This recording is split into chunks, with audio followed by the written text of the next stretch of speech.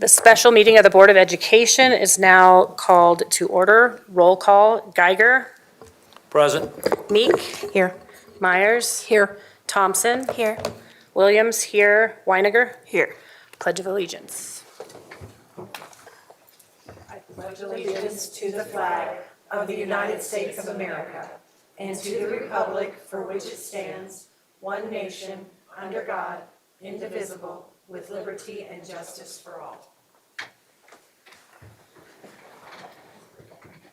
All right, so this meeting is to conduct the final candidate interviews for Board of Education Directorate B.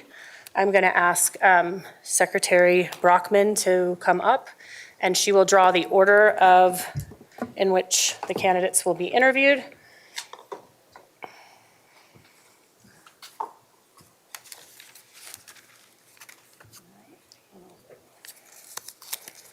First will be Natalie Wong.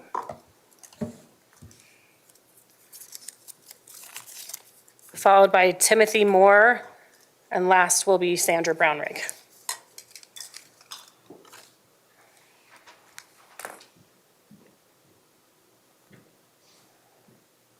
Great, and do you want to go grab Miss Wong, please?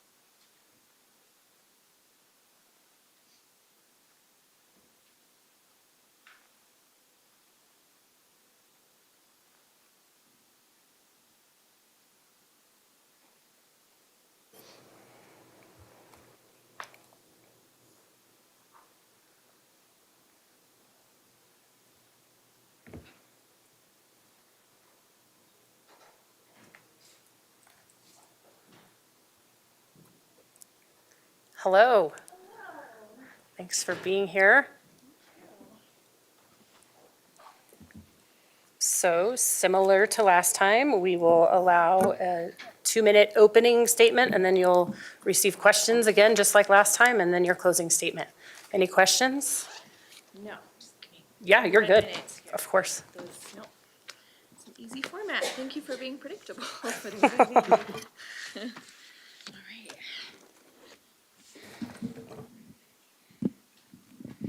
Okay.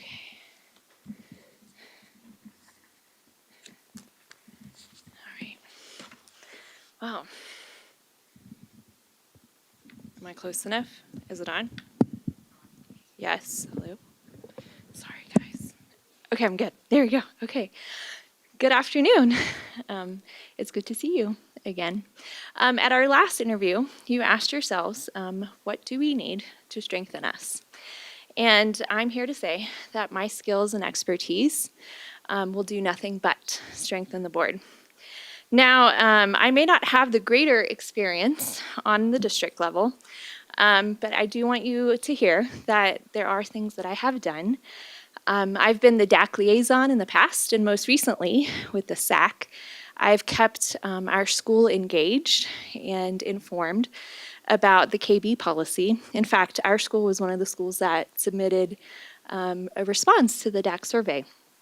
So we've been involved in that aspect. I've also watched the board meetings remotely. I like to keep tabs on what's going on. I was especially intrigued that you got to visit with the state legislature reps. I get a little bit jazzed when it comes to education policy on the state level. And then also this past year, I led and spearheaded a community movement in support of the MLL bond initiative. Which was a great success from that point of view. So I have, humor me. Please do this activity with me. Cross your arms, please. I know, I'm teacher mode, here we go. Okay, I want you to notice which arm is at the top. So look down. Yeah? So my right arm. I want you to unfold your arms and refold them, but your top arm needs to now be at the bottom. There you go, right? Okay, notice the feeling. It's kind of weird and odd, right? And uncomfortable. You can unfold your arms. I do that because that uncomfortable feeling is symbolic of the feeling anytime there is change. And I feel like perhaps that could be a smidge of what you felt when you first came on the board, when you had to drink from the fire hose of information of everything that this job entails, and then get down to the work and problem solve and do policy making, right? I am no stranger to that uncomfortable feeling.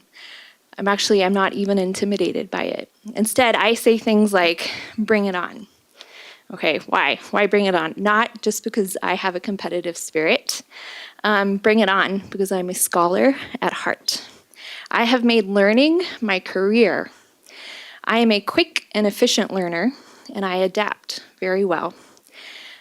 Bring it on because I'm a bridge builder.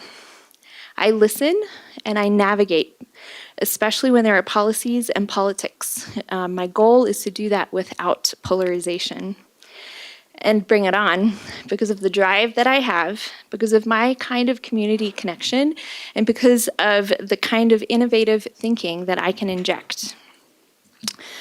As an educator, I bring in a very unique perspective that could be helpful to our district. When I say educator, do not limit me to the classroom. It is so much more. I am an expert in my field. I have studied long and hard on the science and art of education. In fact, I've written quite a few thesis papers on them. So with me on the board, I would throw in my energy, my educator energy into the mix, but benefit-wise, I would know the language and I would understand the context in such a way that I could facilitate rich discussions when coming up and facilitating educational policies. So indeed, I do know all the things that are required on this job, and it is not easy, but I'm up for the task. I'm ready to navigate complex decisions and avoid partisanships. I value collaboration deeply, and I am ready to hear what people say. I will proactively pull people in, but also pose challenges, but all done with compassion. As I gain more and more experience in the operations of the district, I can strengthen this board with my unique offerings. So bring it on, because our children's education is worth it.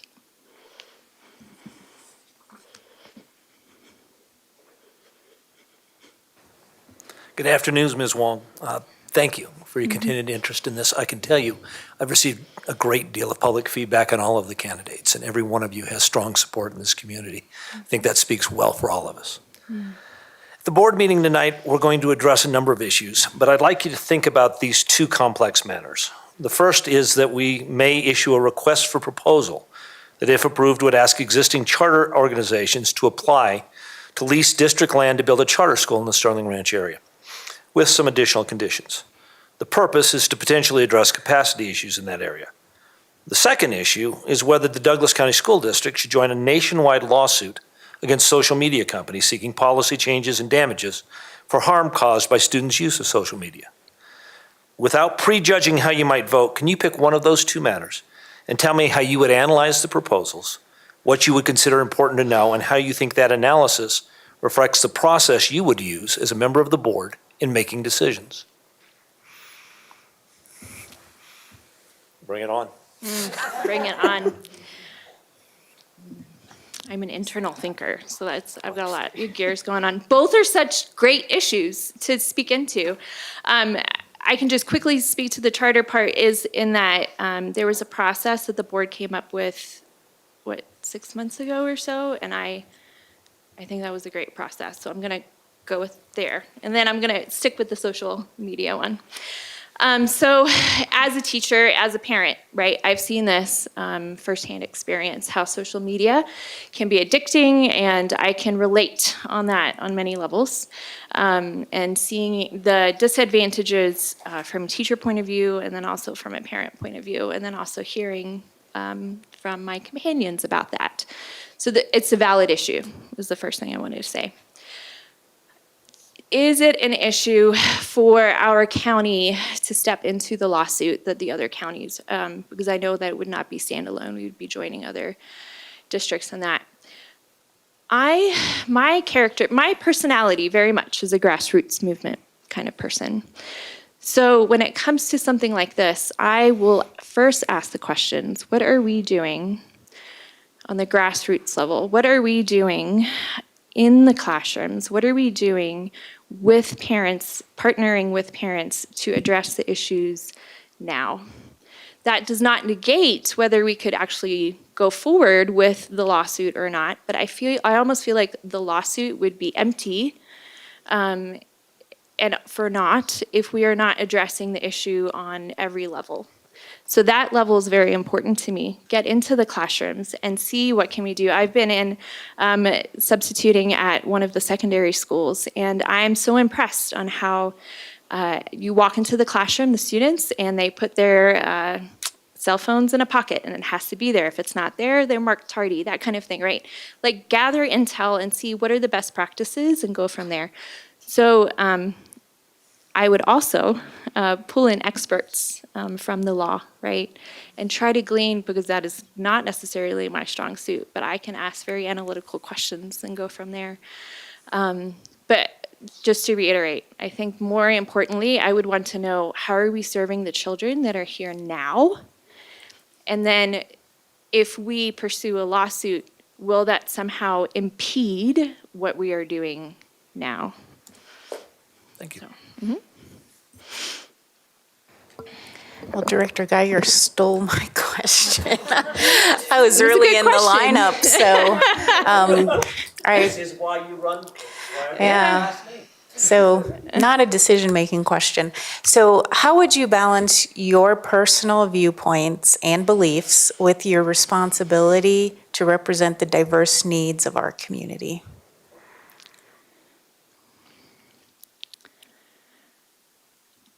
So one of my key traits and admonitions of other people is to not have your opinions define your identity.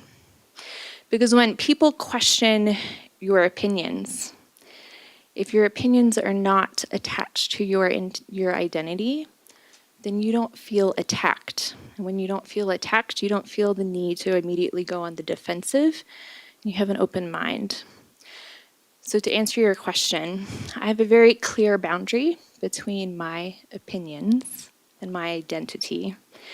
And my opinions are, I'm a curious person. So my opinions, while rooted in values, I am also a flexible thinker because I want to know more. Tell me more. Let's connect. Let's figure this out. Let me put myself in your shoes. Let me tell you where I'm coming from. That is typically how I approach those kind of issues and stay away from the judgment aspect of that. And I feel like if I come from that place, I'm compelling the person or the people that I'm talking to come from a similar place. Mm-hmm.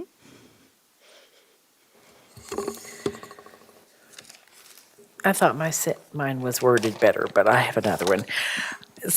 Okay, hi Natalie, how are you doing? Good, thank you. Okay, so I'm going to ask you a question. There's several things and you just pick one, but I want you to tell us how you would like to help the school board to reach our goals, which are included in its academic excellence, outstanding educators and staff, safe, positive culture and climate, a collaborative parent, family, and community engagement, and a financial well-being.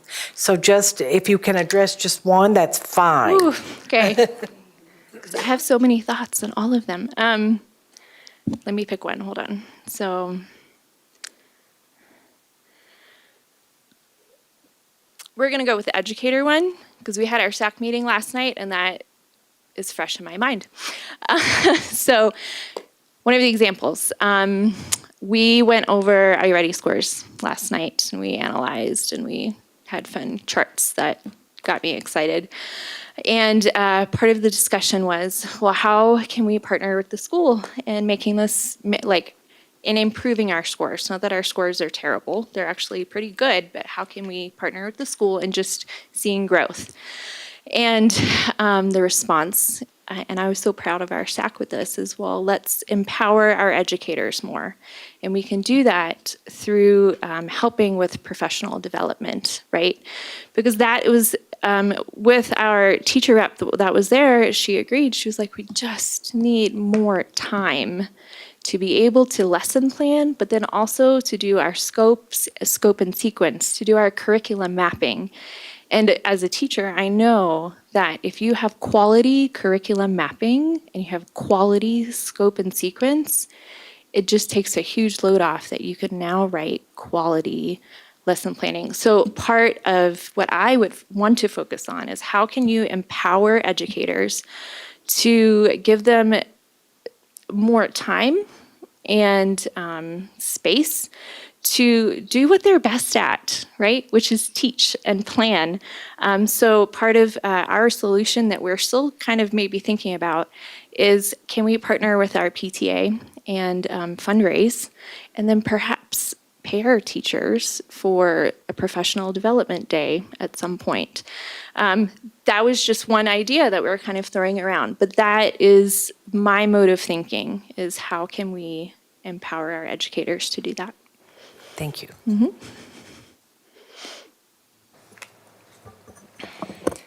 All right, so some of the essence of mine have been used. So I've made a modification. So what are your top 3 priorities for Douglas County schools and why? And if you have time, what would be a measure of success? Okay. It's a good modified question. Top 3 priorities. Funding. Funding is an issue. We did great, and I applaud the district for getting the MLO passed. It's awesome. It would be great if we had the bond just for capital issues, right? So funding, and how can we be creative in doing that, right? Like tap into different resources, different creative minds that can come up with ways, well, how can we inject money into our capital account so that we can pursue neighborhood schools and maintaining the schools that we already have, right? What are different things that we can do? So one of my priorities would be addressing the funding portion. And it's not just on the capital side. I also want to throw in there too, because I'm also the voice of the educator. What can we do to facilitate professional development and space for that? Maybe like during the summer, can we bring in educators to do some collaborative planning and share best practices with research-based lessons, right? Things like that. But that requires funding and accountability. So there's that portion. That's one thing. The other would be, so one of the things that I'm geeky about is curriculum. So I would also ask, what is the standardization of curriculum across the district? Now, perhaps this is not a high priority, but it's one that's in my mind right now. Is, for instance, the math class that's being taught at one high school, do they follow the same scope and sequence in math at the other school? Why is this important? Well, what if like one student transfers to the other, right? Or also more on the side of collaboration, as a district, you could just pull all of the Algebra 2 teachers of the district, and then they are all in the same calendar, and they can all collaborate and come up with the same thing. It just facilitates sharing and collaboration a lot better. So it's just in terms of curriculum, matching it to standards and things like that, right? Because we know, research-based, that teaching to the standards is highly effective. Teaching with a set curriculum is effective if we are not forgetting the standards. So there's that's tied together. I applaud this district on what has happened with the literacy curriculum over the last 2 years. I know in our school, when we look at our reading scores, it's been great. So we are really looking forward to seeing something happen with math, because our math scores could use some help. So I would also want to pay attention to what are we doing with that. So that's one other thing I would look at. A third one. Community engagement is a big deal. That has been a surprise hat that I've been wearing as SAC chair the last year or two, and which is just connecting with the community at our school and dissolving the division that is there, or trying to, right? And what that means is like, sit down with people and be like, I know you've heard this from 3 different sources, but they're from like 5 degrees removed. So can we have a conversation about really the truth of what is happening? And then if you feel that you are still not being heard or seen, then let's have a real conversation and come and figure out how can we resolve that and who can we go and talk to about that, right? And this is from the parents' point of view as well as educators. And last year in March, we had a survey come back from teachers. Our teachers felt very disenchanted and just not supported by a good portion of our parent community, and that was shocking because our school typically has a great parent community.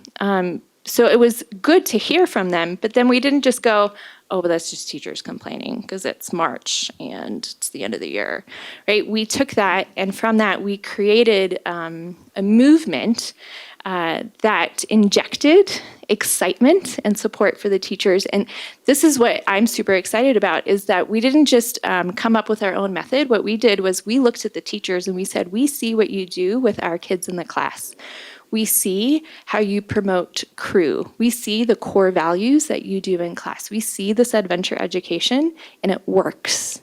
How can we do that with parents? So with parents, we teach crew now.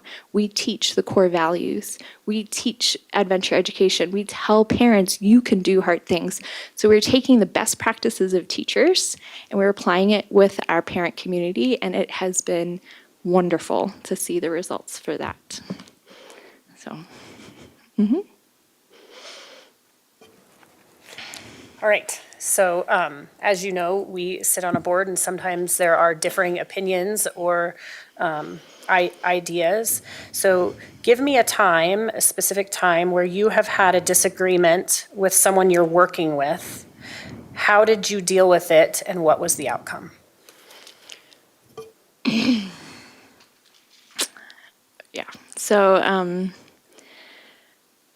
about a year ago, this was someone that I was working with on the SAC, so a member of our SAC committee, got word that there was an initiative that was, I'm trying to also be vague just to protect, okay, not because I'm trying to hide something, I'm also just trying to protect identities. There was word that there was an initiative that we were going to implement that this particular person felt threatened by. And the reason is that they have their own stories behind that, but they did not have the full picture. But there was a lot of, towards me as chair at the time, just you are not listening, you are overstepping.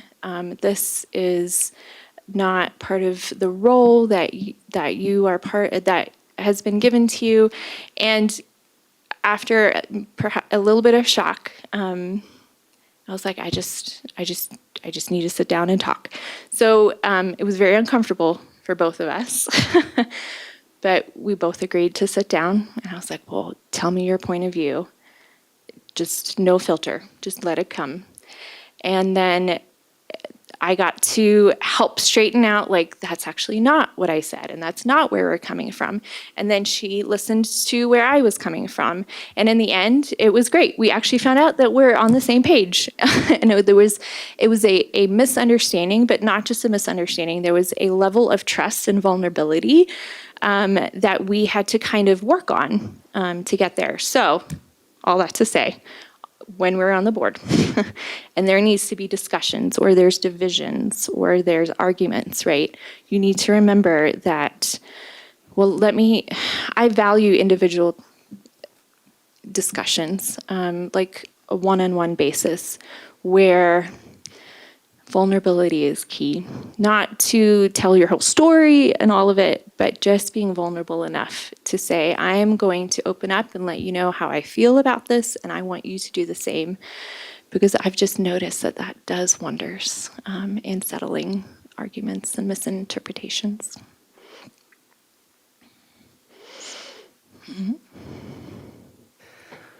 All right, I saved an easy question for last. When you hear the words Douglas County School District, describe what comes to mind.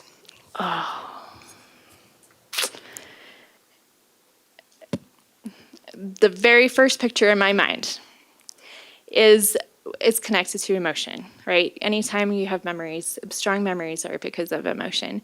And this is let me see if I can describe it, because I'm not a poet, I'm a mathematician. But I can see myself walking through 3 feet of snow with snowshoes on with 10 second graders in front of me, or third graders, 10 third graders in front of me.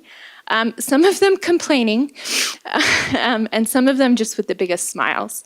Like, why is that the first thing that comes to mind for Douglas County? Because our school, we do Adventure Ed, and this was my first chaperone trip with them, and I was just in awe. I was like, how is it that I am walking on a mountain through the snow with these kids, and it's part of their curriculum, and it's part of Douglas County schools, and they're learning to do hard things, and they're learning to act as crew, and I get to be a part of this, and I'm looking around at the Rocky Mountains, and I'm also from Florida, right? So you have to keep all that in mind. So that's the first memory that comes to mind, but from that, right, it just kind of swells from there, and that DCSD, I've always been proud of DCSD, and I boast about it. I am trying so hard to get my Florida friends to move here, and that part of it is like, we have a good school district, friends. Come and join us. Come and see what you can do here, because some of them are also teachers. Like, let's come here. It's adventurous, it's healthy, and it's just good quality people. So there you go. Great, that concludes the question portion. So whenever you're ready for your closing statement. Sure. Me and my note cards. All right. I have two questions for you. Ready? Okay. Why can't your nose be 12 inches long? Because then it would be a foot. Yeah, great. Okay, got another one. You ready? What do Alexander the Great and Winnie the Pooh have in common? Their middle name. Way to go, Director Geiger. Yes. Oh, that was you. Good job, Director Winiger. Yes, yes, way to go. So it's kind of silly. Why am I bringing up puns? Well, because it's inundated at my house, but also I wanted to remind us of something. And that is, anytime there is serious discussion in the district, or anytime we are having policies that we're crafting or that are being debated, which are good and valid, there is always an innocence that is connected to it, and that is our children, right? So I can figure out the roles of the board, and I'm happy to do that work, and I'm eager to do it, and I know that I will do it well. And then we can also pour in the best collaborative work and the best expert opinion solutions, but it would all ring hollow if our children were not at the center of it, right? So at our last interview, I demonstrated my connection to the community through the voices of parents and educators, and how they trusted me to be their voice. So they They trust me not only because I'm a skilled peacemaker, and not only because I'm a flexible thinker that is committed and engaged, but also because they trust me to do best for our children. Like, that is my commitment, and I will not compromise on that. And that is my motivation, is our children. So my heart's desire is for our children to have an education that gives them access to, I want their education to give them access to a successful present and an opportunistic future. An education that prioritizes their needs and then equips them to be contributing citizens to our society, right? So such a student-centered focus requires a level of humility, which means I'm not going to rely solely on my own experience, but I will be proactive in bringing in all the stakeholders, bringing in parents and listening to them, and educators and students, and then following up with experts in the field. To be honest, we could be more like children. Children ask over 200 questions a day. Not only is that like a research-based thing, personal testimony, they ask over 200 questions a day. I think one of the greatest barriers of growth is the lack of curiosity.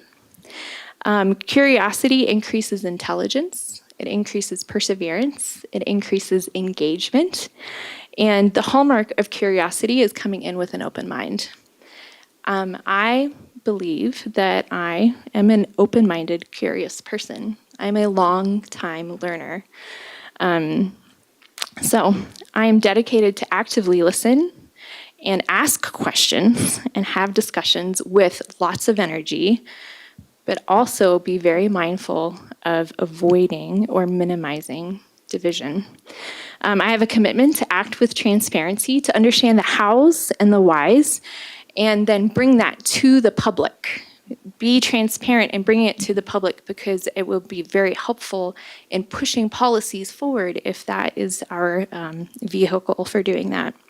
I'm also ready to embrace the fact that the school board debates with many voices, but then acts as a single unified voice. Because the children are not only my motivation, but they're my inspiration. So, thank you. You are more than welcome to stay, or Thank you. I would encourage you to stay. I'll stay, for sure. And then we're ready for Mr. Moore.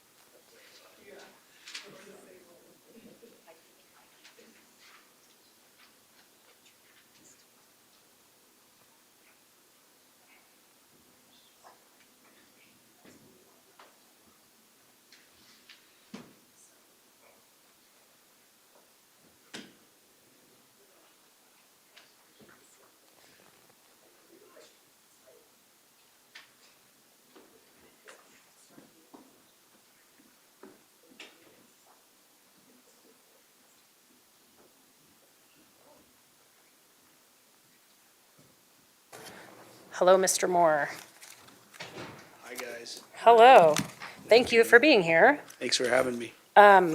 Similar to the last time we met, you'll get 2 minutes for an opening statement, and then each of us will ask a question, followed by a closing statement. Any questions? No, I'm pretty clear on that one. Awesome. So, Well, we're ready whenever you are. well, I just want to tell you, I've been getting over, I was in there talking to Sandra, and we're talking about the COVID that we both had been dealing with. And if I get to coughing, I'm not trying to stall, I promise. I really am struggling with the cough. But anyway, thank you all for the opportunity to be interviewed with the other really good candidates today. Since I started this process, it may come as a shock to you, but I've been asked by several people, why in the world do you want to join the school board?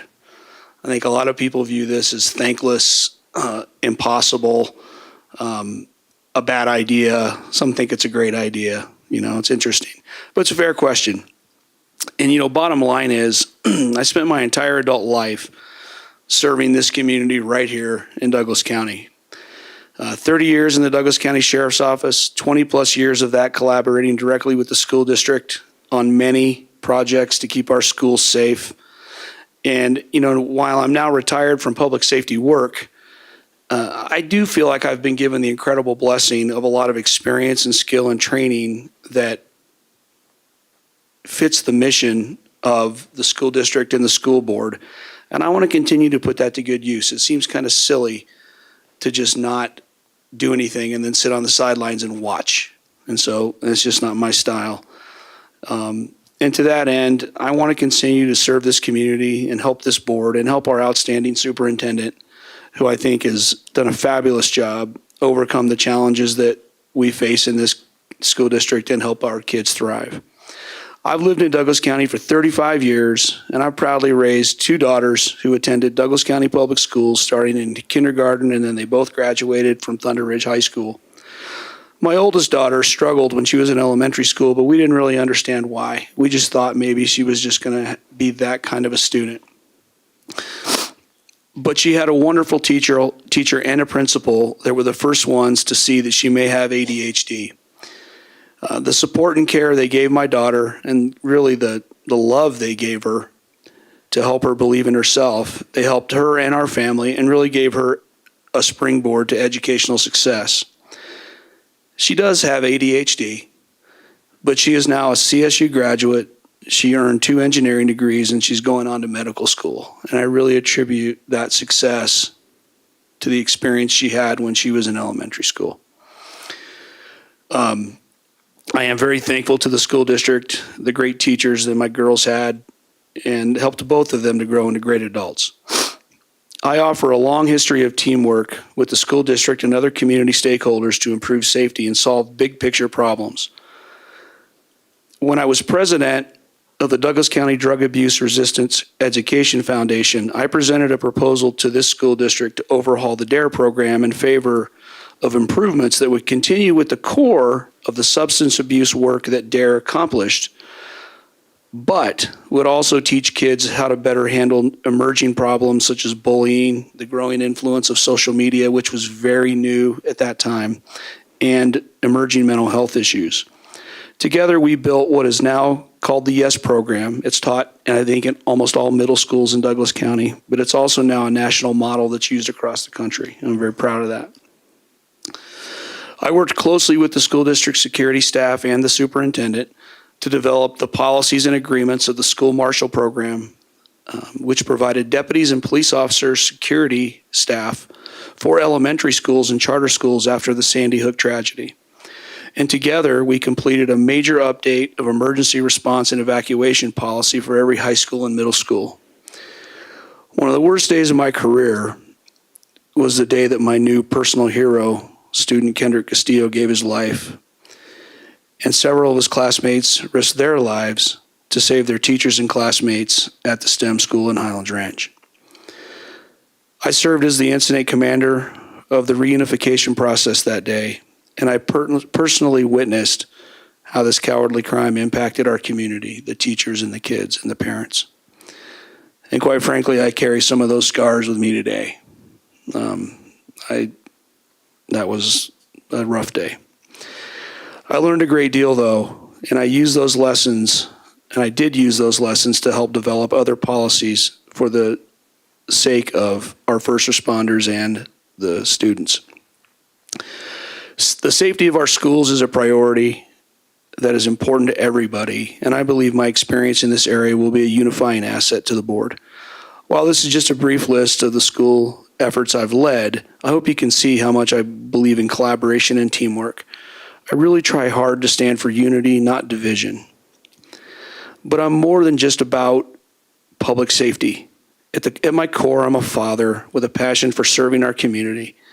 I also offer 20 years of experience in public and nonprofit, the public and nonprofit sector.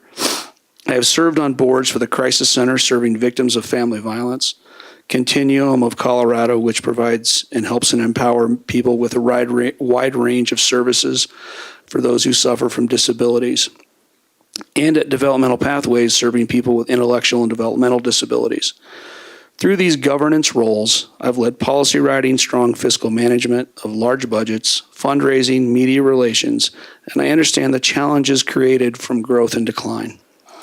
My experience has uniquely prepared me for this position. I'm excited to collaborate with each of you, the community, the parents and families, and our outstanding staff and teachers to offer the best academic opportunities for all students. Thank you, guys.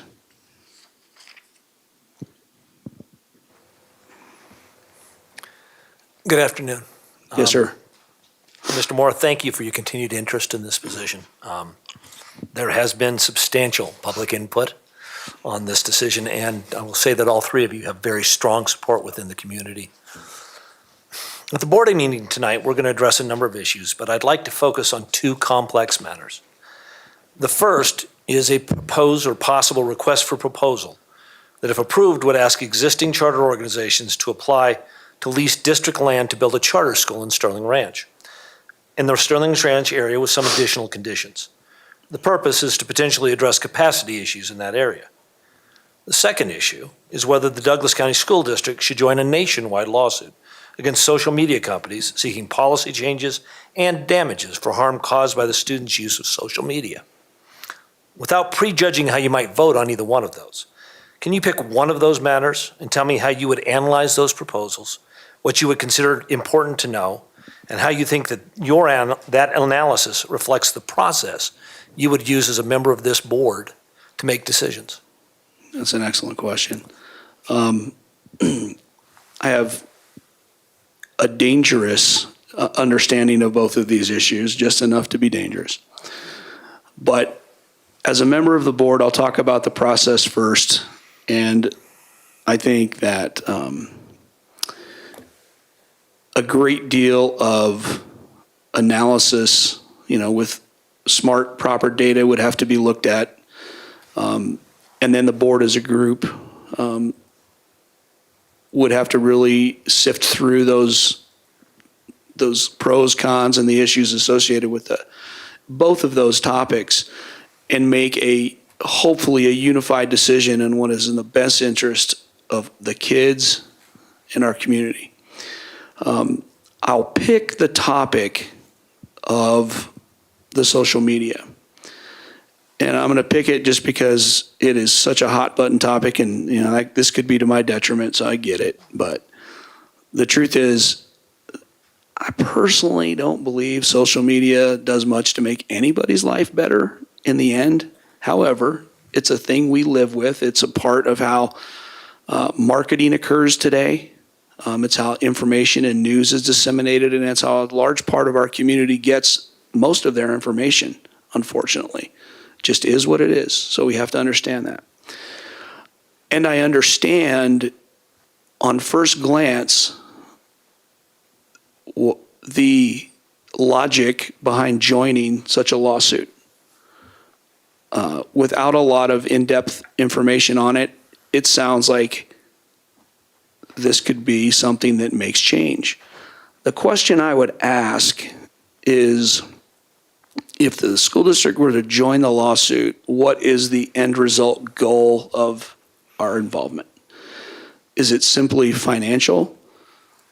Is it to help make change along with the other plaintiffs that substantially improves how kids interact within the scope of social media? I think there's merit to wanting to make change. It's just one of the evaluation topics is that possible? Is that really possible? The other thought process I have just sitting here is I see pros and cons to the value of stepping into something that's so divisive. There's a lot of merit to want to help improve kids' access to social media and try to be smart about what's put in front of their face every day so that they're not improperly influenced the wrong way, but it's dicey when you talk about the First Amendment. And there's a lot of gray here and a lot of unclarity. So I think there's danger. My point is there's probably some risk to alienating some parts of the community and maybe even some legal issues. Now, I'm sure the attorneys who are championing the cause have looked at a lot of that and think that it's something they can win. I don't think they would be taking this case anywhere if they didn't think they could win. So that matters.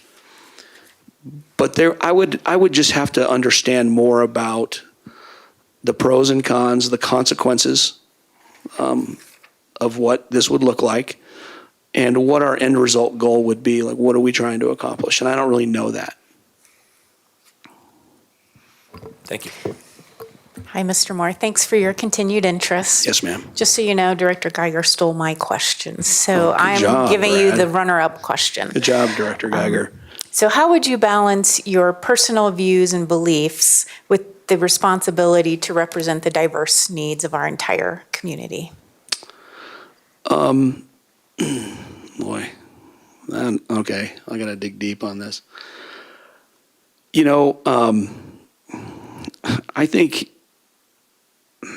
the older I've become, the more I have learned that teamwork makes the dream work. I know it's a cliche, but teamwork is how the best things occur. And that means that not everybody on the team gets exactly what they want all the time. There are gives and takes, and you have to make decisions on what you're willing to stand up for, what ideals are important to you, and where are you willing to work together and give a little. But I believe, excuse me, I'm sorry. But I believe you have to leave your personal politics in the door when you join a board like this. I will tell you that my affinity for politics has changed quite a lot over the years. It's not something I enjoy. It's something I feel like we have to deal with. It's part of our lives. We have to understand it and know how to communicate within that realm, but it's not fun. The thing I love about the way this board operates is you guys make all of your policy decisions in front of the public, right? You debate your policy, you set your policy, you do it all here with transparency. So everyone is accountable to the people you represent, and that is the best way to govern anything, especially something like a school board. Most government does not do that. Most government does everything they do behind the scenes, and they're rarely accountable for the final end result. And I love that you guys do it here in front of everybody. And I hope that answers it, Mrs. Meek. I'm sorry. I didn't hit it.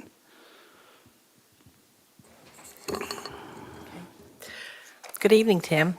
Yes, ma'am. How would you help the school board to reach their goals? Now, we have several goals, so you can just pick one. We have academic excellence, outstanding educators and staff, safe, positive culture and climate, collaborative parent, family, and community engagement, and financial well-being. Well, I'll pick financial well-being because that is not my strength, but I'm passionate about it. And, you know, I'm a fiscal conservative-minded person when it comes to the taxpayers' money. I believe it's all of our jobs to make sure that the money that, you know, we're given or that we receive for the education of children or for the services we provide has to be spent wisely, and there's priorities that have to be set. But the way that I believe I would help the board is I would bring just a fresh perspective and realizing that I don't know everything about the significant breadth of the financial concerns of the school district. I realize that the way schools in Colorado were funded is extremely complex. It's somewhat of a Robin Hood approach, to take from Peter to pay Paul, take from the rich, give to the poor, and that the concept is to balance out so that all school districts across the state have enough funding for their kids, especially the school districts that aren't as fortunate. as communities like Douglas County. And I understand the concept of the bonds and mill levy overrides so that your school district can get more and keep more money for specific needs that it has here, and that money doesn't go through the state allocation process. But I would love to learn a lot more, and I'm passionate. Like, this whole concept of growth and decline is fascinating to me. I dealt with something similar on the board of developmental pathways when the state required agencies like ours. Developmental pathways is a community-centered board, so it receives mill levy money, and it's designed to collect that money and then provide that to the proper people in need. The problem is, when our community-centered board was created, we were a case management agency who received the money, and we were also a service provider agency who spent the money. And the state legislature felt like it was a conflict of interest, and CCBs needed to have two separate arms. And so if you're going to be a case management agency, you couldn't be a service providing agency. So that required developmental pathways to split into two separate organizations. The other side of the organization is now called Continuum of Colorado, and that's the service providing arm. The service providing arm receives no mill levy money directly. It has to go through a process like every other service providing organization to receive funding from organizations like Developmental Pathways and Rocky Mountain Human Services in Denver and other organizations. But that said, it caused us to have to close group homes and change our model of how we provided services to our clients. And so I understand a little bit about it. That said, this is a whole nother scale. Like, this is a big deal because I saw some of your stuff about the northern, I'll call it the northern planning area, I think is what you call it. And you're right, there are schools that are, a couple blocks apart, and they don't have as many kids as other schools that are highly overpopulated. And then you have communities like Sterling Ranch and others that are growing like wildfire that have no schools. And so sadly, this group has to make some tough decisions on how to best serve those kids, right? And give them access to all the resources so everybody has access to everything the best we can give. And some tough decisions are going to have to be made. And I would really like to learn more and be part of helping make that decision, or what the proper decisions are, and help with the community collaboration and the staff collaboration. Because I believe this isn't something the school board can make in a vacuum. We have to involve the community. I mean, a lot of people are going to be upset if they think they're going to lose the community school that they're so used to having and that help their property values, that may change some of those things for them. And so what are the consequences of that, and how do we do that the right way? And then how do we communicate our decision to get buy-in so that people appreciate that we're making an informed, good decision, not one in a vacuum, and that we actually do really care about what we're doing. It's not just about what's easy for us. Okay. So what are your top 3 priorities for Douglas County Schools, and why? And if you have time, what are their measures of success? Oh goodness, measures of success. Measures are going to be tough for me, being a little out of the loop on some of that. But I will tell you that I think it's crystal clear from my resume and my background that safety and security of the schools, the campuses, and the teachers, the staff are a huge priority for me. And I'll be honest with you guys, I think we have the gold standard of safety and security here. We are lucky. Most school districts can't afford to do what we do, and can't afford to make its buildings as safe as we've made them, or put the proper personnel in place that we have put in place. We are lucky, and I think we do a great job, and I think we should sell that and as much as we can let people know how good of a job we're doing, because I think that's on every parent's mind. If it's not, it should be. But we do a good job here, but I'm passionate about that. I'm passionate about the finances of the school district and how we figure out how to fund the ever-changing challenges that we face and the priorities, and again, with growth and decline. I'm passionate about that big time. And then I'm also passionate about the just the day-to-day annual budget requests that we approve and the priorities of the district and how we communicate that with the community so that they understand that we're spending their money wisely. You know, I'll tell you, I know I'm not right about this, and I'm not stating this as fact. I'm just stating it as a perspective of a homeowner who's lived in the county for, 35 years.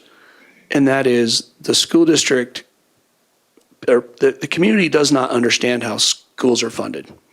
So every year or every other year, when there's a bond request or a mill levy override, people get a little bit frustrated because they don't understand and they think, oh, they just must not be spending the money wisely. Now, I know that's not true. I don't know enough about all of it to be able to defend it with good fact, but I know that's not true. But the assumption is something's wrong because they keep asking, they don't plan out far enough, they keep asking, they keep asking, they keep asking. Now, I get it. I understand what it takes to run a major organization. This is the biggest employer in the county.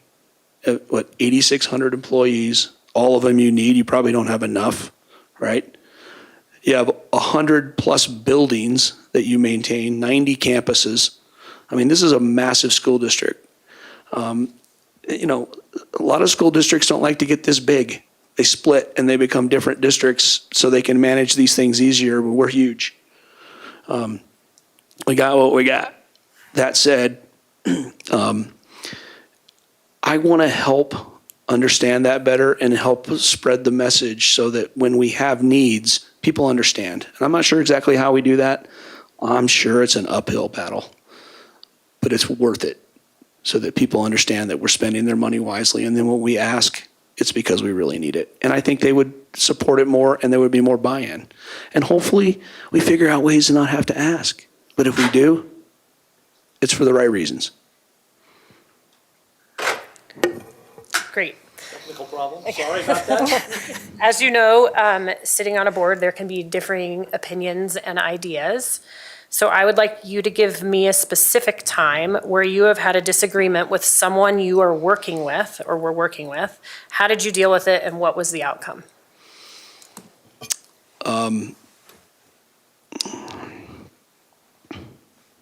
Wow. I'm drawing a blank on a specific incident. I can tell you that as a leader and as a command staff member inside the sheriff's office, I do have an example. I worked with a coworker that we were equal ranks, good man, good human being, but our leadership styles were very different. His leadership style was what I felt was more aggressive. And I believe there's a time and a place to be aggressive, but I also believe that most of the time that's not necessary. And if it is necessary, when you do it, people will understand why you're doing it. It won't be just that's how he is and he's like that all the time. So we differed a lot. And one of the things we differed on was how we were going to handle personnel problems. I believed strongly in a process of manage them up or manage them out. And his process was transfer the problem to somebody else and give them a fresh start and see if that problem were to continue somewhere else. That's just not the way I believed was good leadership. It wasn't what I thought was strong, and it wasn't what I thought gave the affected employee or employees the right message. Like, you want people to know you have their back and you care and you're vested in their success as much as they are. But that they have to meet certain expectations, and if they're not going to do that or they're unwilling or they can't, that transferring to another position just passes the problem to somebody else. And I just didn't believe in that. And so I had to stand my ground often on those kinds of issues in an organization of 500 employees. And, there was a time in the agency when I supervised half of the organization and another supervisor supervised the other half. And so we ended up with lots of those differing ideas on how we should handle our halves, and especially when our half affected the other half, what was the right approach. So that was the way I handled it. I still think that was my approach was the right approach, not because I think I'm right on everything, but the way that I learned from leaders that came before me, that's where I saw the success in everybody that was involved was if you were honest with people, you helped them, you invested in them, but you had a expectation of success for them, most of the time they would reach it. But if you just got sick of the problem and transferred it to somebody else, it never got solved. All right, saved the easy question for last. I'll bet. When you hear the words Douglas County School District, describe what comes to mind. Well, gosh. What comes to mind is some of the history of the different political divides of the past. You know, it goes back to when I said, people say, hey, Tim, why do you want to join the school board? They're like, hey, you know, that's a hot potato. Why would you want to do that? So I guess that's what comes to mind. I'm learning pretty quickly that's not really true. I'm looking at all you guys, and I have looked. I understand some of you and your background, and I don't know all of you very well. But what I know about you guys is you guys are hard workers, and you care about the kids, this community, you care about each other, and you care about leaving it better than you found it.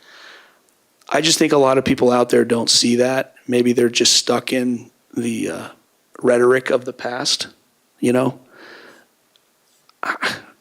I would like to help change that. You know, look, I'm a guy of strong ideals, and if I believe strongly in something, you know, I will stand up for what I believe in, even to my own demise. I've had to do that before, and I'm proud of being strong enough to do that, even when it's not easy or popular. But I believe in the value of working together wherever possible, and only taking a stand to the contrary when there's no other alternative. And I just believe that strong people with diverse backgrounds working together are always going to produce good outcomes.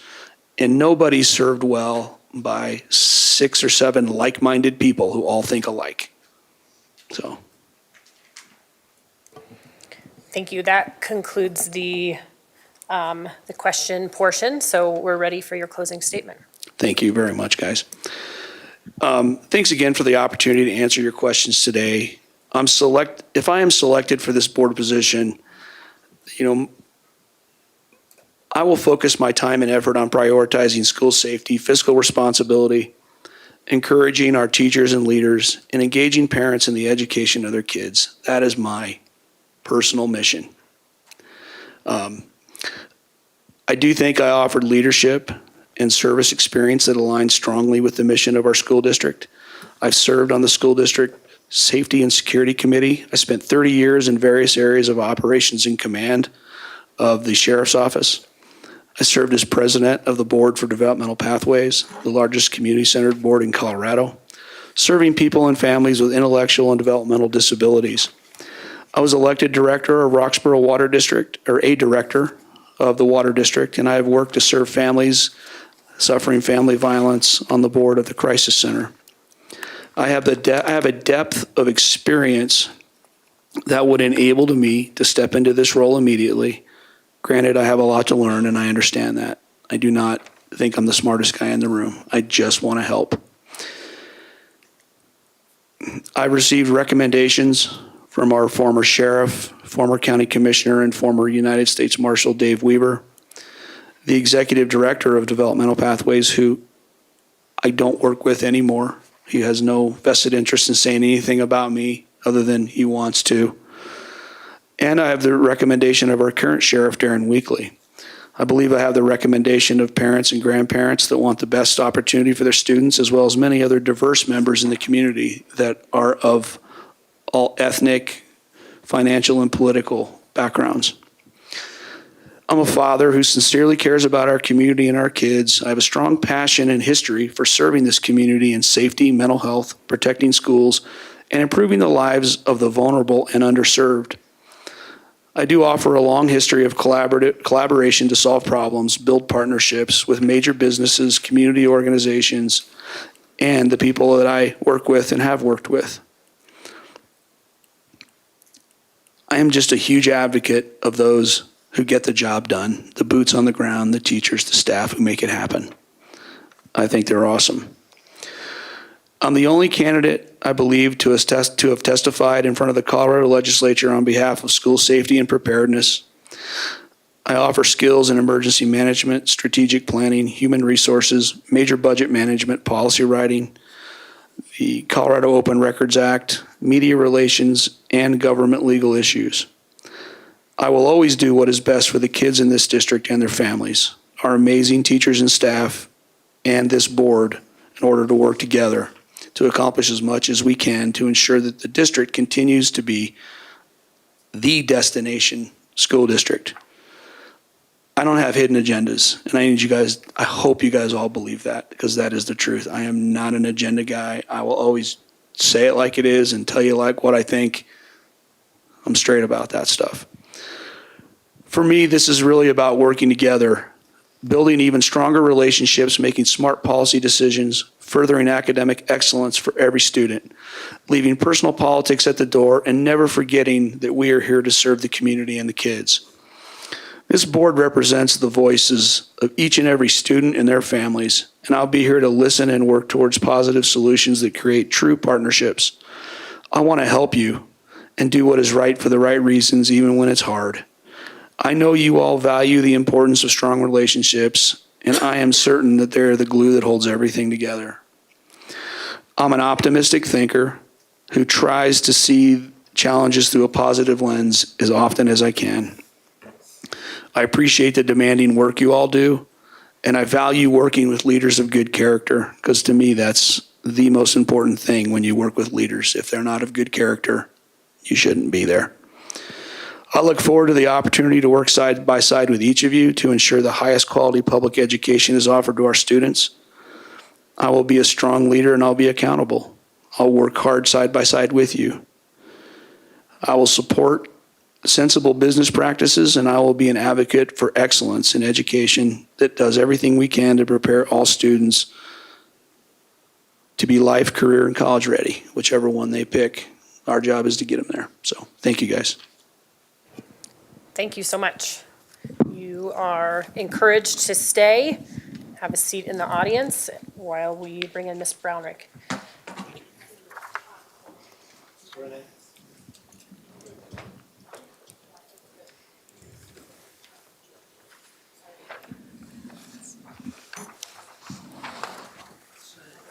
If we go over.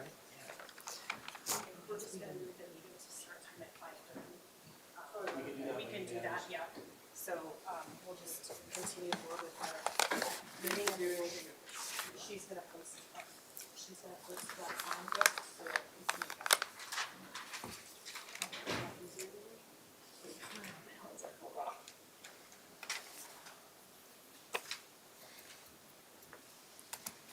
So just for the audience to hear, we're running a little bit behind. So we're going to go ahead and interview our third candidate and start our regular meeting at 5:30, which will be posted here shortly.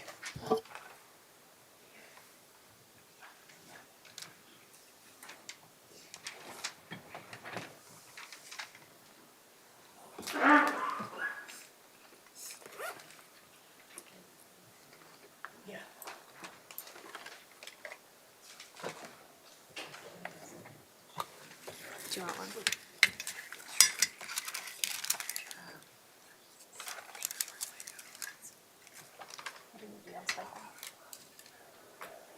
Anybody else?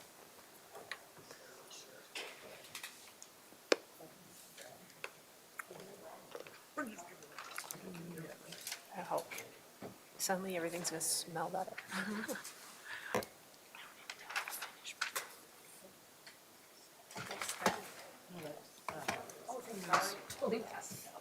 Oh, yeah, no, I should. Hello, Ms. Brownrigg. Have a seat. Thank you for being here. Thank you. All right, so similar to last time, you will have an opening statement, followed by questions from each of the board members, and then a closing statement. Any questions? No. Awesome, whenever you're ready to start.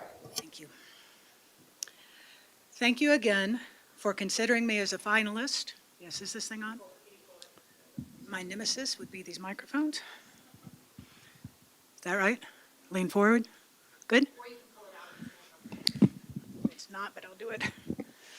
Okay. Thank you again for considering me as a finalist for the open board position. I'd like to frame my opening statement within the criteria you listed last week. President Williams, you mentioned the new director needs to bring something additional to the board, yet also have a good understanding of what's happening in the district and in the overall Douglas County community. Director Meek, you agreed, also exciting experience and a clear understanding of the time and thought required to prioritize student needs, minimize division, and make tough decisions. Vice President Weiniger, you emphasized diversity of thought, transparency, and community input, ensuring you all hear public comment before you make your decision tonight, for example. Director Thompson, you expressed a similar desire for diversity, stating that you wanted a student-centered, flexible thinker who listens to what people say and takes in those perspectives. Secretary Myers, I heard you say that you're looking for someone who is kid-centered, honors teachers, and who would complete the clean slate that this board represents, and who will support the continued excellence of our schools. Director Geiger, you also cited involvement and knowledge of the district and the community. Additionally, you likened the job to drinking from a fire hydrant. I would like you to know that I have 4 big dogs, and that will never happen. So as for the rest, I've unintentionally apprenticed for this role over the last 10 years and maybe even for my entire life. I add extensive experience in project management, team building, and conflict management that I have specifically used to support the district for over a decade. Director Geiger, you and I have served together, we've agreed and disagreed, and we've always been able to put aside our differences and come to some sort of agreement on what's best for kids. I understand the time and the thought that's necessary to achieve those tough decisions. I've also been involved in the broader community for years, whether early on as a member of our leadership vestry at my church, or more recently through leadership roles in Braver Angels and the Indian Park Schoolhouse Association. I very much support Director Weiniger's insistence on public input. Leadership to me means bringing deeply held convictions to improve the worth of policy while still reflecting your commitment, still reflecting your constituents and your stakeholders' perspectives. Then ultimately measuring those decisions based on what's best for students. Some of you demonstrated that willingness to be flexible and prioritize student interests when you voted to fund the Legacy Center, and I respected that decision. I also respected the deeply held beliefs that drove you to run for this position in the first place. So I have always put students first, including prioritizing resources for students, teachers, and schools over my natural fiscal conservatism. Director Myers, I agree that those local resources were desperately needed for our students and for our teachers in our schools. So serving at this level as a member of this representative board would be a privilege, an honor, and a job that I would work tirelessly to fulfill. So thank you. I still have to hold this. Good evening, I guess now, Ms. Brownrigg.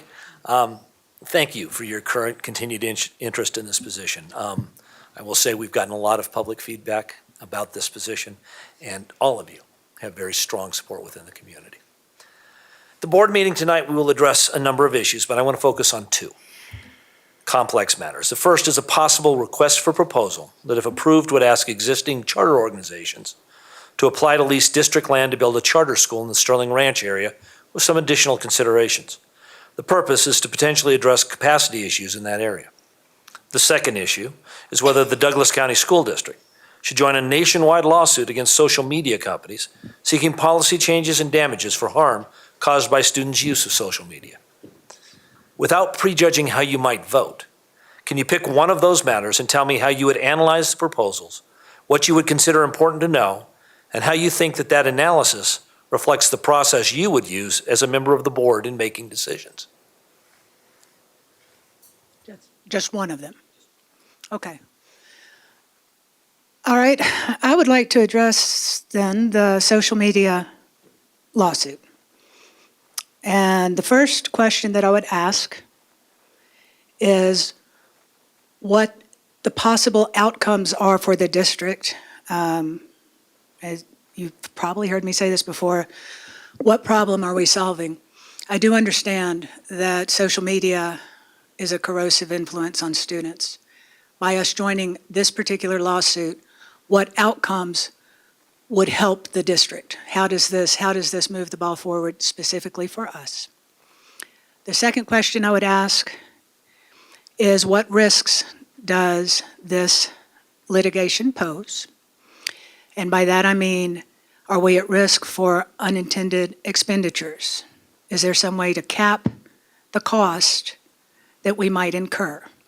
Is there some way to avoid potential findings for the defendant that we might be responsible for? How rigorous are those protections? And then the last thing, well, no, not the last thing, the next thing I would ask is,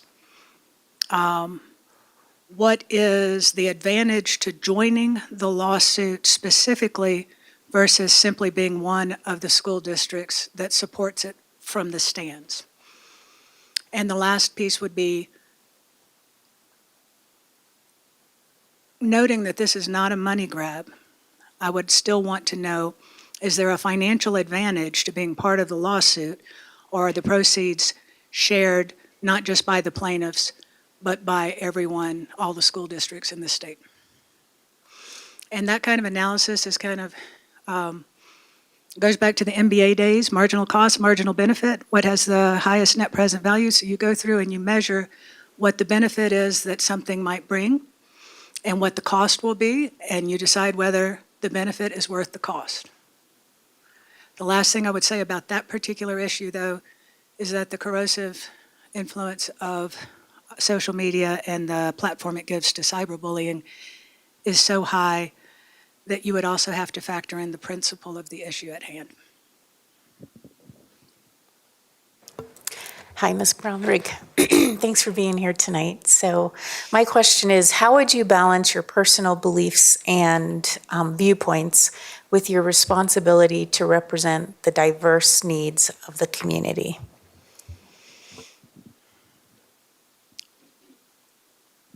I believe, as I said in my opening statement, that we each bring deeply held convictions to our role. And those convictions are developed over a lifetime. And so I have my own principles, and I have my own blind spots that I would bring to the role. But I also have stakeholders who I represent, and even if I'm not elected, I have constituents whose voices I have to listen to and want to hear. And it is my job, were I a director, to reflect those perspectives from the dais. So when we have a deliberative discussion about any given issue, I need to be able to reflect the perspectives that I've heard. I need to be able to ask questions that help establish pretty clear rational reasons for what we decide to do. And then if it is a touchy, hot button issue, as y'all called it last time, I have to vote my conscience, which is always grounded in my beliefs. So it's balance. Good evening. Hello. How would you help the school board to reach our goals? And these include the academic excellence, and you can just pick one, Ms. Brownrigg, outstanding educators and staff, safe, positive culture and climate, collaborative parent and family and community engagement, and financial well-being. Do you want me just to pick one? Okay. All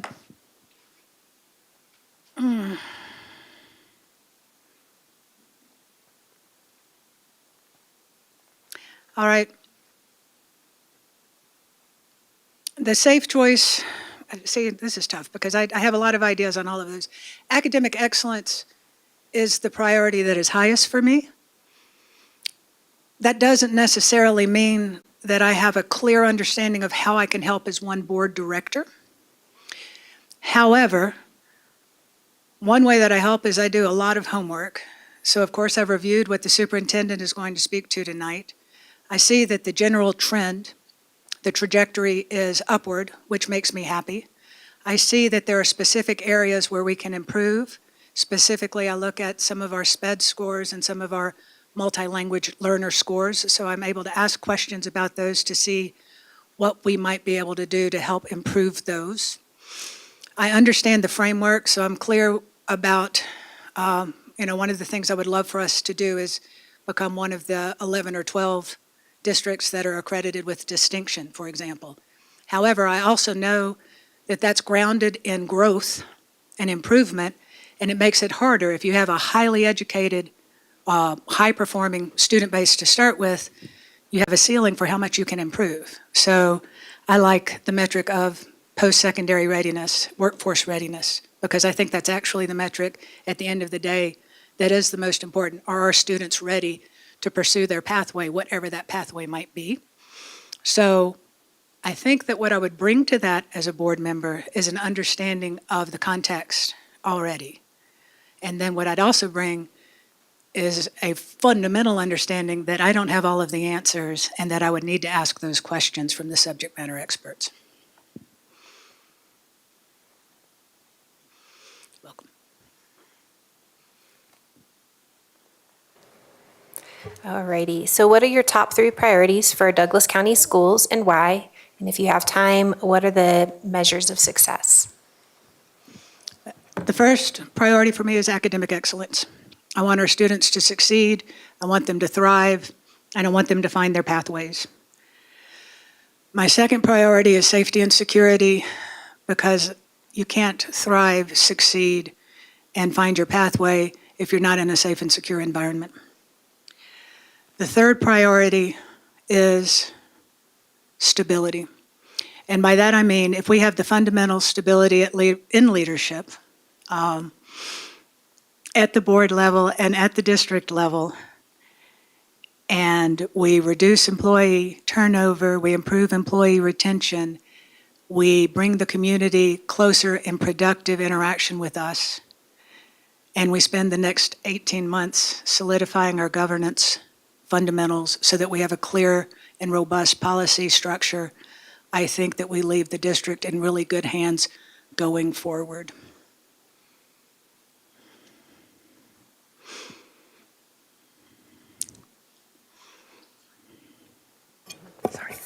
Recognizing that we are a board of differing opinions and ideas, could you please give me a time where you have had a disagreement with someone you were working with?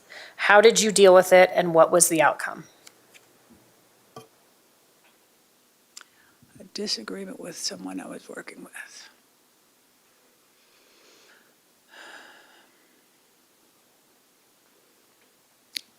Again, I feel like this is cheating to lean back on the MBEC, but you were there.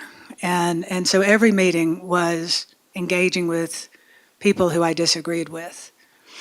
And the way through that is to acknowledge that you're actually, in my head, which admittedly is a magical place, so you should know that, but in my head, we're always 80% in agreement, because I haven't met anybody who doesn't want students to thrive. So you stipulate that. And then you ask questions of the person with whom you disagree. Tell me more about what you're thinking. You hear their perspective, and this is not magic. You reflect back their perspective so they know that you heard their perspective. And then you ask questions that are such as, well, have you thought about? And you put your position forward. And you have a respectful exchange. You end up levitating the solution to the problem, and you end up doing a better job at the end than you did at the beginning. And so that happened over and over again at MBAC, at DAC, everywhere that I've ever served here. All right, last question, and it's the easiest one. When you hear the words Douglas County School District, describe what comes to mind. Kids, lots of kids. At my local Sedalia Elementary School, they're getting off the bus, they're going into the school. Sedalia Elementary has chickens, so they're taking care of the chickens. Jeff Johnson is out there, and he is greeting those kids, and there are hugs and high fives, and parents are dropping off those students, and there are people doing the crossing guard duty, and there are parents who may or may not have, who have all kinds of things going on in their lives, but in that magical kiss and go moment, they're focused on their kids, they're dropping them off, and they want them to be safe and be happy. And it is that moment when I think of the schools. Thank And you. thank you for that question. That was a really nice one. Thank you. All right, well, that concludes the question portion, so whenever you're ready for your closing statement. Oh, I thought I had to do two. No, just one. Okay. All right. I was really stuck on what to say in my closing statement because I don't know that there's anything else I can tell you about me that you don't already know. And so I decided I should share my why, and that's why I've spent so much time volunteering in the schools. My first job was teaching dance in my mother's dancing school, and I started before I was 10. She taught all over Southern Alabama, in wealthy and impoverished areas alike. My mother never turned away a child who couldn't pay. If they had the initiative to somehow get themselves to class, she would teach them. She believed children deserve beauty in their lives, the exposure to the magic of music, whether it's classical or otherwise, the transformative delight when a child discovers that they have a talent, the discipline of practice, especially the rigors of ballet, the value of both teamwork and individual excellence, and the lifelong confidence that performing brings. I loved teaching those children. And I saw firsthand precisely how poverty and other factors beyond their control threaten to limit those children's potential. So I went to college at 16 and I volunteered at a crisis center, and I told you this before. I learned how to listen and facilitate solutions for people facing urgent and life-changing challenges. At 20, I worked in long-term treatment facilities for children with severe emotional and abuse-related issues. I was fulfilled by the work, but financially I struggled. In my first job out of college, I earned $788 a month.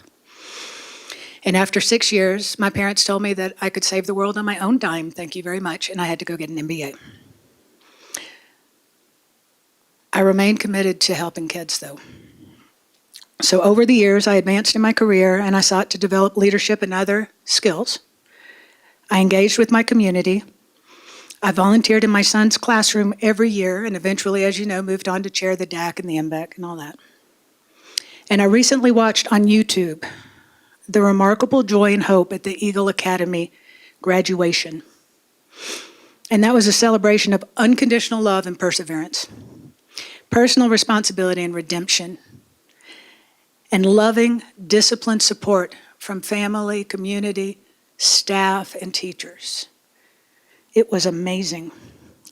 And that final student speaker shared a lot of wisdom, so I apologize for not listing his name, but I didn't have permission, and I took notes.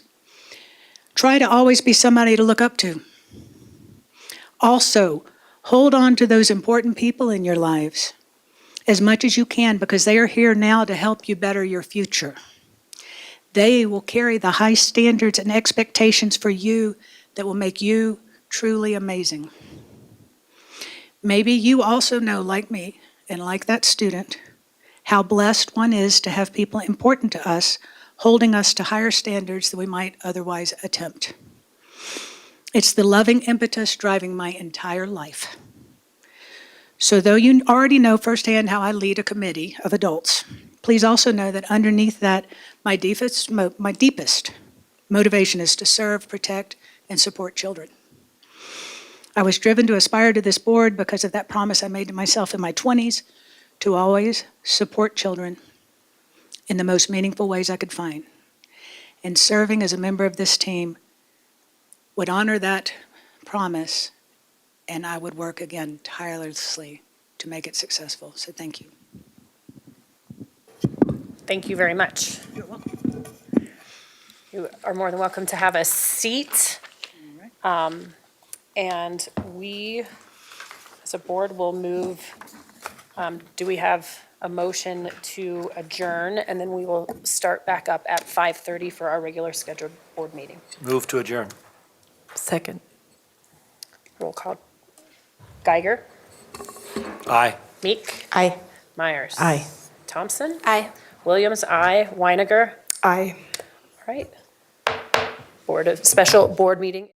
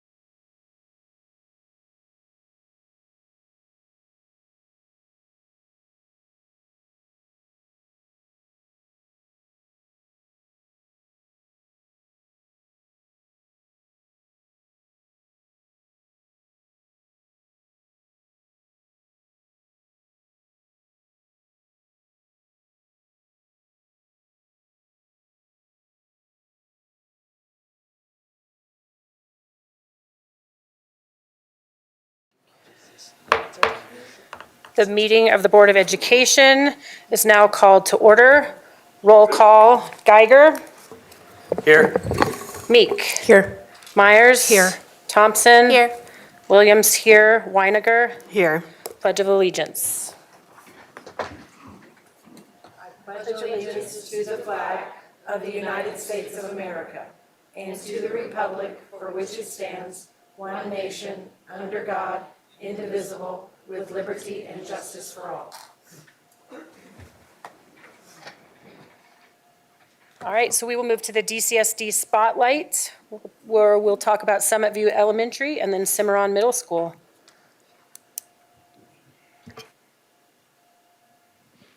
Thank you very much. All right, well, good evening, everyone. We're actually going to go a little bit out of order from our agenda. Our first school we're going to recognize tonight is Cimarron Middle School. The 2023 Colfax Marathon Relay team from Cimarron Middle School finished as one of the fastest in the government and school district division. I was not running in it, notedly. I only run if someone's chasing me, but I'm I have a lot of admiration for all of you who run. With the following people, please join us up front.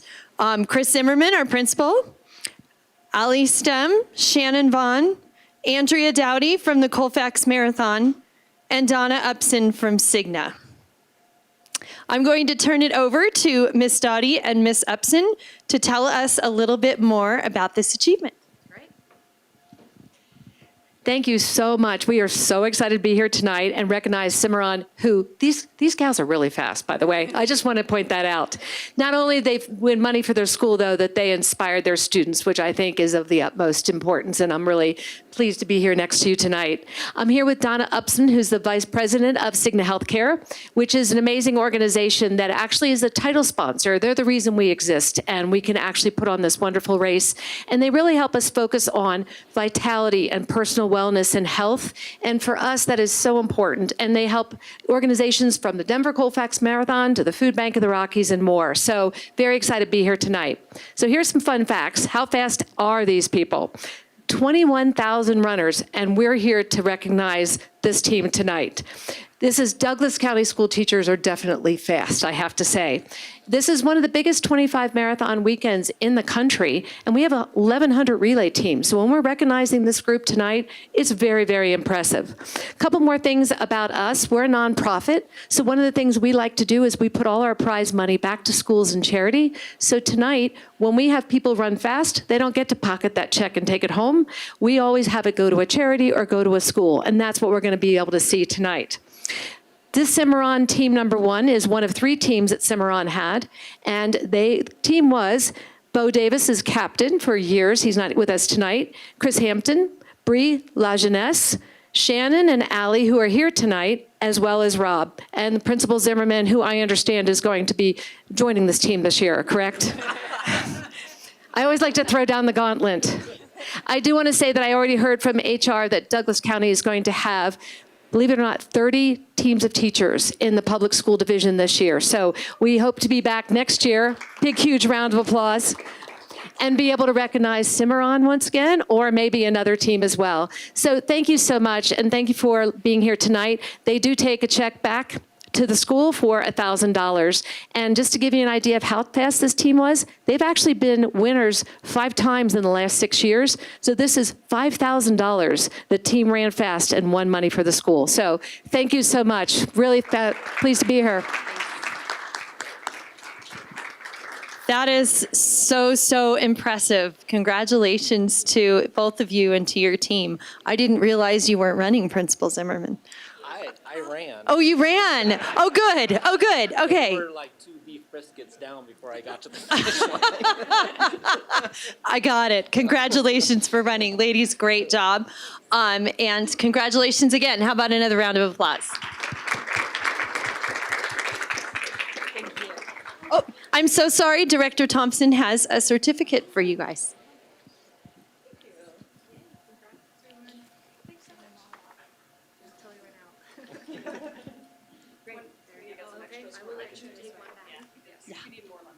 And Director Thompson, please stay for a picture.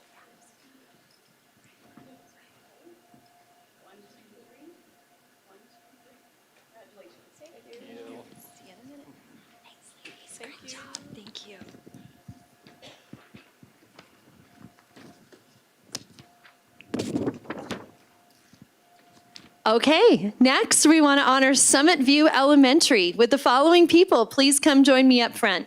Principal George Bozer, Brittany Kinder, their Professional Learning Specialist, or PLS, Amber Reynolds, their Physical Education Teacher, and Ian Wells, the Executive Director of Schools from West Highlands Ranch. Please come on up and let me tell everyone about what we have to celebrate at Summit View. Last spring, Summit View Elementary was recognized as Colorado Elementary School of the Year for Best Buddies, and we're going to talk in a minute about what that is. This fall, Brittany and Amber were nominated as Best Buddy Champions of the Year. Best Buddies empowers the special abilities of people with intellectual and developmental disabilities by helping them form meaningful friendships with their peers, secure successful jobs, live independently, improve public speaking, self-advocacy, and communication skills, and just generally feel valued by society. So congratulations to Summit View. This is incredible, taking care of our most vulnerable and making sure that they have an amazing, bright future in front of them. I'm going to pass the microphone around. I'd love for each of you to talk about what this means to you. And ladies, I'm going to start with you. And I love your shirts. They're both representing. What's so powerful about Best Buddies is it truly is a global movement. So there are chapters across the nation and in the world. And so it's really exciting to be a part of something so big and have the resources and the community for that. We have the spirit of crew at Summit View, and so this just really falls in line with what we believe in that's most important.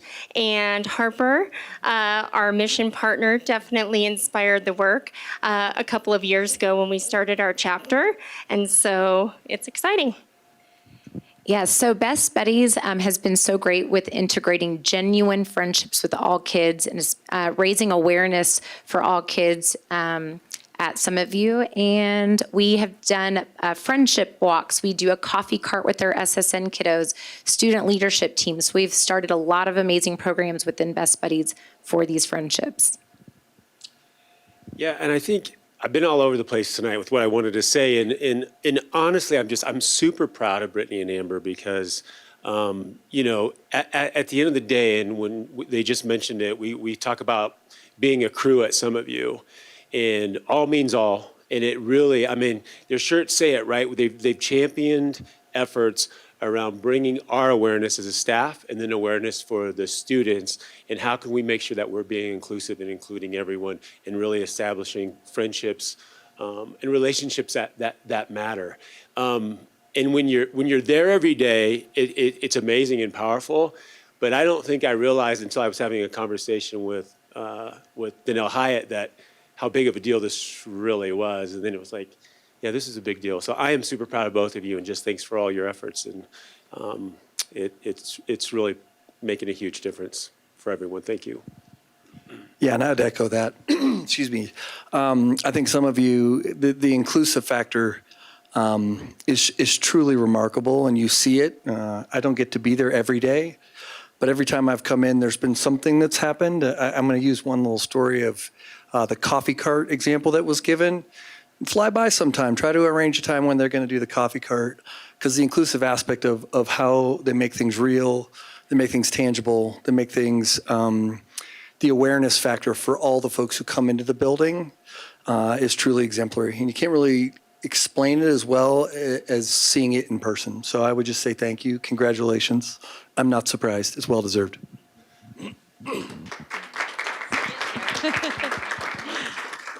Director Meek will give you your certificate.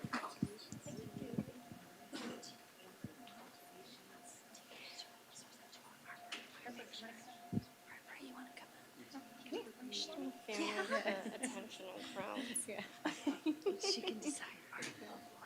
Okay. All right.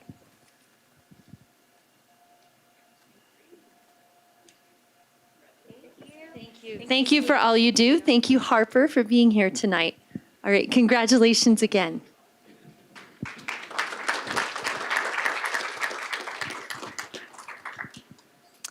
Okay. Finally, January is also School Board Recognition Month. And On behalf of the district and on behalf of the staff, I just want to take a few moments to, from the bottom of my heart, thank all of you for what you do for our district. This is an elected position. It's super challenging. It can be super crazy and super political, and you get paid nothing. You are all up here because you are willing to give your time, your energy, your hearts to this district and to our children. And I don't think there is enough gratitude that all of us in the district that work with our kids and our staff every single day could give to you. You lead us with your vision. You lead us with your compassion. You have modeled for us how to come together. You have modeled so many amazing things for all of us on staff and for all of our children. And I have watched the 6 of you work through so many hard and challenging issues, even just since the election. And I've watched you come together and model what it is that we should be teaching our children about working together, even if we don't always agree on everything. And it's hard work, and I know it takes a lot of emotional energy and a ridiculous amount of time. And so all of us just wanted to take some time to thank all of you for what you do every day. And you're doing it all for the same great reason, which is our 62,000 children. So we have some gifts for each one of you on behalf from the staff to just thank you so, so much for everything that you do. And I'm hopeful that all of us in the audience can give you a huge round of applause for just the sacrifices that you have made for our kids and for this district. And we are indebted to you. Thank you.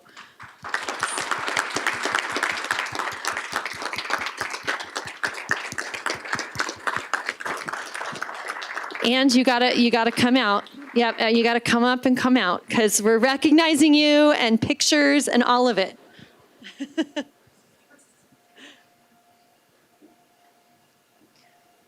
This time I get to hand out the certificates. Oh, that's what makes it so fun. But I have to go in the order that they're in. Thank you. Thank you. Becky.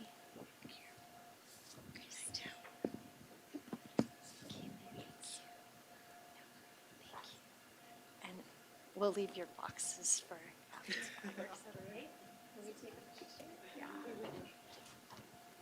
This will be your last 6 pictures. There we go.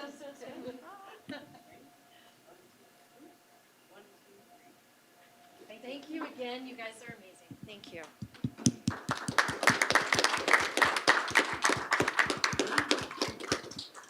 And now that we embarrassed our Board of Education, that concludes our recognitions for tonight. Thank you.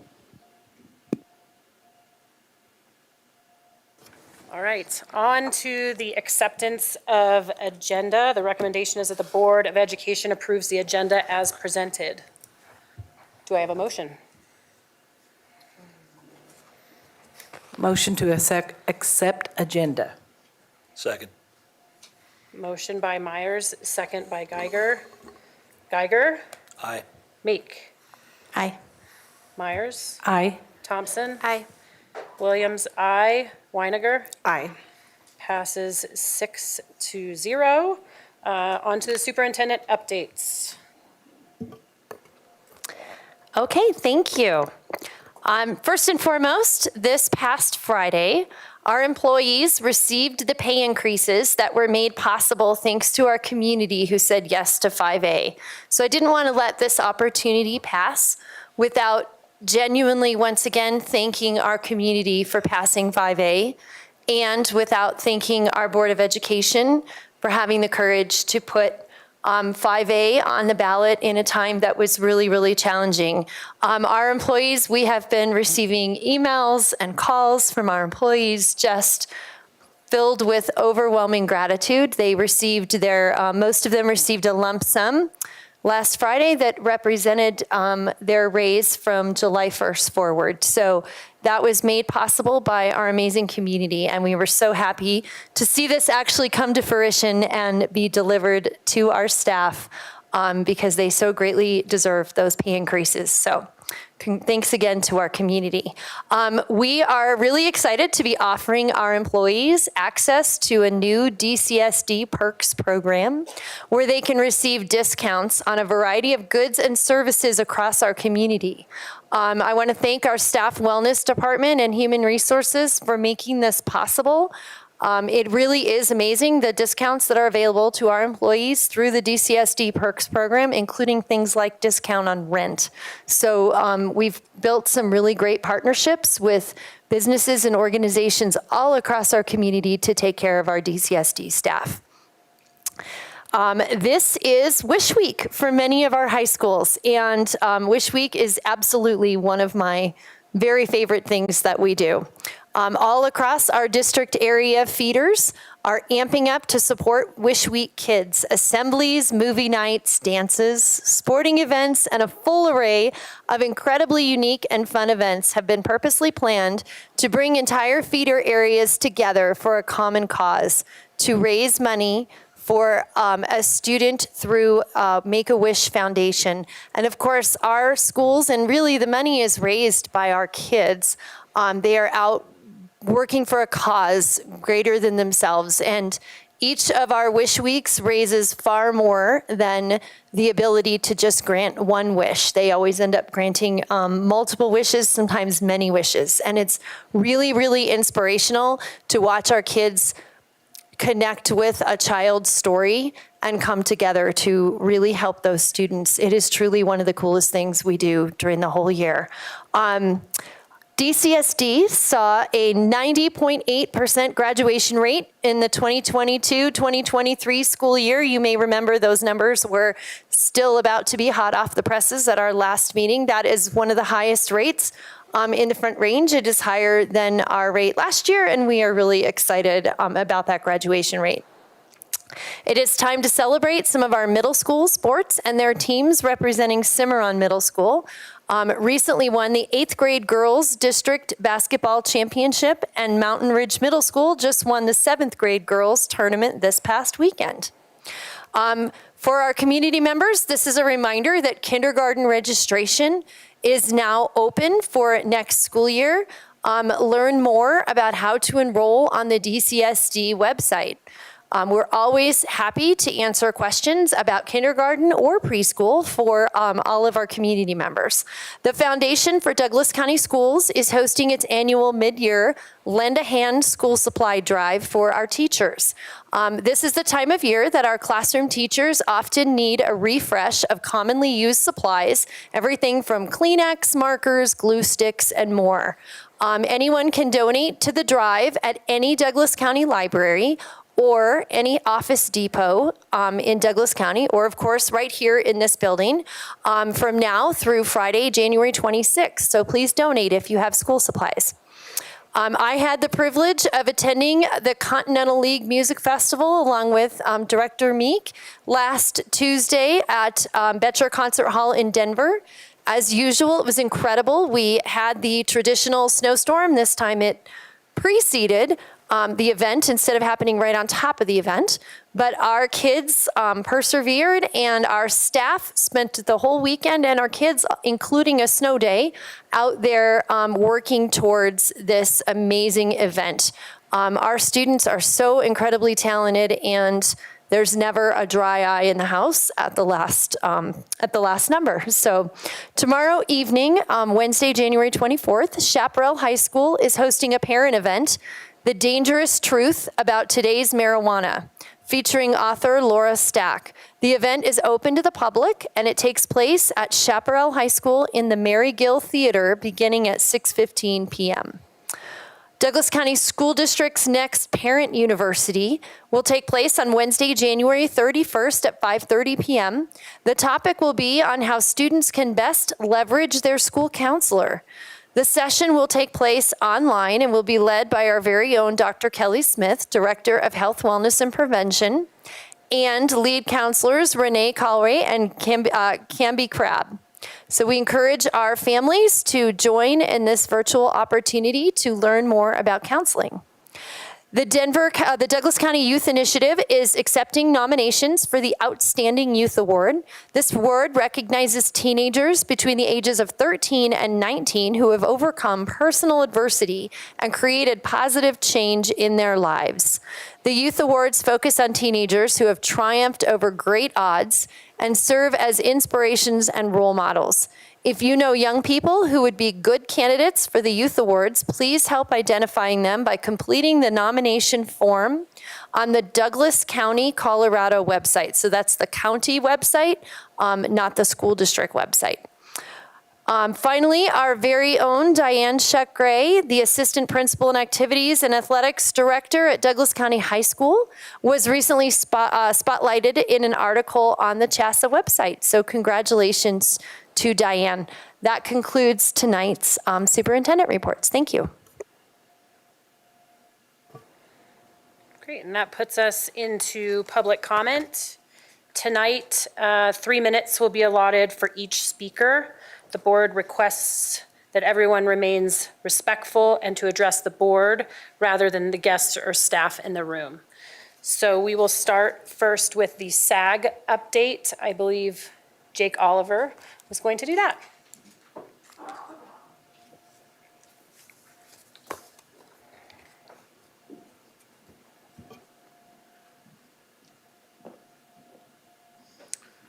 All right, good evening, directors. I hope you're all doing well. I'm Jake Oliver. If you don't already know me, I'm a senior at Thunder Ridge and one of the 2 SAG co-presidents. While we normally reserve our Board of Education updates for after our work session meetings, we decided to make an exception tonight because of the upcoming decision on participation in the lawsuit. For those in the audience who don't know, there is an upcoming opportunity for the DCSD for Douglas County School District to participate in a lawsuit against the social media companies like Byte Music and Meta, who run Facebook, Instagram, and TikTok, for a public nuisance suit. A request was made for student input, and while we unfortunately did not have time to do thorough research and a formal vote for a resolution, our leadership team was able to meet and discuss some basic questions and concerns. Now, with that, we did have a couple of just basic feasibility questions, and we as a team didn't find a problem with DCSD participating. Obviously, we're not legal counsel, so we're not the best people to consult. But with that, we did have a couple of concerns about the issue in general. Whether or not we win or participate in this suit, the issue still persists. And that's the fact that this is a societal issue. This isn't just something that gets decided by terms of use that everyone scrolls through and accepts without even reading. This is something that is an issue with our students, with our community. These kids need to know the tools that they, to appropriately participate and interact with social media and the users on there. And as such, we would like to make a request to the Board of Education, our community, and of course ourselves, to look for methods instead of persecuting just the social media companies, but also, prosecuting, but also developing tools for our students to use to interact with these platforms and these users in a healthy and constructive manner. These platforms are here to stay. It's an integral part of our communication as schools, as communities, and it's not like our society is just going to get rid of them anytime soon. So why don't we, as a school district, take the first step in educating our youths to protect themselves and build a better relationship with the world around them. In other news, we are moving swiftly toward our mid-year update to the Board of Education. Everyone is preparing themselves wonderfully. We have presentations almost prepared. And we would also like to welcome Mark Blair to our team. He is the current cabinet advisor for SAG, alongside the Board of Education advisors, Director Meeks and Director Myers. Thank you so much. Thank you. All right, we will then begin regular public comment. Jeremiah Gansey, followed by Nevaeh Gansey, and then Lacey Gansey.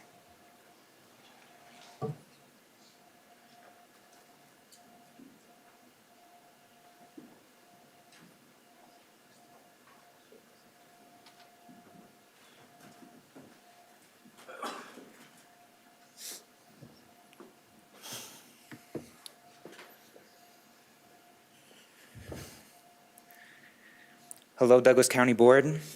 My name is Jeremiah Ganzi, and if you don't recognize me already, I spoke in front of this board previously last year on April 25th, around 9 months ago, and I am here again to address the same issues of racist behavior in Douglas County schools. When I came up here to speak with you, I was speaking on behalf of fellow students as well as students to come. Multiple families have come forward in light of our news, and students are unfortunately still being targeted for uncontrollable aspects of identity. While I've read through the equality policies ADB and ADBR respectively, I believe this, and while this policy commits to establish an inclusive culture, the policy only seems to advise against it rather than forcibly expediting it. We believe students should be held accountable for the things they say, especially if it is targeting anyone of a particular group. Hate speech is unacceptable and has no place in modern society, especially in a place meant for students, young and old, to express their thoughts and feelings freely. I ask that we better enforce punishment for hate speech, as well as not only advise, but completely disregard hate speech in Douglas County schools. Thank you.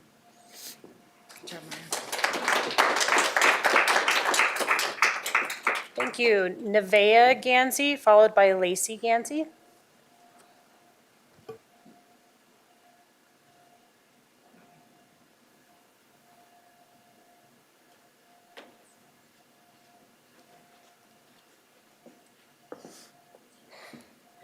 Hi, my name is Nevaeh Ganzi, and I spoke here in April in regards to me and my family's experiences with hate crime and racism. The issues have seemed to not strike any concern in any of you, and the issues have only gotten worse. Families reach out every day with my mother seeking guidance because you all ignored and disregarded the safety of your students. It's beyond disappointing, but rather now degrading, that I have to beg you to protect your students from this behavior. Behavior that isn't only performed by students, but is also performed by adults as well. You make a mockery of a crime that your district continues to commit. The issue has yet to be addressed and was never taken seriously. You have yet to define a clear definition between a hate crime and bullying. You have no system in place to protect students and minorities who experience hate crime or have been a victim of it. So here I stand before you asking you to stand behind your students and not against them. I'm asking you to not only listen to, but acknowledge the discrimination, hate crime, and racism going on in your schools, and put an end to it by educating not only your staff, but yourselves on these ongoing issues. Thank you.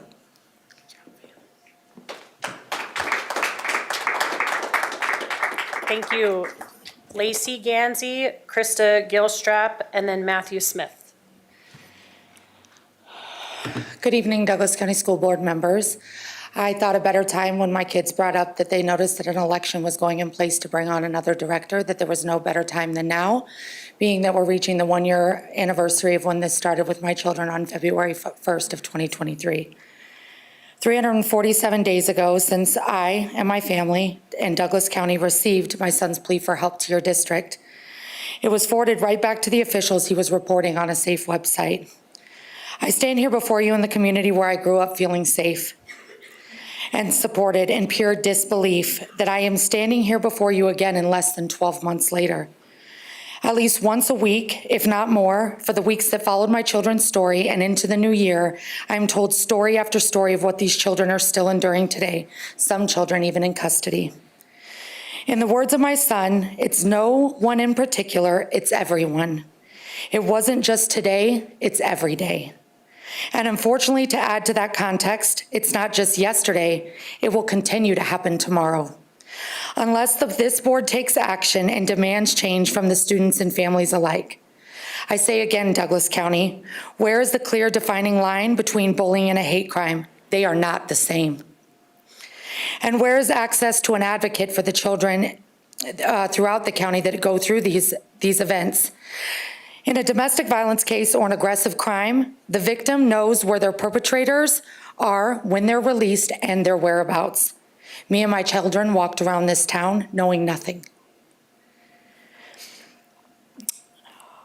What about my children and my name? We are the first 50 Google searches on any platform. It has affected my job, my home, my relationships, and everything that I thought I knew. These students still thrive in their classrooms as if nothing has happened. Months of therapy, buckets of tears, and a path of the unknown as a white, privileged mother raising 3 biracial children. However, I will promise you this. I will fight for equality for all students in Douglas County and for all kids in protected groups until I feel, as a unit, we have reached resolution. Because my son had a dream, I also have a dream. I have a dream to a safe environment for my son and all children to receive an education. In the words of great Martin Luther King, intelligence plus character, that is the goal of true education. I ask you, Douglas County, where is your character? 15 seconds remaining.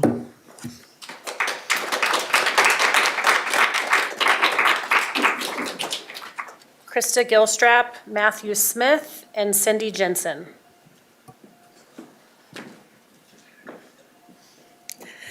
Good evening. You all have a tough choice to make tonight, and I don't envy you.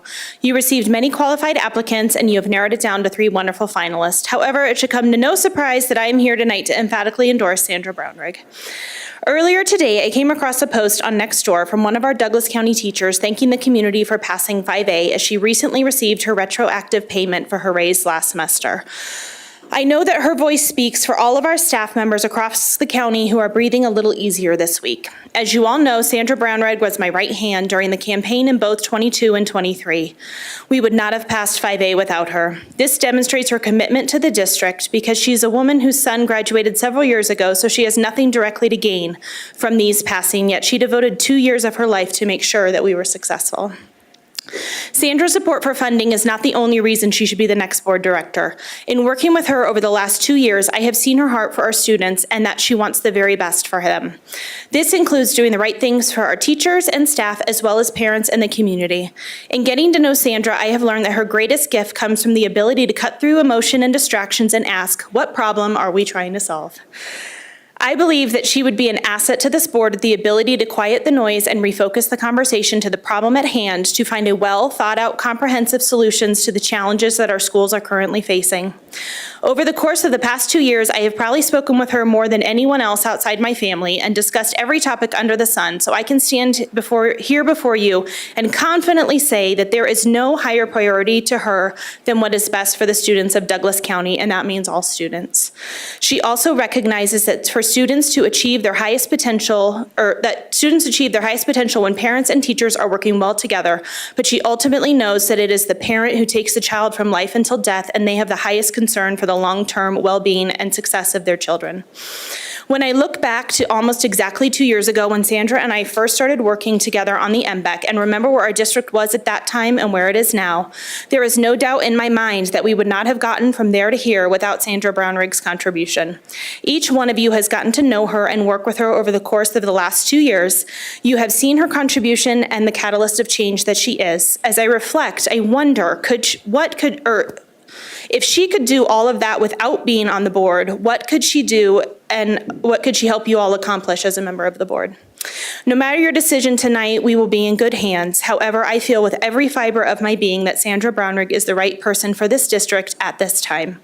She is without question the candidate with the most knowledge of our district and will have the smallest learning curve on day one. She is a woman of impeccable character, integrity, and humility. 15 seconds and she remaining. as she said, she has unintentionally apprenticed for this role her whole life. There's a lot of inaccurate information swirling around about her online, but you all have gotten to know her and you know who she is. So I ask that you select her to fill the board vacancy this evening. Thank you. Matthew Smith, Cindy Jensen, and then Susan Renton. Good evening, everyone. As a parent deeply invested in our community, I'm here tonight not to pick favorites amongst the finalists, but to share with you what I'm looking for in our next school board director. I intend to provide you with the insight into what I believe is important for you to consider tonight. I've outlined some key qualities that in my view are essential to the new board director. And there's no hidden meanings or agendas in here. If I had something to say, I'd come out and say it. First, I think it's, I wish we could have the next board director could be a parent to a student in the district. I feel that just brings a certain, quality and, always in the back of your mind, you'd be thinking, I have to go home and look my child in the eye with every decision I have to make. I would also like to see the ability to think creatively and not get stuck in a narrow mindset. The experience to be a leader for the superintendent and aligning with the original intent of the voters. And I'm going to go into a little bit more detail on that. So outside of the box thinking, we've been relying heavily on taxpayer funding to address, the challenges with growth and decline. I'm really excited for the agenda tonight, talking about, the RFP for a charter school potentially in Sterling Ranch. And if that doesn't work out, we can have a bunch of teachers form running teams because, that's another way to get funding in the district. And I mean that was great to see. But it's time for fresh, innovative solutions and not rehashing old methods. And our new director needs to bring innovative ideas to the table. Then there's the matter of being a leader for the superintendent. I heard, I watched all the interviews tonight, and I didn't really hear anyone talk about the role of also being a boss to the superintendent. So I would like to, I think it's important that you guys evaluate the ability to set clear goals, right? And make sure that there's very clear goals, for the district and for the superintendent. Lastly, you should also consider the original intention of the voters for this board. While we can't turn back time, you should honor the characteristics, values, and vision of the member being replaced. It's vital that the appointed finalist reflects the will of the people and doesn't lead to a dramatic shift in the board's direction. I wish you all the best in this decision and do not envy any one of you. I think there's a few, and I want to jump to the social media thing very quickly. Please keep an open mind. I really don't want to get in a position, governments are afraid to go after social media companies, so I would not step into this lightly. I really don't want to be, in a position where we have to raise taxes to pay attorney's fees or something like that. 15 seconds Please just remaining. make sure that we're looking at this from all angles and that we're not putting ourselves in a position to be liable or fail in the end. Thank you very much. Have a great night. Thank you. Cindy Jensen, Susan Renton, and Jason Hurd.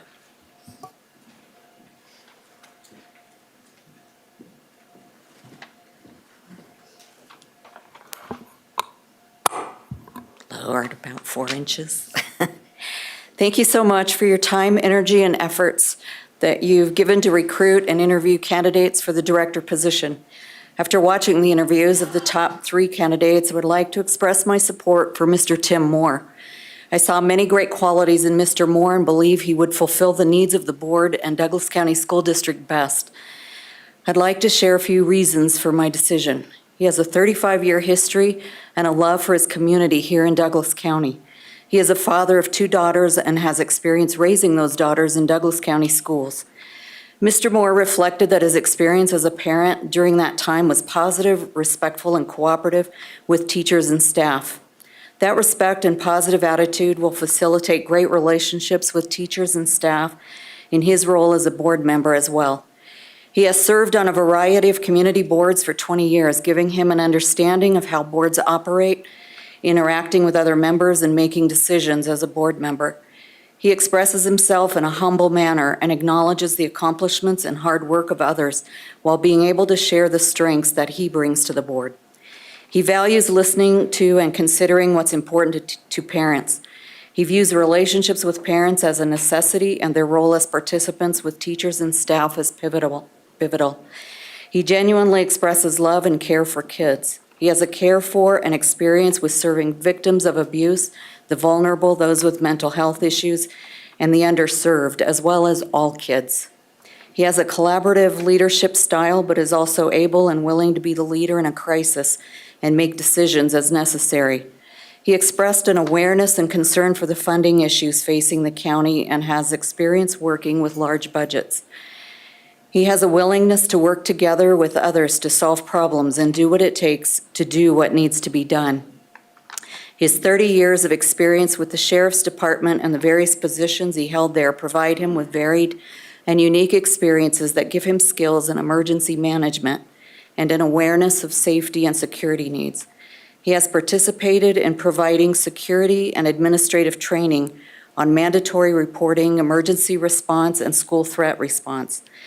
Tim Moore shared he has been a part of developing policies for the emergency response, conducting evacuations, and handling reunification efforts for several of the school shooting incidents at schools right here in Colorado over the years. This qualifies him in a unique way to address any areas of concern with regard to the security of all Douglas County schools. I believe Mr. Tim Moore would be a great asset to the Douglas County School Board. I support him for this position and encourage each of you to vote for him. Thank you. Thank you. Susan Renton, Jason Hurd, Andy Jones.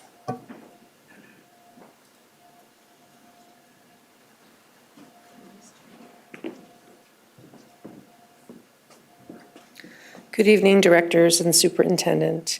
As a Colorado native and a longtime resident of Douglas County, I have witnessed my share of school violence in our state. I will never forget the horror of watching the events of Columbine unfold many years ago. I also happened to be at the intersection by the Douglas County Sheriff's Substation in Highlands Ranch when the police station emptied and police car after police car raced across traffic and headed down the street to the STEM school where Kendra Castillo so bravely gave his life. We're all much too familiar with these tragic events. That is why I'm here today to support Tim Moore for the opening on the Douglas County Board of Education. Tim Moore has been a Douglas County resident since 1989 and a sheriff deputy for 30 years. He has already held various board positions working with vulnerable populations, which include victims of family violence, people with intellectual disabilities, and mental illness. He was a supervisor of the Douglas County School District SRO program and also has a long history of working in many other capacities within Douglas County schools, such as revamping the DARE program, implementing policies against bullying, and dealing with the mental health issues facing our kids today. But most importantly, Tim is an expert on school safety. Tim has served on the School District Safety Committee and developed policies for emergency responses in our community. He handled the very delicate process of the reunification of parents with their children after the STEM school shooting that we all remember so well. Tim has a long history of focusing on the safety and well-being of our community and has been a devoted public service in Douglas County his entire career. I believe Tim would be an asset to our community and the Board of Education because he is a team player, a unifier, and will continue to serve our student and parent community in the same way he has in his entire career. That is why I'm here today to support Tim Moore. Thank you. Thank you. Jason Hurd, Andy Jones, and then Dave Weaver. I don't think I see Mr. Hurd, so we will move on to Andy Jones.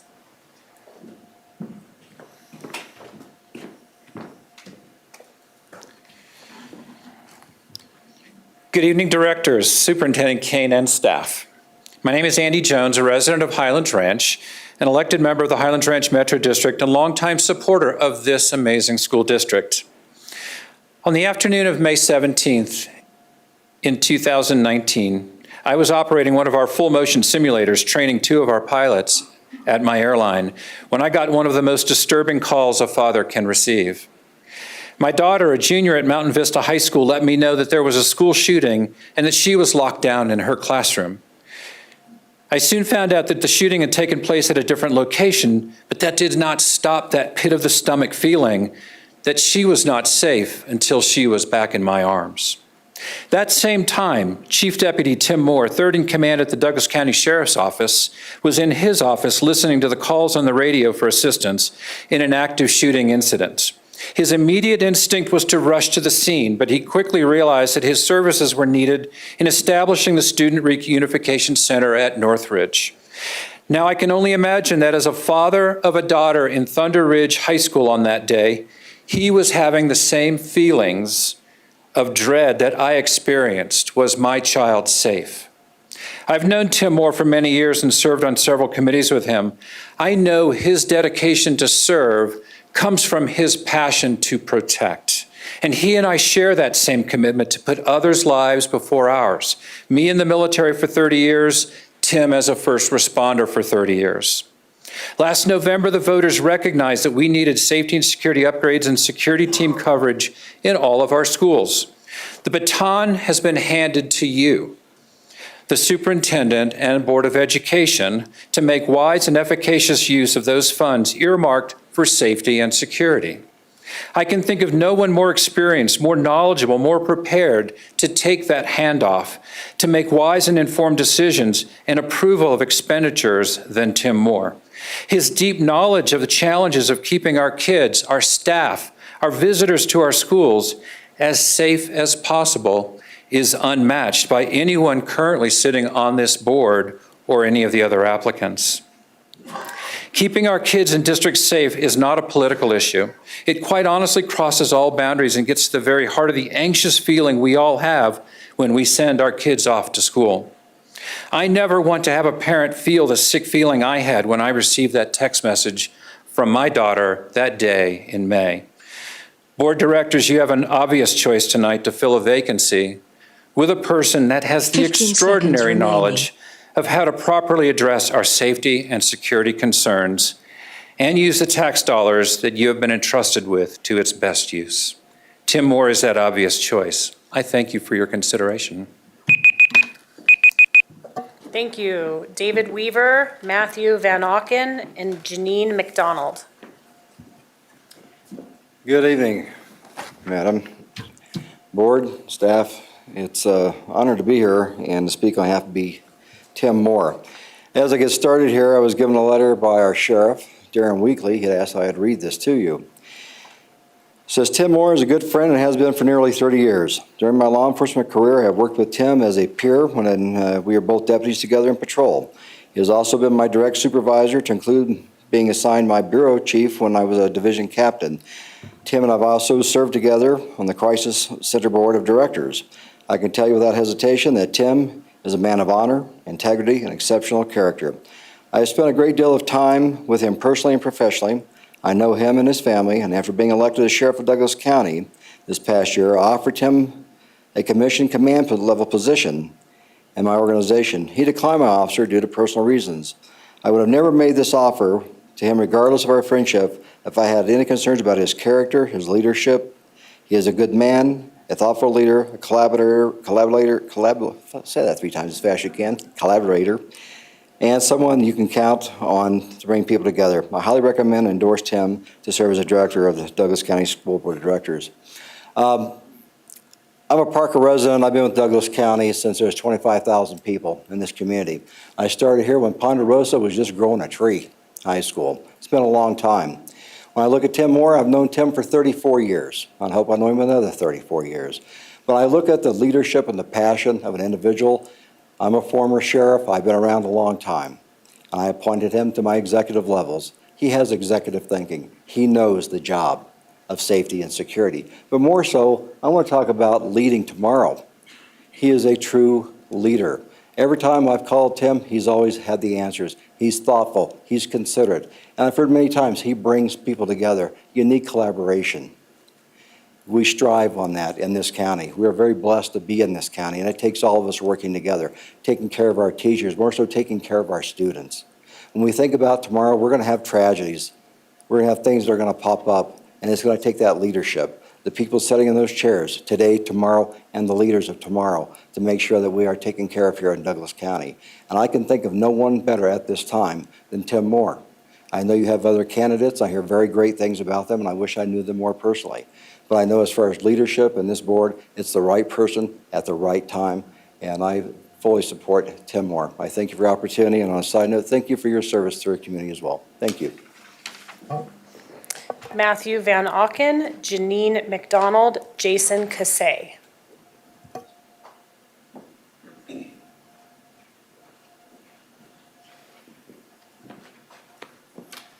Good evening. I would imagine you're sensing a theme here. I'm also here tonight to give just a few comments about Tim Moore for your open position. My name's Matt Van Auken. I have the pleasure of serving as the CEO and Executive Director for Developmental Pathways. We're a nonprofit that has served Douglas County for going on 60 years now. We serve individuals with intellectual and developmental disabilities and delays, as well as physical disabilities. I've been with Developmental Pathways for 12 years now. Tim Moore was on our board of directors for 9 of those 12 years. And so I'm able to bring a lived experience as someone who was one of our board of directors and was our board president for some time. You've heard a lot of things about Tim and the experience that he brings. When we think about asking folks to join our board, we look at that through the same lens that we would if we were looking to hire someone on our team. So we think about conduct and we think about contribution. Conduct with Tim has always been my experience that he brings a vast amount of knowledge and a vast amount of integrity to every conversation and every situation. It's very measured. He does not have any ulterior motives or his own agenda. He is firm when it comes to supervising me as the CEO or executive director along with the rest of the board. Always set really, really high standards for me, always held me accountable to those standards, but also was willing to support the entire organization and our employees. For those of you who don't know Developmental Pathways, we are not your grandma's nonprofit. We are over 600 employees with a budget of over $70 million a year, some of which are mill levy dollars from Douglas County that we've been stewarding for over 22 years now, as well as a lot of federal and state dollars.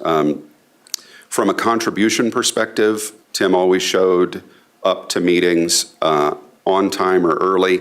He always stayed late to talk to parents that were there. He was always prepared. I don't want to say that every board member that we've had for the last 12 years of my service has not read the documents and been prepared for meetings, but Tim was one of those folks who did show up ready to work each and every time. And then lastly, I will just tell you a little bit about Tim's personality. He's got to just be so uncomfortable having heard 5 or 6 people say really kind 15 words about seconds him. remaining. Because it is never about Tim. It really is about who we served at Developmental Pathways. And in this case, serving on this board, it would be about the students of Douglas County. So thanks for your time this evening. Thank you. Janine McDonald, Jason Cassay, and then Lanaya Dotsith.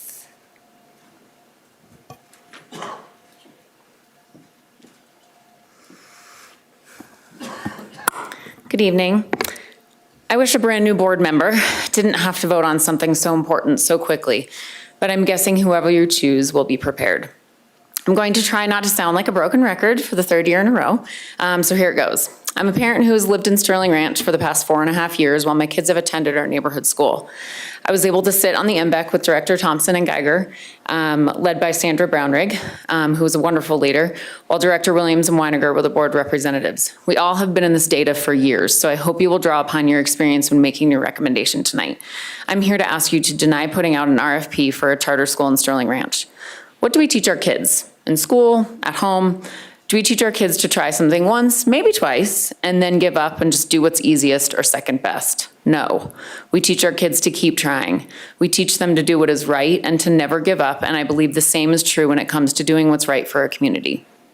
There should be no quick fix for a school that should become the centerpiece of a neighborhood. You should not give up until enough people understand the need for capital improvements throughout our district. You need to not only give our new communities the chance to have a neighborhood school, but you need to continue to do the work for all of our other schools that are in desperate need of repair. Please continue to work towards passing a bond this year. As we've talked about, a charter school cannot replace a neighborhood school. Director Williams and I talked about this when we met a few years ago. I also have this written in quotes after speaking with Superintendent Kane about the same situation. Over 75% of elementary age kids that live in Sterling Ranch go to a neighborhood school, not a charter school. Adding another under-enrolled school to our list of neighborhood schools has helped class sizes stay small. My current first grader has 19 kids in her class, and my fourth grader has 22. Our schools have made it work because they're amazing. I'm sure these classes will start to fill up, but I believe this will happen whether you put a charter school in Sterling Ranch or not, because families are choosing neighborhood schools over charter schools. What's interesting is I came across the presentation that will be given later tonight after I wrote most of my speech. It seems as though this is something that has been worked on for quite some time, seeing that an RFP ensures only a charter can apply that has already been in the district for 4 years. So this leaves only a few schools that can be put in Sterling Ranch. I feel like this has been the plan. Even though I never wanted to believe that was the case, I'm saddened that you've heard us year after year. We've given countless hours to the cause. And you'd rather not listen to parents in this community, not look at current data, and work with a developer who wants to be able to say they have a school in their neighborhood. Someone who's wanted a charter in their community from day one, even though this was never shared with residents. This explains why they've sent numerous emails to residents the last week to show up to this meeting tonight. This explains why 5B was not promoted separately the way it should have been, and why the ideas people came up with to specifically promote it weren't used. It's all become incredibly clear. It's truly very sad for our community and our families and our kids.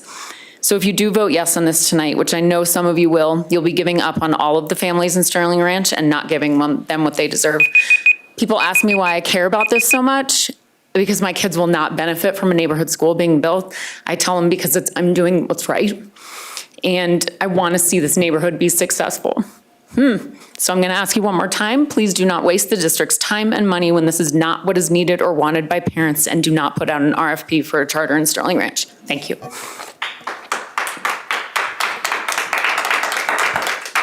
Jason Kassay, Lanaya Dotseth, and then Jen Iverson.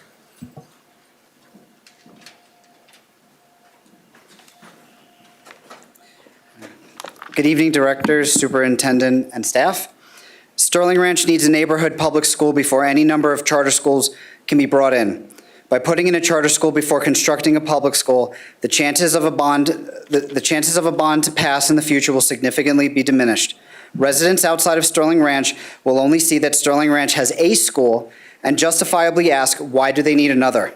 Further, I'd like to hear a definitive location on the proposed school.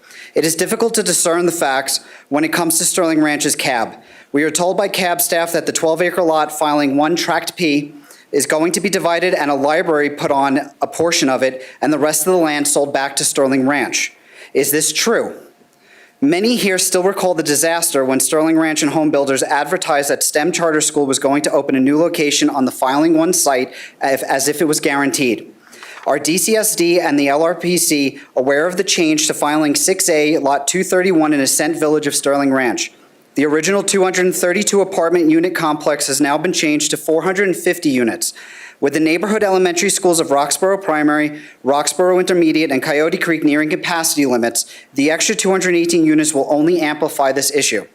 In addition, the 7th amended change to Sterling Ranch's plan development document removed the density percentage column for character zones, which opens the door for more density increasing changes such as this in the future.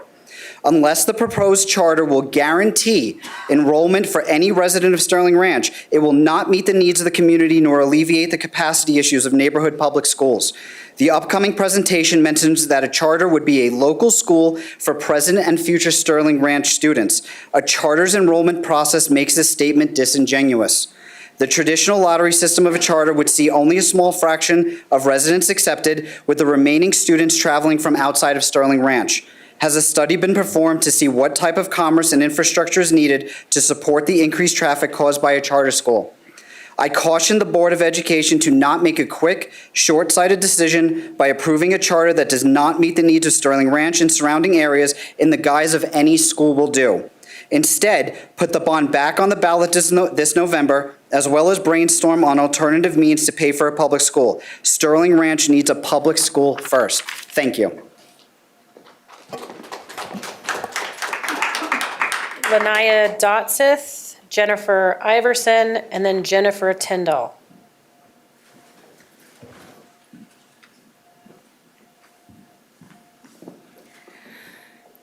Good evening. My name is Lanaya Dotseth, and I'm a resident of Sterling Ranch, a mother of 4 small children, and also an educator. I'm passionate about equity in education, and I want to speak to you today about my concerns of a charter school in my neighborhood that does not currently have a public neighborhood school, though over 75% of all Sterling Ranch students attend a public neighborhood school. The data you will see in the presentation tonight reflects the majority choice for Sterling Ranch families is true neighborhood schools. The need in Sterling Ranch is a neighborhood school that is able to serve all students within its boundary. The request for proposal for a charter school is concerning to me as a mom and as an educator. Today, I am asking the board to not put out the RFP and to deny the requests of any other charter schools in Sterling Ranch until there is a true neighborhood school there. Families who want to send their children to a charter school have many options within a reasonable drive of Sterling Ranch, and still only 23% of students attend one. We're all aware that 5B failed the past 2 years in a row, and I felt the brunt of that for sure. Disappointment showing my kids that, sometimes what we want doesn't actually happen.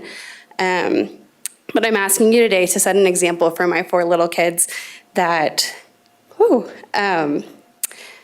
do what's right and not what's easy. I'm calling on the board to demonstrate resilience and continue to advocate, I can't see, for the best solution, which is passing a bond. I actually can't see, hold on, sorry. To build a neighborhood school. I understand the challenges faced by our school district, and we need to consider how long-term implications of not having a neighborhood school will create for our community. What is the district's plan if location alone isn't enough for families to transition their children out of a neighborhood school and into a charter? And we still see overcapacity at Coyote Creek and Roxborough. Schools across Douglas County also need a bond passed to fund repairs and maintenance, and the longer that goes without passing, the more buildings will need that support. The responsible action of the district and this board is to continue to educate the county on its needs and go for a bond every single year until it passes. Some of you ran on a Kids First platform, and a neighborhood school is the only way to put all students in Sterling Ranch first. What are we as a community, and what are you as a board doing now to support a bond, as we know it's what's needed for all of the students in Douglas County?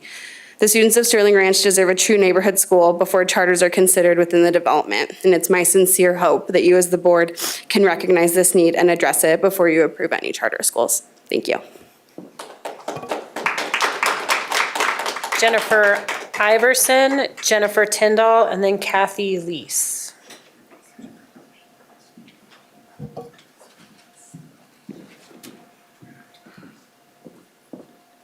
Good evening, Board. I'd like to first start with emphatic and enthusiastic support for Sandra Brunwig. I think that her commitment to this district has been shown over and over again.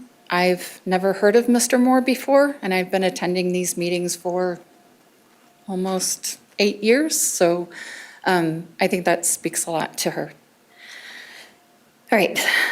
This past November, DCSD, the Douglas County Sheriff's Office, and 3 school-assigned law enforcement officers agreed to settle a lawsuit for their handling of an 11-year-old Hispanic student with autism that took place in August 2019 at Sagewood Middle School. That settlement requires a third-party consultant who would interpret data given about students with IEPs restrained mechanically. My request tonight is that the data is presented during a board meeting and by the said consultant. To refresh your minds on the case, the child with autism named AV also has sensory processing difficulties and emotional challenges as well. On that day, a classmate repeatedly acted in a way that dysregulated AV. And the only way to calm down was to go visit the school's psychologist, who expertly de-escalated AV's reaction. One SRO and another in training arrived and re-escalated AV, a child desperate for a safe person. Officers yelled at him, grabbed at him, and then handcuffed him. This handcuffed, dysregulated, traumatized 11-year-old child then spent hours in a car repeatedly self-harming himself. AV was not given medical attention, but was driven to a juvenile detention center where he was booked for assault and resisting arrest. His bail was set at $25,000. AV never returned to Sagewood Middle School. This event has forever changed this child's life. AV no longer trusts law enforcement officers. His view of schools and their principals is forever marred. It is fortunate that this case was made public. There are so many that don't get reported or include non-disclosure agreements that unfortunately mean that we never get to solve the problem. The climate and culture of every school is supposed to be a 15 safe seconds remaining. place of learning and making friends, and too many children are now associate that with fear and trauma. Within the settlement, a third-party consultant will receive data on January 30th and June 30th concerning all the incidences. Please include this in an agenda item so that it can be heard by everyone. Thank you. Jennifer Tyndall, and then Kathy Leese, and then we will move to virtual comments. Hi. First, I want to thank you for your time. I know this is a volunteer position, and I appreciate that you guys are here making these hard decisions and not always faced with calm people. So I appreciate you guys always remaining where you're at. My name is Jennifer. I'm a parent and a staff member in the district, as well as a social work graduate student. I want to discuss my concerns and ideas around our district getting involved in the social media lawsuit. I want to make it clear that I do not oppose holding social media companies accountable for what they can control, but I believe that rushing into a lawsuit and pulling from our district's already struggling resources is not how we demonstrate to our community, families, staff, or students that we are listening and here to do what we can to help.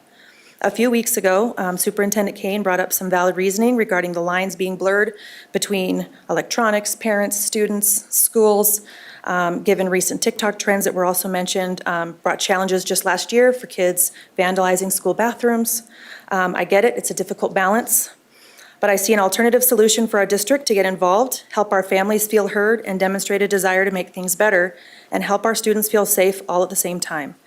I recommend monthly family education sessions provided at the school level with topics to include, but not be limited to, dangers of cell phones and social media, including bullying and addiction, teaching parents how to put restrictions on their phones, like setting screen times, disallowing chats and messaging through apps, blocking certain apps, blocking the ability to download apps at all, disallowing purchases, discussion around self-image and the dangers of social media, education on apps like TikTok, the security risks to families, as well as the dangers. Additionally, content around self-image and the dangers of social media can be introduced in school because we know that teenagers are often more influenced by their peers. It would be important for our families and children to receive similar information about that so that these topics can be informed discussions at home. Putting resources in place at the school level helps build a bridge between schools and their families, allows for families to engage, ask questions, make comments about what may be working for them at home, what may not be working. There are things out there that, let's face it, some parents, myself included, don't know, and we don't know what we don't know. Allowing these education sessions to be recorded, watched, rewatched, or attended live allows for access to all our families in the district to get the information.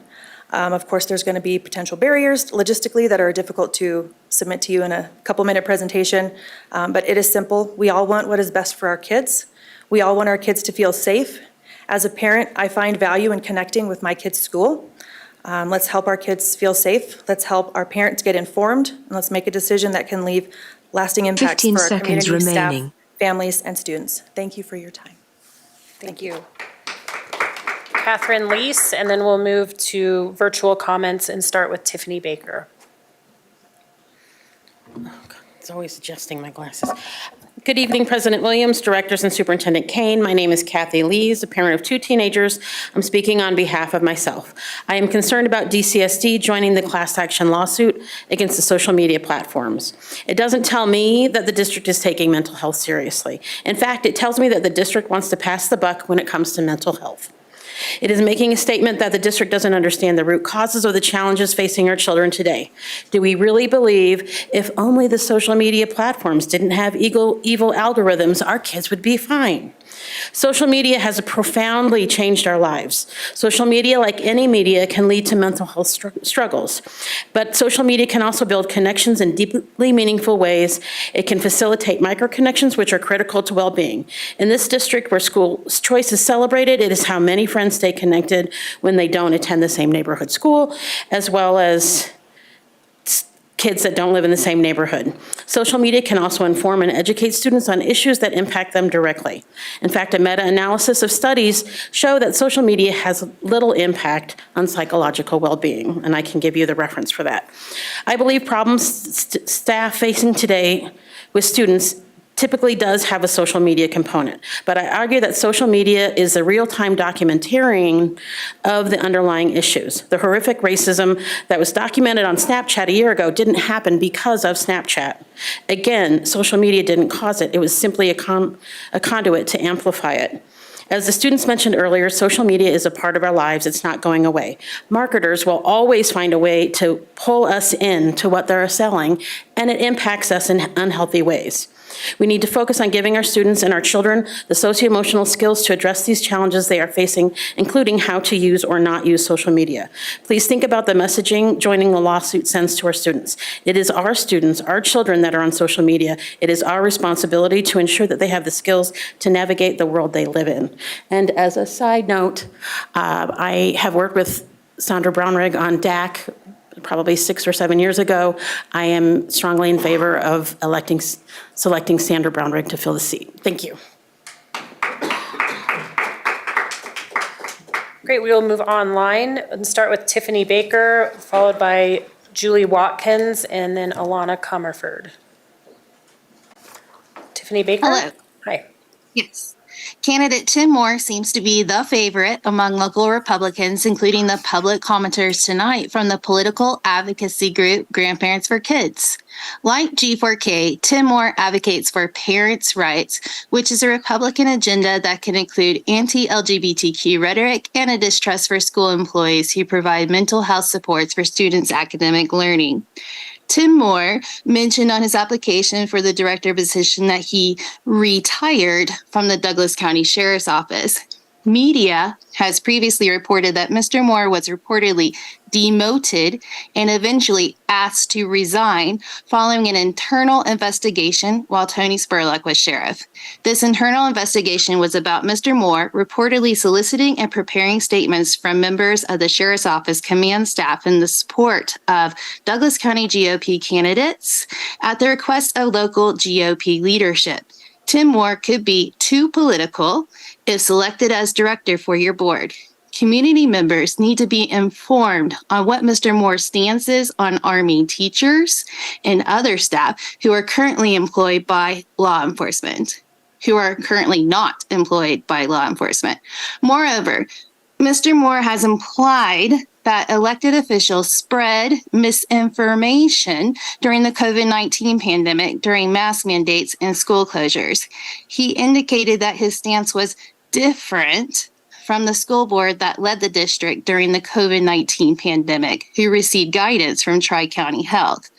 My hope is that your board select the candidate for director who has actively volunteered in the school district for years, who the board unanimously voted for as a finalist, and who has been a supporter of yours for years now, including the Kids First campaign. Please put Kids First, leaving politics outside of the boardroom, and select the candidate with proven experience helping to retain teachers in this district, Ms. Brownrigg. Thank you for your time. Thank you, Julie Watkins, and then Alana Comerford and Meg Furlow. Hi, I'm a DCFT parent of 2 students, and I'm going to reread an email that I sent to the board this afternoon, as well as insert a few comments following this afternoon's finalist interviews. I'm writing to advocate for you to continue collectively seeking common ground with each other while maintaining an eye on what is best for DCSD. Today, you have the opportunity to appoint a District B director who can help propel this school board away from the highly partisan and political atmosphere that has plagued it the past several years. Every single one of you voted for Sandra Brownrigg in the last round of interviews.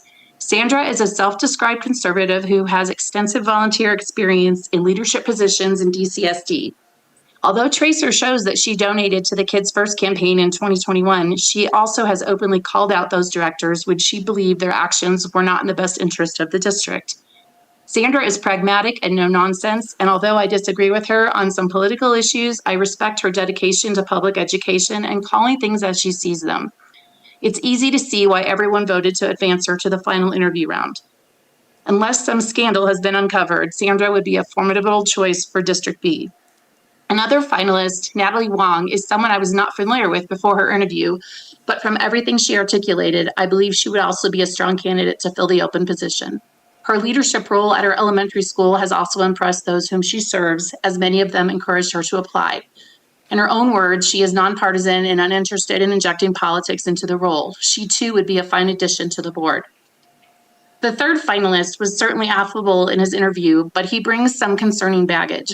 Tim Moore has a strong background in school and public safety and security. But after he intermingled partisan politics with his position at the Douglas County Sheriff's Office in 2020, he was demoted, then fired by former Sheriff Tony Spurlock.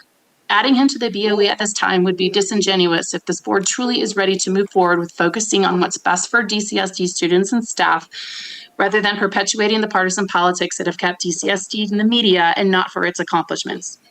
To add, and after listening to the finalist interviews this afternoon, I stand by my recommendation to select Sandra Brownrigg or Natalie Wong to serve as District B Director for DCSD. Both possess the expertise on our school district and the personality and mettle to serve our district well without partisan or political influence. Tonight's public comment endorsements make it even more apparent that a political party has a vested interest in a certain finalist. I implore you to seize the opportunity to push partisan politics out of the school board for good. Our students, our staff, and our community deserve better. Thank you. Thank you. Alana Comerford, Meg Furlow, and then Holly M. Hi, my name is Alana Comerford, and I have been the resident of Sterling Ranch for almost 6 years now. I'm here today to express my support for a charter school to come to Sterling Ranch. I don't believe that there's any real opportunities for funding to come in anytime soon for a neighborhood school in Sterling Ranch. So the way I see it, the choice really is not between the neighborhood school and a charter school, but rather no school at all or charter school. And I'd rather have a charter that meets some needs versus no school at all that meets no needs at all. I would also like to voice some concerns around how the school situation in my community has been handled in the past and the challenges that appeared as a result of prior district communication with Sterling Ranch families. Specifically for the last 2+ years, DCSD has adopted a pretty strong language around district neighborhood schools versus charter schools in Sterling Ranch, saying and communicating over and over again how only the neighborhood district schools can serve every student and how charter schools cannot. Several reasons were cited, like niche philosophy and niche curriculum and lack of center-based programming in charters. We were also told that charters will not be coming to Sterling Ranch at all, and if they do, they will be the last resort option that will be built, well, last. We've heard this message many times from the superintendent and all of the members of this board over the last 2+ years.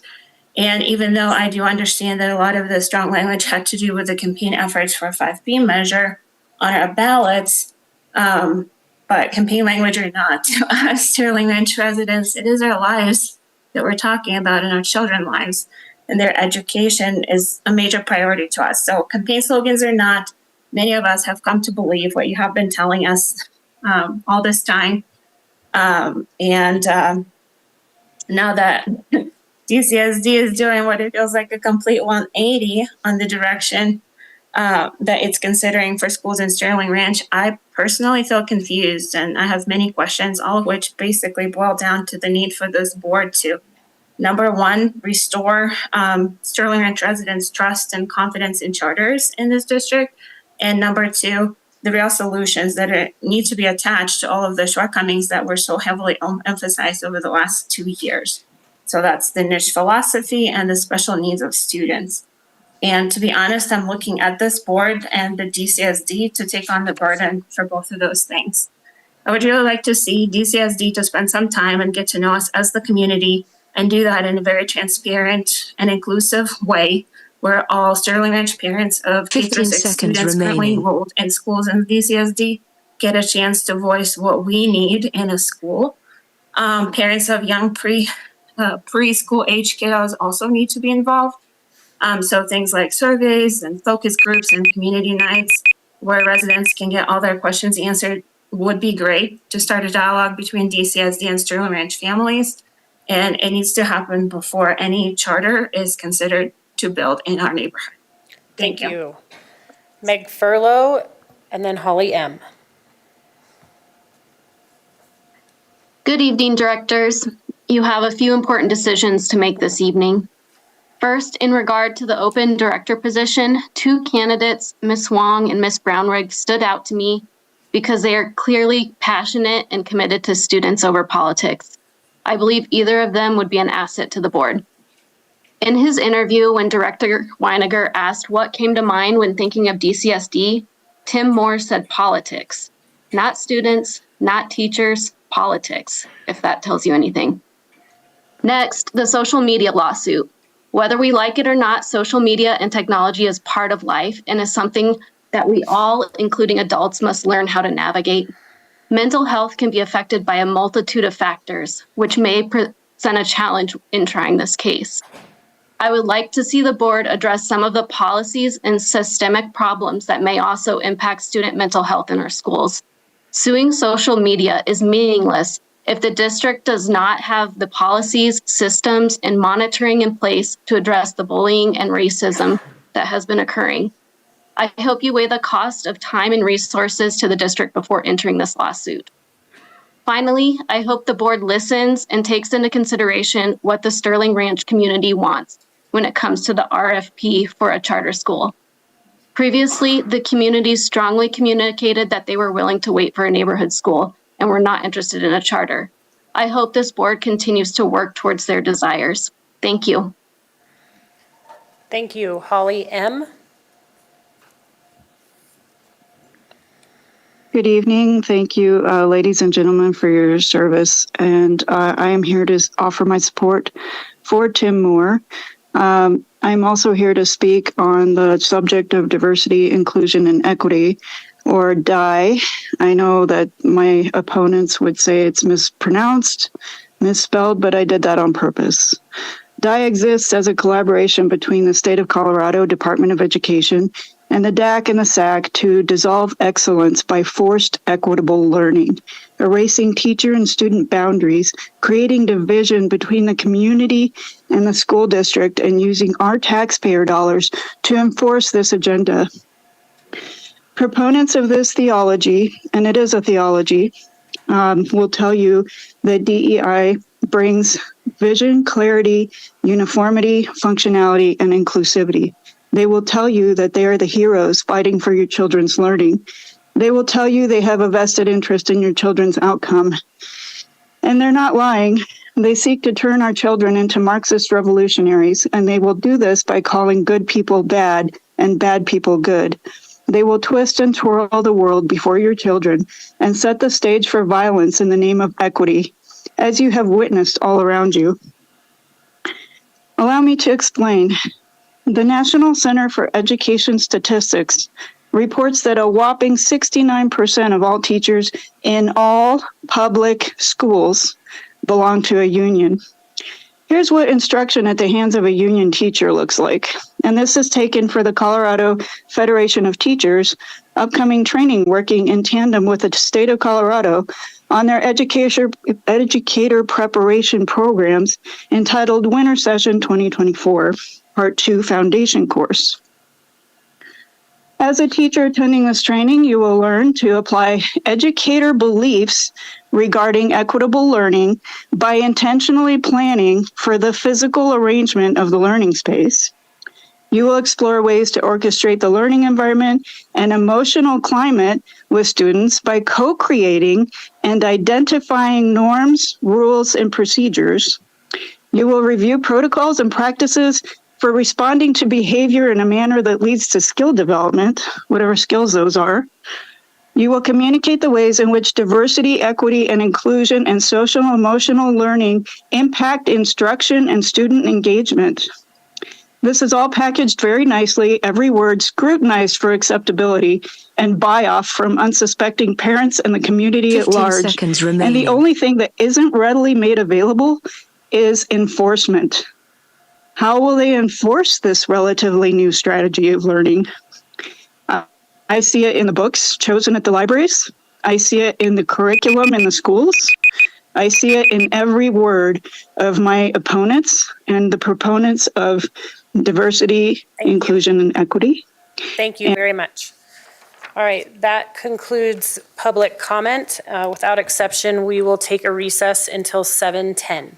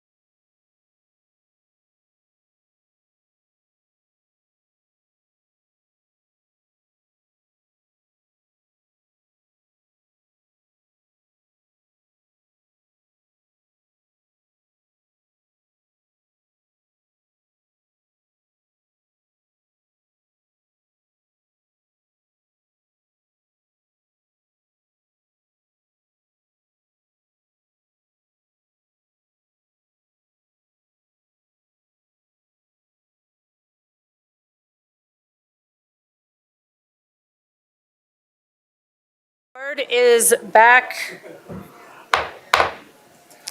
where we will move on to item number 11, the adoption of consent agenda. Do I have a motion concerning the consent agenda? Director Meek.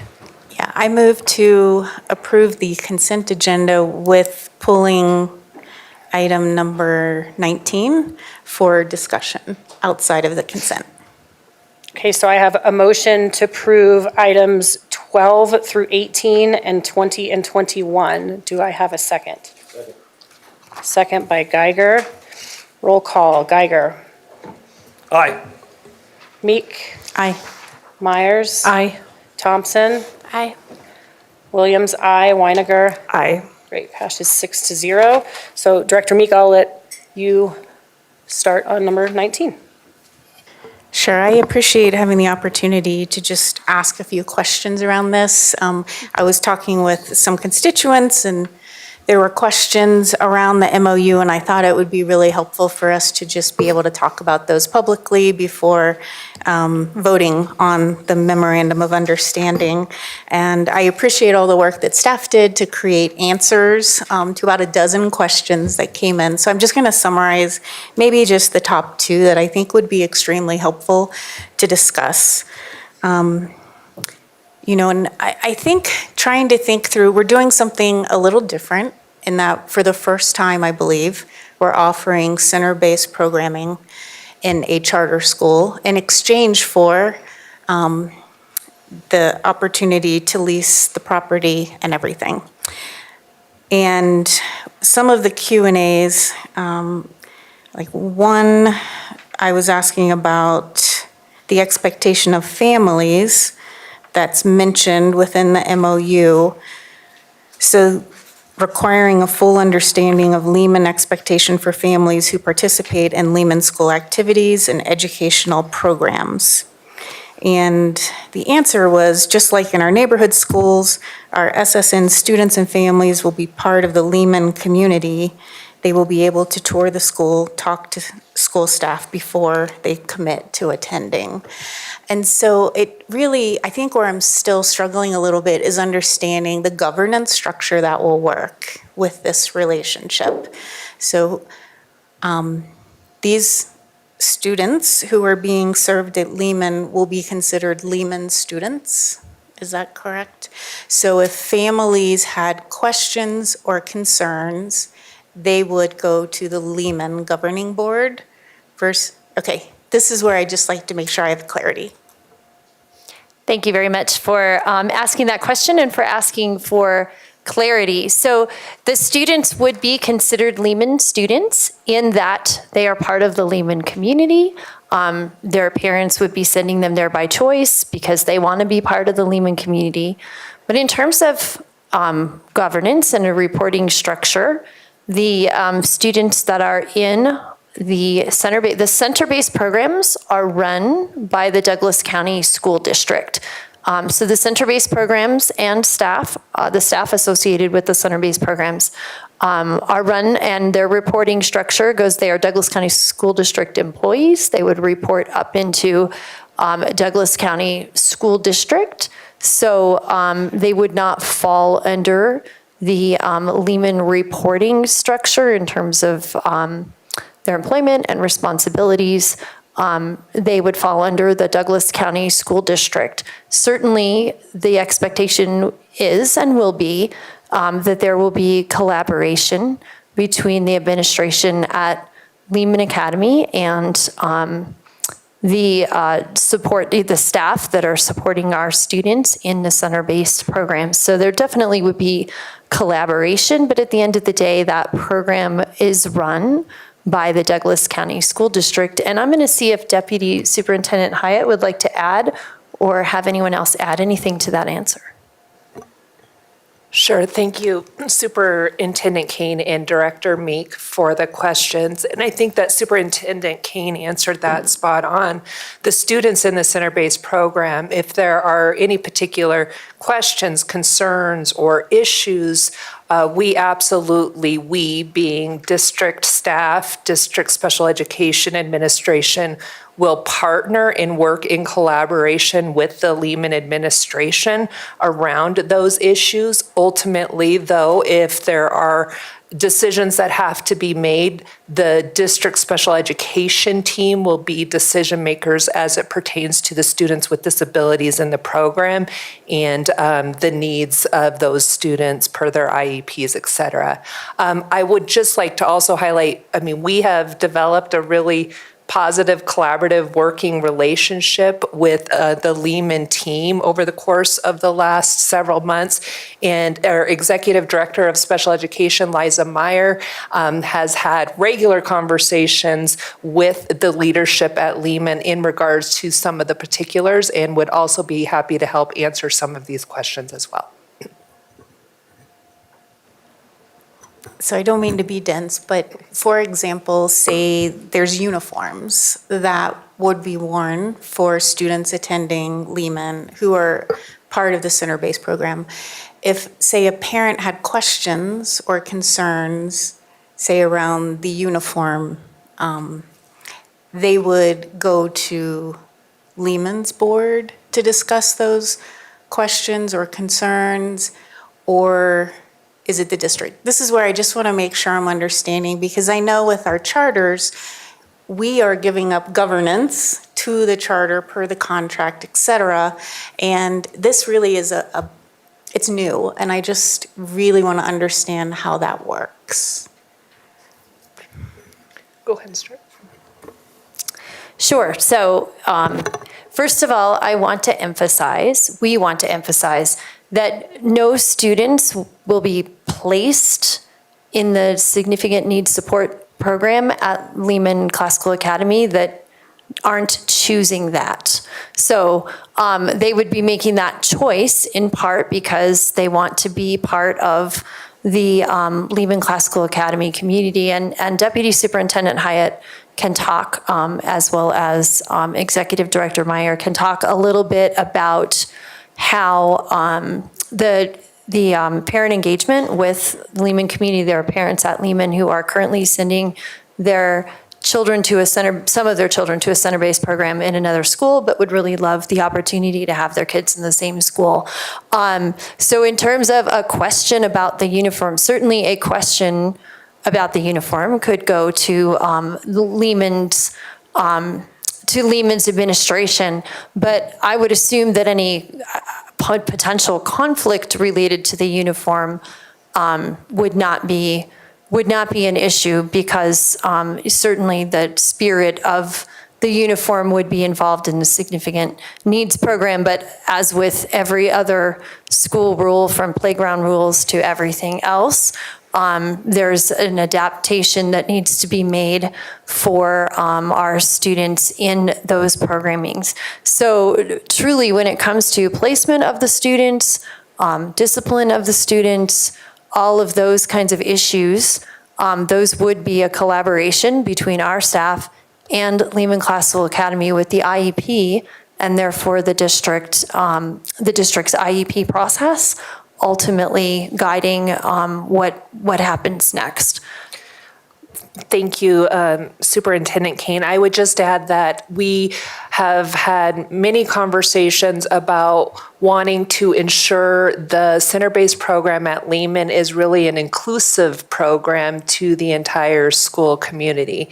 And uniforms is sometimes a part of that, but we also recognize that there could be a student with a disability and an accommodation or in their IEP that wouldn't allow them to wear the school-based uniform. And of course, we're going to honor that as well. And so those are some very specific types of circumstances, but in the conversations that Executive Director Meyer has had with Lehman parents through parent engagement and so forth, there's a strong desire through those communications for the parents to feel like their kids are a full member of the Lehman community, and uniforms are a part of that. And we always look at the individual needs of students and make decisions around that when necessary as well. And my concern wasn't uniforms, it was just like an example to throw out there, right? So that's it. I have another, but I can wait if other people want to.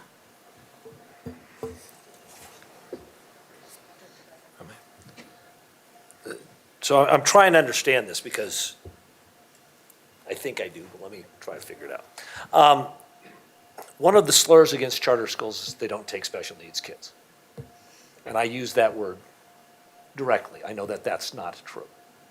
Do we have an expectation or a hope that by providing space for center-based programs, that this will likely increase the number of parents who have special needs children who will be applying for layman? Is that one of our goals here?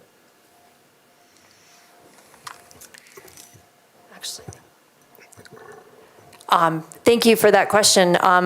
I don't have the numbers in front of me, but I believe that Lehman Classical Academy in particular has a pretty good ratio of special education students already as it is.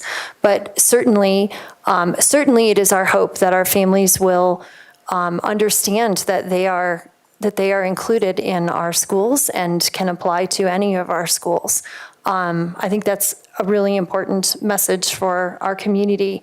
In terms of the center-based programming at Lehman in particular, this is a great opportunity to work with one of our charter schools to partner with them so that they can include more students with special needs into their community. And this is a great way to help empower them to be able to include more students in their community. And if I may, President Williams, I'd just like to jump back to Director Meek's question for one moment. In terms of governance, when it pertains specifically to students placed in a district center-based program, ultimately that is the district, and we will work, that is through the special education group, but it's always collaborative. Director Geiger, you looked like you had a follow-up. Well, I have a technical question, if I may, President. There is a mention of the term of this agreement, I'm looking at number 6, that says the MOU can be renegotiated as both parties mutually agree each spring. We are brand new at this. And it seems to me like my concern is the language renegotiated as both parties mutually agree. Does that mean we're going to look at this every spring to see if it's working? Does that mean that if we have a problem, we can't address it unless layman agrees there's a problem? I find that language a little bit concerning. I know that this MOU is going to get interpreted and changed because it has to. We've never done this before. And so I don't want to, number 7 is termination. I don't want to do that. But is there a plan for reevaluation of how this relationship is going to work on a regular basis? I definitely, thank you for the question, Director Geiger. So in the conversations and collaboration that we have had with a Lehman leadership, it has been a very highly collaborative relationship. And there is a strong commitment by both the district representation as well as Lehman leadership to work around any of the challenges we may anticipate or don't anticipate and make adjustments along the way. And so while the MOU itself is time-bound in terms of when we will review and adjust as necessary, I have confidence that if the district feels the need to address something that isn't working, that conversation related to the MOU or anything else that's not directly part of the MOU will be something that we're all committed to work through on behalf of our students. But I will also defer to Superintendent Kane in terms of if there's any further comment by our legal counsel relative to the terms of the MOU.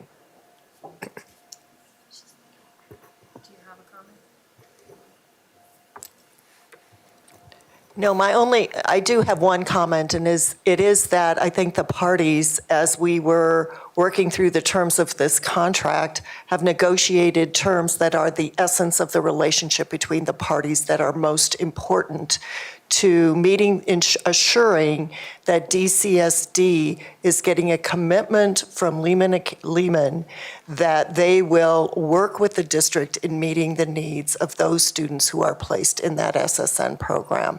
And I believe that Deputy Superintendent Hyatt and Superintendent Kane have explained that the level of collaboration that has occurred is leaving us with confidence that there is a commitment to assuring that there will be collaborative efforts to meet the needs of students and their IEPs. And that is the critical piece when we're serving kids with disabilities in our center-based programs.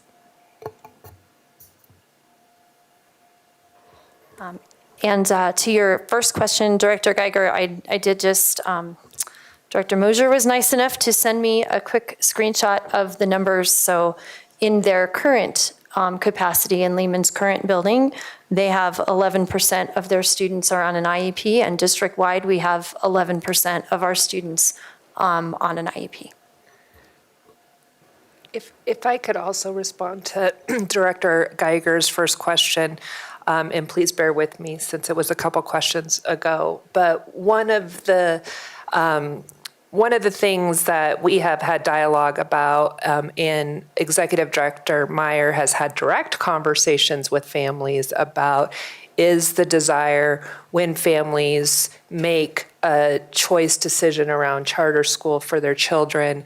One of the challenges right now is that some siblings are not able to also be a part of that charter environment if they're a student that requires center-based programming. And so the feedback through engagement sessions as well as other conversations Executive Director Meyer has had with families has been this will now be an opportunity for some of our families to have all of their children in the same school environment. And so that has been a real positive piece of feedback for families. Thank you very much for that update. I know Director Thompson has something, so. Yes, so I know this is unique for our district or new for us. Are there other districts that have a similar relationship with charter schools with center-based learning? There certainly are. Now, off the top of my head, without having prepared all that information in advance, I don't have any details. But certainly there are districts. We have a very collaborative relationship with our districts, with our charter schools in this regard. And in fact, many districts, the charter schools accommodate whoever comes in through the lottery, regardless of if that school can necessarily meet their needs. They have to, essentially. And what ends up happening in that relationship is a lot of families with students with significant special needs don't bother to apply at charter schools because they're aware that perhaps their students' needs won't be able to be met in that environment. And then the district is supporting all students. We are lucky to have a collaborative relationship with our schools, in that our charter schools, while they are not, this would be the first one able to host a center-based program, they certainly all contribute financially to ensure the district is able to provide center-based programming. And so proportionately, they support financially that center-based programming across our school district. And so this is very much a first of its kind. And as you pointed out, Director Geiger, we are going to learn a lot from the first, like we would the first of anything. But we feel that Lehman has been a great partner in this regard. They're very, very committed to all students and certainly to students with special needs. And I know that Deputy Superintendent Hyatt, Executive Director Meyer could speak more to that commitment as they've been working hand in hand with them. But I hope that helps. It did.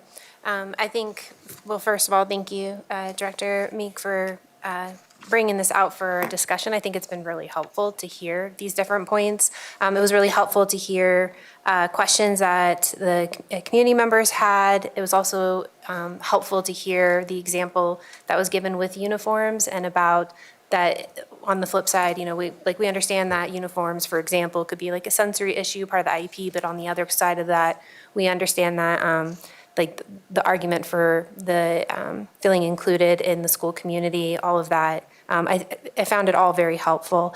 I definitely, of course, always prefer to hear as much as possible from those that we would directly serve through this MOU.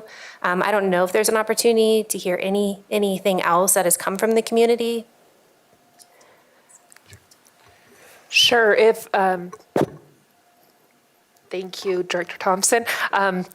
If I could invite Executive Director Liza Meyer up just to share just a few of the pieces of feedback that you have been able to attain from the engagement sessions as well as the survey. Thank you. Thank you.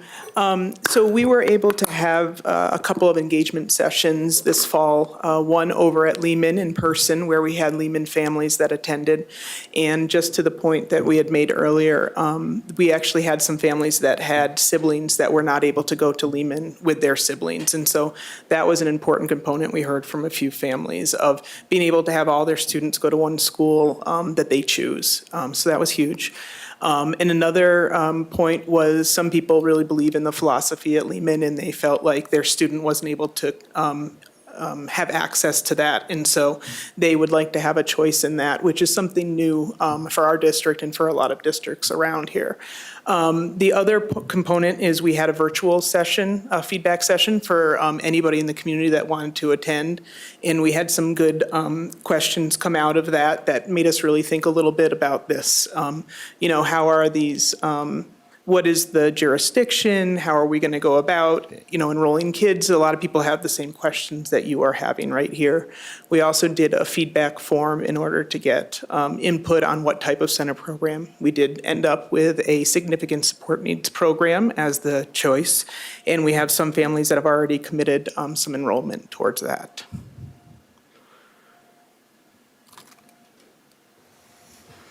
Yeah.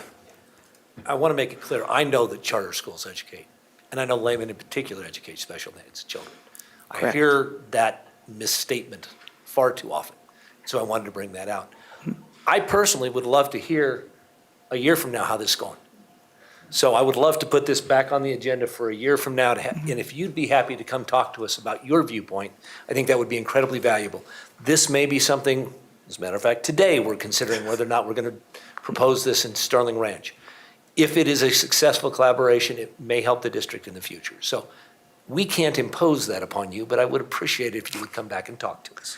Yes, I'd be happy to come back and represent what special ed has learned and what our viewpoint is from this experience, because it is new. And we know we're going to have some things that we have not, reached before. So we're looking forward to partnering with that. Thank you, Director Meek. One last question, and I think we're going to be presenting this at conferences, talking about what a great partnership. And so I just want to preface that. I think I'm very excited about what we are doing. I just want to make sure we get it right as well. And my first job out of college, I was a contract specialist for Department of the Navy. So I looked at contracts and looking at termination, it's just a business question. The way it's written right now, I'm not sure I have clarity on what happens if the district terminates the MOU. I'm not sure it's written in there in regards to, how that will be handled. I get there's probably going to be negotiations in the future, but is there a way to put something in the contract?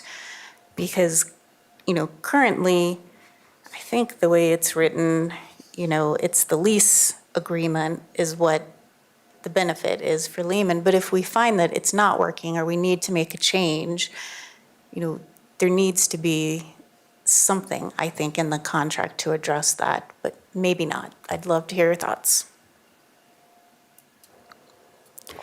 So I want to be, if I may, I want to be really careful about providing legal advice in open session and asking our general counsel to do that. But from a general standpoint, the space that was built as part of the center-based programming is dedicated DCSD space.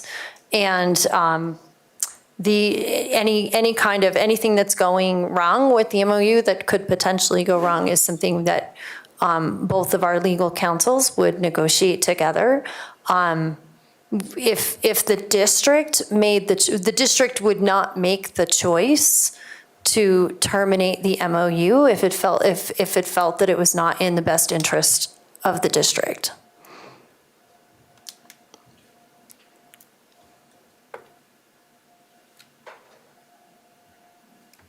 I mean, I'm pondering that because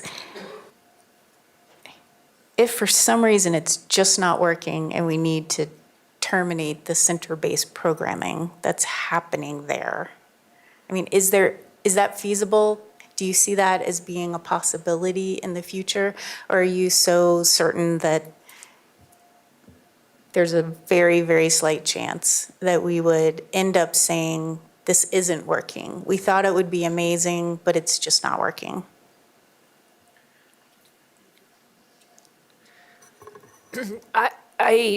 And I'll defer to Superintendent Kane, but if we were in a position at some point to determine that the center-based program wasn't working, that would be after a considerable amount of time and effort had been put in to addressing any of those issues of concern.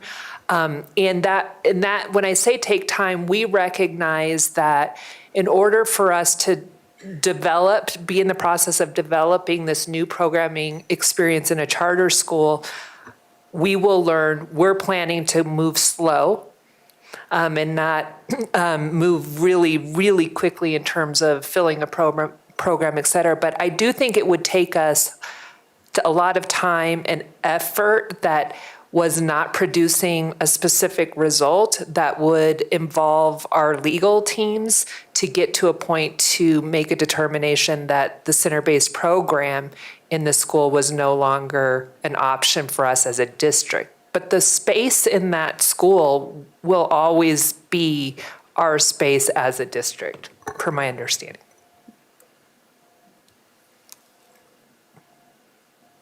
And it sounds like every year we are reviewing the contract where we'll have opportunities to engage with each other in case we do need to start to revise the terms of the contract. Okay.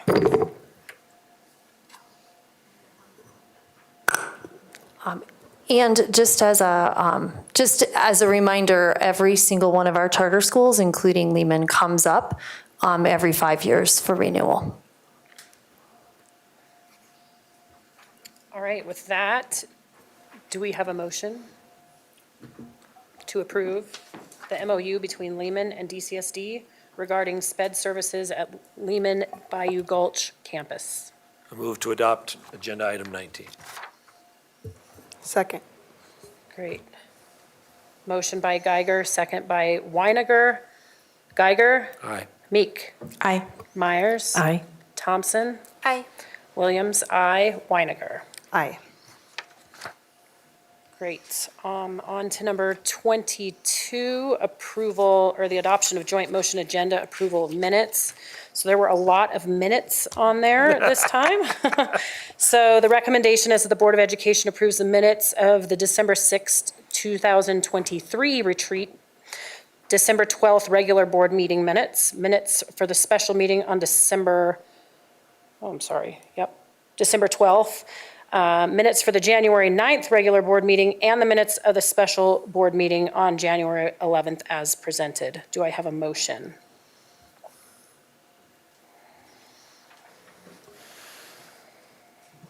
Motion to approve the minutes? Motion by Weiniger, Second. second by Myers. Geiger, Aye. Meek, Aye. Myers. Aye. Thompson, Aye. Williams, aye. Weiniger. Aye. Passes 6-0. We'll move on to the study action items, number 23, selection of the director to fill Board of Education Director District B vacancy. This will be a 30-minute discussion, and I'm pulling up our resolution that we approved back in December. Just kind of want to talk about how it will play forward. So number 12 says the district's board shall interview the applicants. Number 13 talks after the final interviews of finalists are completed, the district's board shall take action during the 23 meeting. So I will open it up to nominations. Director Thompson. I'd like to nominate Natalie Wong.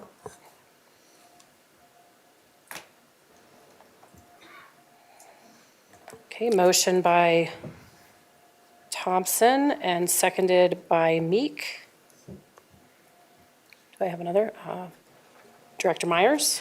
I would like to nominate Tim Moore. Tim Moore. All right. Second. Second by Weiniger. And Director Geiger. I nominate Sandra Brownrigg. Second. I'm sorry, was that Director Thompson? Okay. So nomination by Geiger, seconded by Thompson. All right. So, yeah, that narrowed it down. We went from 2 to 3. All right, so I'm just going to open it up for discussion. When we vote, we will vote in order of the nominations. So I will start with Director Thompson, as you were the first to nominate. Thank you. We're talking, just about the specific candidates or across all of them? So I'm open to decide that as a board, but I think at this point there is comparison and contrast at this point. So with the finalists, so I'm open to how everyone wants to do. If we want to talk them each and then compare, contrast, I'm fine with that. It's however everyone. So we're just going to talk about all of the candidates. Say what you got to say. About all of them Yep. all at once? Yep, do it. Fantastic. Okay. Whew, glad I'm going first. All right. So first and foremost, we saw a lot of similarities in regards to leadership experience and commitment to community, commitment to service. We saw that we heard from the community, which I thought was fantastic. We got a ton of emails. We had a great response in public comment. It was helpful to hear across all of the different members of our community that took the time to provide recommendations, a lot of them with some great personal examples, which is helpful when we don't personally know the candidates. The reason I raised Natalie in my nomination is really, there are a couple things that were said tonight that just really resonated with me. First and foremost is her answers really centered on students and our staff in this district.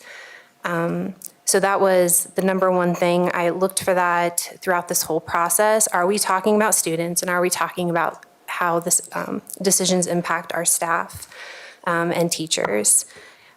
I liked the way she described collaboration. She talked about proactively pulling people in to collaborate, and that she brought up examples of when she has a disagreement with somebody, her ability to listen and take criticism before feeling like she has to go on the defense is how I interpreted that answer. One of the most notable comments she made was in regard to opinions, that she said it is not part of her identity, her opinions, and that she has boundaries between how she personally feels about things and decisions that she chooses to partake in. And then, of course, one of my favorite comments was her reference to being a flexible thinker. So that is the reason why I raised that nomination. I want to move on to Sandra. Sandra did an excellent job. She demonstrated in her opening statement that she listened to all of us at the last meeting when we did the interviews. She started with specifically naming each and every one of us and the things that mattered, or we felt mattered to have an effective board. She talked about having, that she's able to raise priorities of the district over her own personal experience. She talked about reflecting perspectives, acknowledged her own blind spots. She also recognized a really solid process to decision-making in response to one of the questions. Actually, I could go back, but I have my high-level notes here. Another key thing was valuing stability, and I just kept hearing kids, kids, kids in Sandra's responses. On a more personal note, with Sandra, so you know, I've mentioned in our meeting before that I've had experience working with her on the MBEC. I see that she walks the walk. I've seen her leadership in action. On another more personal note that is shared between Sandra and myself, I have engaged in public comment before even considering running for a director position. And I had given public comment on something that I think we actually don't agree on. I think she has a different perspective than me, but as one community resident to another involved community resident, she reached out to me to point out that she valued and appreciated the way I went about my comment. And that when I talk like that and when people talk like that in public comment or when having conversations, that is how you get heard. And again, there are no stakes in that, right? That's just community member to a community member. And that really resonated with me and I feel highlights her character. And then moving on with Tim, sorry, Tim, not last but not least. Again, I did hear comments about the best interests of kids.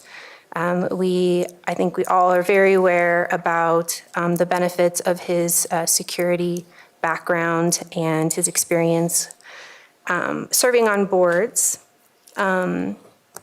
I liked his thought process answering the question that Brad had or Director Geiger had about, and he responded with social media. I appreciated the way on the fly he kind of evaluated throughout the whole process. He talked about pros, he talked about cons, he talked about understanding the consequences, both positive and negative. I also liked that he was open to acknowledge the gaps in his own gaps in knowledge.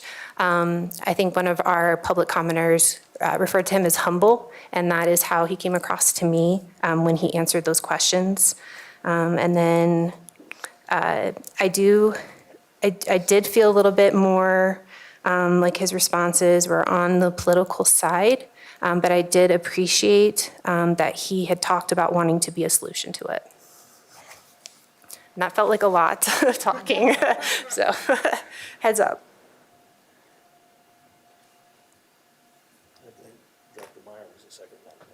Director Myers, you're up.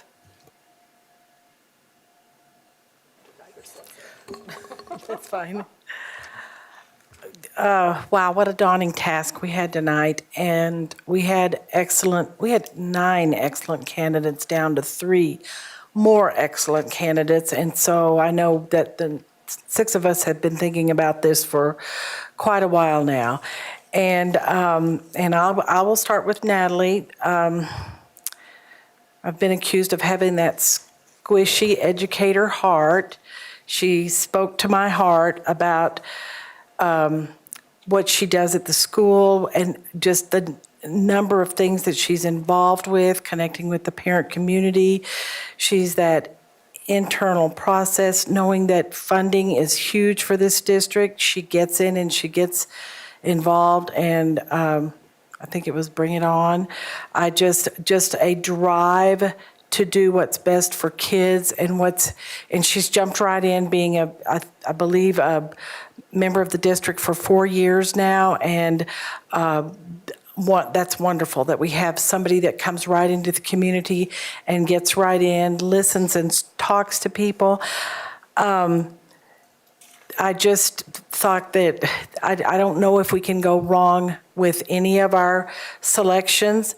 I'd like to speak about Sandra, and I know Sandra, and we kind of are on that connection point. We've had that connection. We've spoken several times, and I know that she does not have a problem getting up here and letting us know what's going on with the board, and we get our reprimanded every once in a while, which is perfectly okay because it puts us back where we need to go.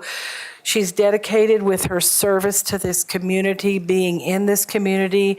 And one of the things that really hits with me, this was one of the things that was top priority with me, was academic excellence. That is number one to me, being from that teacher level and making sure that we maintain that excellence here in this school district and going back to a world-class education. And I loved the story regarding her mother, knowing that every child is important, no matter where they come from. Poverty, whatever, disabilities, we care for every child, and I believe we do that in this district. And I want to go ahead and just talk to you about why I nominated Tim. I just felt like after listening, going through his resume, listening to him, and receiving the number of emails and the public comments tonight, that it feels like he has stepped every foot in this district, has been there. At the schools, he's been on boards, he's worked with children with disabilities, special needs, the safety and security piece. I do not have an issue at all that he could step right in and get going no matter what in this district. And I'll keep it short, but he's been in the district for a while. I've been here also since 1993, and I happened to have a friend at the Justice Center that I remember from years ago when my son, who's in his 40s, and his son played ball together, and has known Tim for that long also. And just could not speak more highly of someone that can come in, get a job, bring unity. Kind of, maybe Tim's a little soft-spoken, but I think he's got those leadership abilities. And in all honesty, he knows probably way more than I do anyway, and I think that speaks a lot for it. So we just couldn't go wrong with any tonight. So thank you, Sandra, Tim, and Natalie.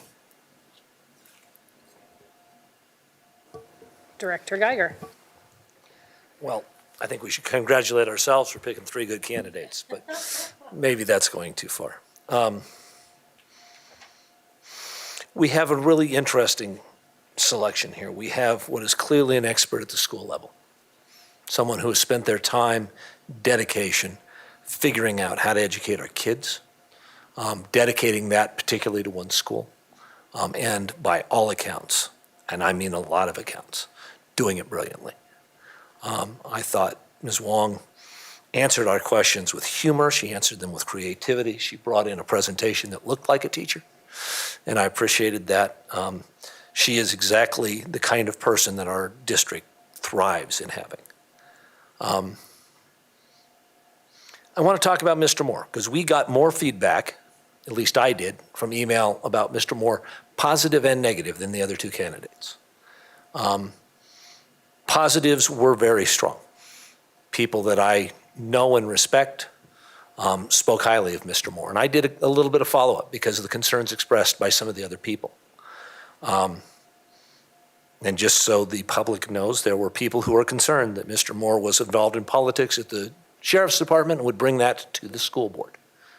And I spoke to some people directly about that. And to be honest, some of Mr. Moore's supporters tonight and by email are known as strongly partisan people. That said, I have to look at what Mr. Moore says to us. I have to look at what he does in front of us, and that is a difficult person to in any way disregard. He's got a depth of knowledge on a key issue here that the bottom line is we're not going to find again. We're very fortunate, as he said, we have the gold standard for security, and I appreciate him acknowledging that. obviously having someone of his depth of knowledge. And it's not just that he knows how to do security, it's that he knows the impact on kids. And that impressed me tremendously. That said, I nominated Sandra Brownrigg because I have to walk the same walk that I have always done, and that's that experience in this district matters. I've sat in this room a lot of times over the last now almost 10 years. I haven't seen Mr. Moore because he's been out doing other things.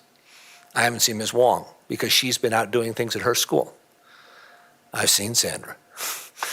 I've seen her at DAC when I was on LRPC. I've seen her on not one, not two, but 3 mill bond exploratory committees. To say that I have disagreed with Sandra is to deeply understate the situation. We have always, with the best cordiality, discussed important issues and disagreed with them and have at times resolved them and at times agreed not to. I truly believe Ms. Wong when she says she will work collaboratively, her history says that. I truly believe Mr. Moore when he says he's worked historically collaboratively, because that's what the people who know him tell me. I, on the other hand, have seen and know by personal experience that Sandra Brownrigg cares as much about this district as anybody I've met, as anybody I've worked with. We talk about ability to come in here and do this job. I got bad news, none of you can. Because I've been at this about 2 months and I'm not close, okay? And I'm reading every day and I'm going through these agendas, and I really hope at some point I'm gonna figure this out. But if anybody can come in and have the base understanding of what's going on. Well, I asked that question tonight very deliberately to see who'd read the agenda, who'd caught up, who had the base of knowledge to answer those questions in an intelligent way. And the short version is, that's what Sandra Brownrigg brings. Her demeanor is calm to the point that I can't push her off of it, and that's hard.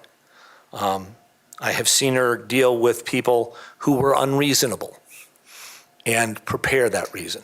I have heard from people who worked on MBEC with us, and I will tell you, they are not a group that agrees on much of anything, but they agree Sandra will be an excellent board member.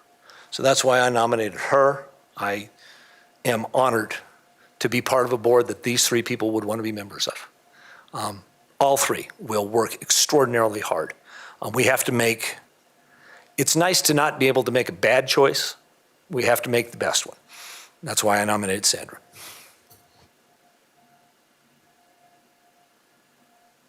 Director Weiniger. I'm glad you 3 went before me because you gave really great, detailed, positive explanations and views on how they presented themselves in the interviews. And truly, I feel like all 3 of them are someone that I would feel good voting for. All 3 mentioned collaboration, academic excellence, and they all had love and pride for our community and our school district. I had mentioned that I wanted to get feedback from the community, and through our email and public comment, they all were receiving support. Some who were also receiving not support, but they all received support. And they truly do value kids and teachers and staff in our district. So, like I said, I feel like I could vote for all 3 and feel good about them. But I feel like my role tonight is to vote for the one that I see as the best choice for this board right now. So I was looking in what sets them apart. And Sandra Brownrigg is someone whom I consider a friend, and she definitely stands out for that reason. And her character is astounding. And but I think as a public official, it's important for me to be more objective, and I haven't been given a chance to develop a friendship with Natalie and Tim yet. So I tried to look at the applicants from an outside perspective. And just from seeing who is set apart from the other 3, and like I said, they're all great and they all share great characteristics. Just who I think is best at this time is Tim Moore, just because he brings that unique perspective on safety and security and all the details that surround that. Like Director Geiger mentioned, like there's so much involved that I haven't even thought of when it comes to mental health around kids with safety and security, and how that affects SROs and how that affects our police departments. And it would just be so nice to have that on our board. And I agree that his answer to my question did start on the politics, which agreed, I was looking more for like a feel-good emotional response, but I did like how he reshaped that for this perspective that, that's how there is a lot in our community whose first thought when they think of this school district, unfortunately, is our politics and our divide. And he sounds like he wants to change that, and I would love to change that. And I think he, being from the outside, would bring some good perspective and ideas on how to help our community whose first thought is our kids. Like, I want that to be for everyone in our community. And when they think of Douglas County School District, they think of kids being all excited for school and principals greeting them at the door. And so, yeah, that's what I had in a nutshell. Dr. Meek? You feel like you don't have to say a whole lot once everyone else goes. I think what I would say is certainly all the candidates have a deep, genuine desire to serve. And that came through loud and clear in the interviews. All the candidates received strong support either through emails or public comment. Some were more controversial than others in the comments that we received. But the willingness to step up and really contribute and everything is so admirable. Mr. Moore, the experience with safety and security is such a high priority. And the one thing I would say is, as a board member, we really aren't engaged in the operations per se, but that knowledge would come in handy with board level conversations that we have, and as we're looking at metrics and looking at those areas. I do feel like Mr. Moore probably has the steepest learning curve in the three candidates that we have seen. I think with Ms. Wong, it was fun to have an educator up here in front of us, doing the exercises and the activity and getting that engagement and everything. I definitely appreciated the open-mindedness, the curious, like all of that. I still see a bit of a learning curve when it comes to the role of a board, and keeping at the board level for the work that we need to do and what we have in front of us, which really leads me, to Ms. Brownrigg. And, I think I said this last time, just the depth of knowledge.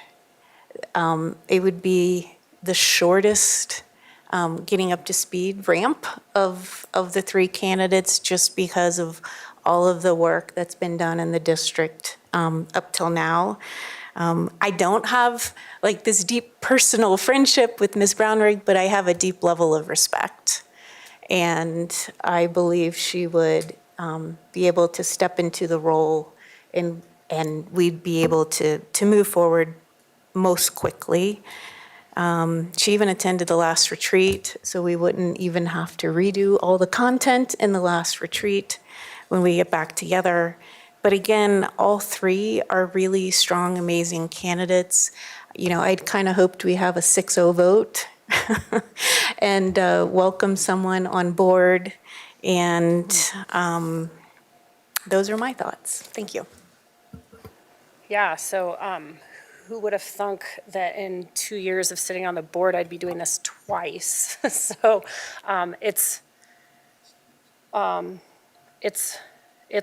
this is not my favorite part, if I'm being honest. I so appreciate everyone who put their name forward, including those that aren't here tonight. But tonight, looking at the three candidates that we have, I believe that all three candidates would do whatever work was necessary to jump on board and be ready to go. I believe that wholeheartedly. I believe they've all sat on boards, and I think we've gotten emails from Ms. Wong's SAC committee members talking about the attributes that she brings to the board there. Obviously, Ms. Brownrigg has actually ran committees and within the district. And then we've heard from Mr. Moore's counterparts. I think tonight was from the, I don't want to get this wrong, the Crisis Center, or was it Developmental Pathways, tonight at public comment. So I believe all have experience on boards. I think all have experience or the desire to want to serve in this district and do the best thing possible. So what I feel like I have to do is consider, as the 7th member of the board, what lens do we want as a board, or in addition to what we currently have. And I do think that, to your point, you know, we don't do safety and security stuff up here, but I can say that having the lens of somebody who's dealt directly with mental health at the Crisis Center, someone who's dealt with the effects of social media within the Sheriff's Department, that is a lens that can help move conversations forward. And so while this is a very, very difficult decision, I will be voting for Tim Moore and not against anybody else. So I know that that's, I just want to be clear that this is very, very difficult, but I have to look at what lens to looking through tonight. So with that, unless there's any other discussion, then we will, yeah, go ahead. So since you shared Yeah. who you're voting for, which kind of surprised me, the other thing that I think we heard loud and clear from emails and we've heard from staff and others is how well people have felt that we've been operating together as a board and how collaborative everything has been. And there's only one candidate where there has been controversy. And I think we need to just think about that as we're casting our vote and how that really does impact our board makeup moving forward. And again, it's such a challenging conversation, and I think we just have to look at the environment that we're in and cast our vote for the person that we think can bring our community together and move us forward. And that's what will be driving my vote. Yeah, no, I appreciate that. And just to, I honestly believe that whoever sits on this board, that I think there's an expectation from all 6 of us that whoever sits up here is respectful and can continue what we have started over the last couple months. And I do think that any of the 3 would do that. And to the point about what you said about controversy, I think we need to be careful with what we assume might or might not have happened. But when I receive, or we all received an email from the current sheriff essentially saying that they offered him a job, and as an HR person who's sat in HR, you're not rehirable if there's something really, really negative on your resume. So anyway, having said that, let's move to nomination. We'll start with Miss Natalie Wong. So Geiger. No. Meek. Ms. Wong, as I said earlier, I think you would be great. I am going to vote for who I think will be best for this board, so my vote is a no. Myers. I also reluctantly vote no, but hang in there. There will be more board elections. Thompson. Yes. Williams. I am a no, but thank you so much. I think you're really amazing. Weiniger. No. All right. All right, on to Mr. Moore. Geiger. For reasons expressed, no. Meek. Mr. Moore, again, I really appreciate your interest, and this vote is for who I think is the best fit, and unfortunately, I'm a no. Myers. I will be a yes because I do believe Mr. Moore is the best fit for this board. And I guess it was kind of some of the emails that did come through about the controversy. It does send up a little bit of an alarm when it was clarified through the district when I called my friend and Darren Weekly's email that it. So I would be cautious of rumors that come out and not being researched carefully enough. And that's part of that political part of this board that we need to look to make sure that's not happening. And so I'm a yes for Tim Moore. Thompson. No. Williams, I'm an aye. Weiniger. Aye. All right, that's 3-3. We will move on to Ms. Brownrigg. Geiger. Aye. Meek. Aye. Myers. I'm going to reluctantly vote no just because I have a different candidate in mind. Thompson. Aye. Williams. This one's rough. I'm a no. Weiniger. Very sad no. All right. So as per the resolution, we can discuss the candidates again. It says we vote up to two additional rounds on the ones that were a tie. So that would be Mr. Moore and Ms. Brownrigg. Let's see, does anybody have any comments? Trying to think of the nicest way to phrase this, because I don't think Mr. Moore's the one who did this. We have to avoid a perception here, and we have to avoid a perception that the same people who picked Director Peterson picked Mr. Moore. Mr. Peterson, Director Peterson was elected by a large majority and then opposed by a large majority.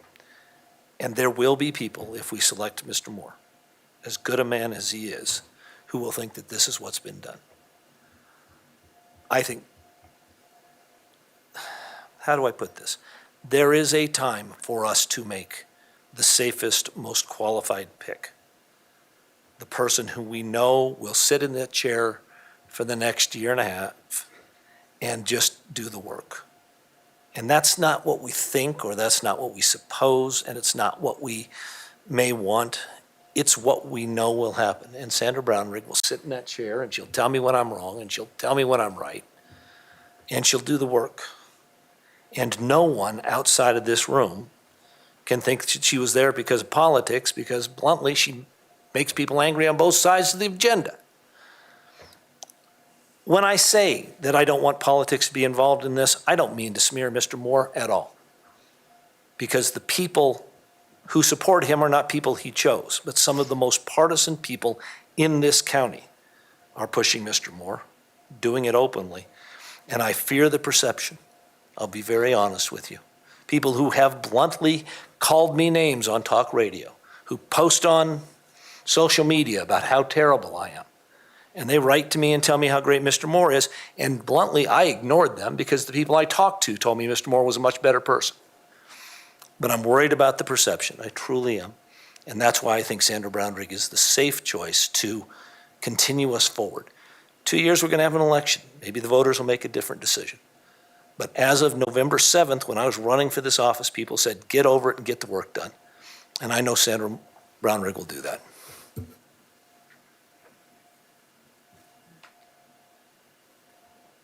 Go ahead, Director Thompson. Yes. So I voted yes for Sandra, knowing full and well all of the areas where we disagree. And I still have the utmost confidence in her ability to serve in a collaborative way, a truly collaborative way, and that someone who can truly do a great reflection of the community voice. I brought up an example of I've listened to her elevate the voices in the community, and for certain individuals that she disagreed with when they weren't even present. You just couldn't ask for someone who honestly goes through this. Sorry, I'm going to collect my thoughts. It's very overwhelming tonight. Sandra's an excellent choice. We will be very, very lucky to have her sit up here with us. I think that she will make us stronger. I think that she will add and complement my perspective, and I think I can grow as a board director if she sits up here on the points where we agree and when we disagree. I just think it's a great addition for the vision that I feel we all share moving forward. Director Weiniger. I completely agree with all of you about Sandra. I think she can do all those things. I also think Tim can do those. I mean, I don't know him personally, but he has spoken that he can do that, and he wants to be a collaborator and understand both sides and try to work together to reach a team decision rather than having to be against each other. So I think we can still get that with Tim. As far as the controversy goes, the same people, or probably the opposite people, have actually emailed me for trying to vote for Sandra. So it's interesting because then they also at the same time disparage Tim, but I feel like the people supporting Tim were not disparaging any of the others. And to me, that comes across as political. So I think it's all about interpretation, and I think as far as what's political and what's not. And I think once we get either of those or whoever ends up on this board on here and they are a collaborator, we can't lose. I'm going to stick with who I think is the best. That's just what I came in wanting to do, was picking who I thought would be the best for this district. And so for me personally, I'm going to stick with Tim. Director Meek. This process is always really challenging because it's such a short interview process, and it's a 2-minute opening, 2-minute closing, one question, right? Looking at the documents that were submitted. And so, for me, I've seen Sandra walk the talk, like she's shown up. I don't know the message that we're sending to our volunteers in our community when we're not acknowledging all of the work that she has done for our district over the past decade, and with the MLO and bond and pulling people together, hosting the event during the forum, bringing opposing views together. I mean, she has walked the talk. And so I think that is what's really driving my thinking. Like, I have seen her show up. I have seen the results of her work. I don't believe we align in a lot of our philosophical beliefs necessarily. So I'm not picking her because I have a friendship or, I've seen her deliver. She has shown up, and I just really question what we're saying to our community when we don't recognize that in a vote like this. And I don't know. Her answers to all of the questions were just at a totally different level than everyone else's answers. She gave specifics, relevant information, and again, it's not about disparaging any other person. It's just why I see her as the best candidate, because I'm not imagining that she can deliver on what she's telling us. She has done it, and we've seen it. Director Myers. I know sometimes we have candidates that are up front and center, and I don't think we maybe give those people that are behind the scenes all the time doing things for our community that don't always get recognition. I just believe with Tim, he's been that person behind the scene in Douglas County. When you mention things like he's been on boards, he's been involved with children, with students with drug abuse. He's school marshal program, safety and security.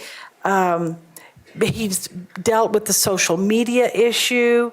He has merits to make these changes. There's diversity. There's teamwork. I just picked out all of these words, thinking about the financial well-being, balance out the school district. He wants the best education for our district, and knowing the story of his daughter and her struggle, and knowing a school and teachers that came and recognized and identified those things, and today she's successful. And I just can't even stand up here and tell you the number of stories that I heard from so many different people of Tim behind the scenes working for our kids all the time in so many different capacities. And he just gave me that well-rounded, that would be that addition to this board. Yeah, I mean, again, for me, it really comes down to the perspective and the lens that I think is important for us on the board. And all three candidates have an extensive history of volunteering and having servant leadership. That is without question. All three of them have that.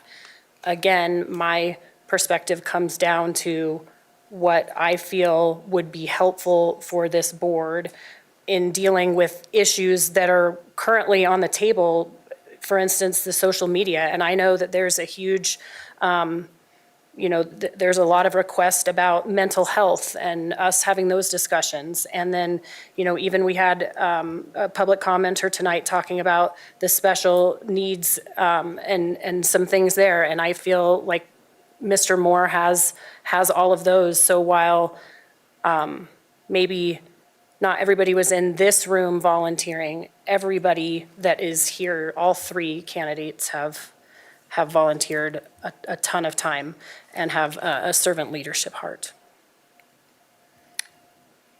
So we'll go through again. We'll start with Mr. Moore. Geiger. No. Meek.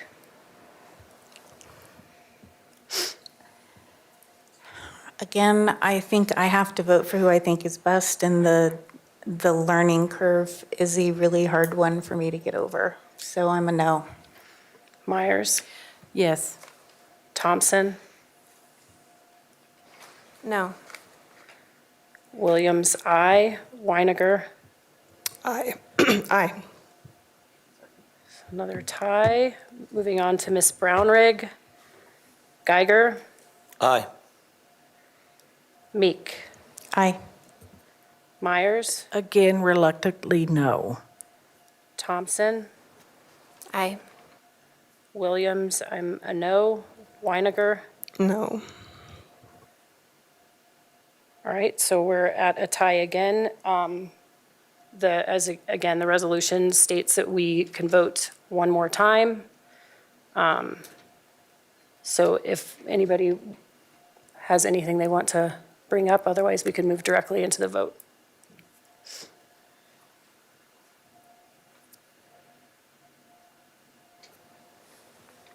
All right, we will, Mr. Moore. I'm sorry, go ahead, Ms. Thompson. Sorry. Director Thompson, sorry. So, we heard from everyone tonight about the value of collaboration and decision-making. And it's unfortunate it is split currently. And so I do feel is there a conversation that we can have to identify compromise? Because having this move forward 6-0. It just, the message that it was sent, I think what it'll do for us as a board would be really helpful. I'm not sure what that solution looks like, but I would like at least one more opportunity for us all just to maybe think about what that could look like in this decision.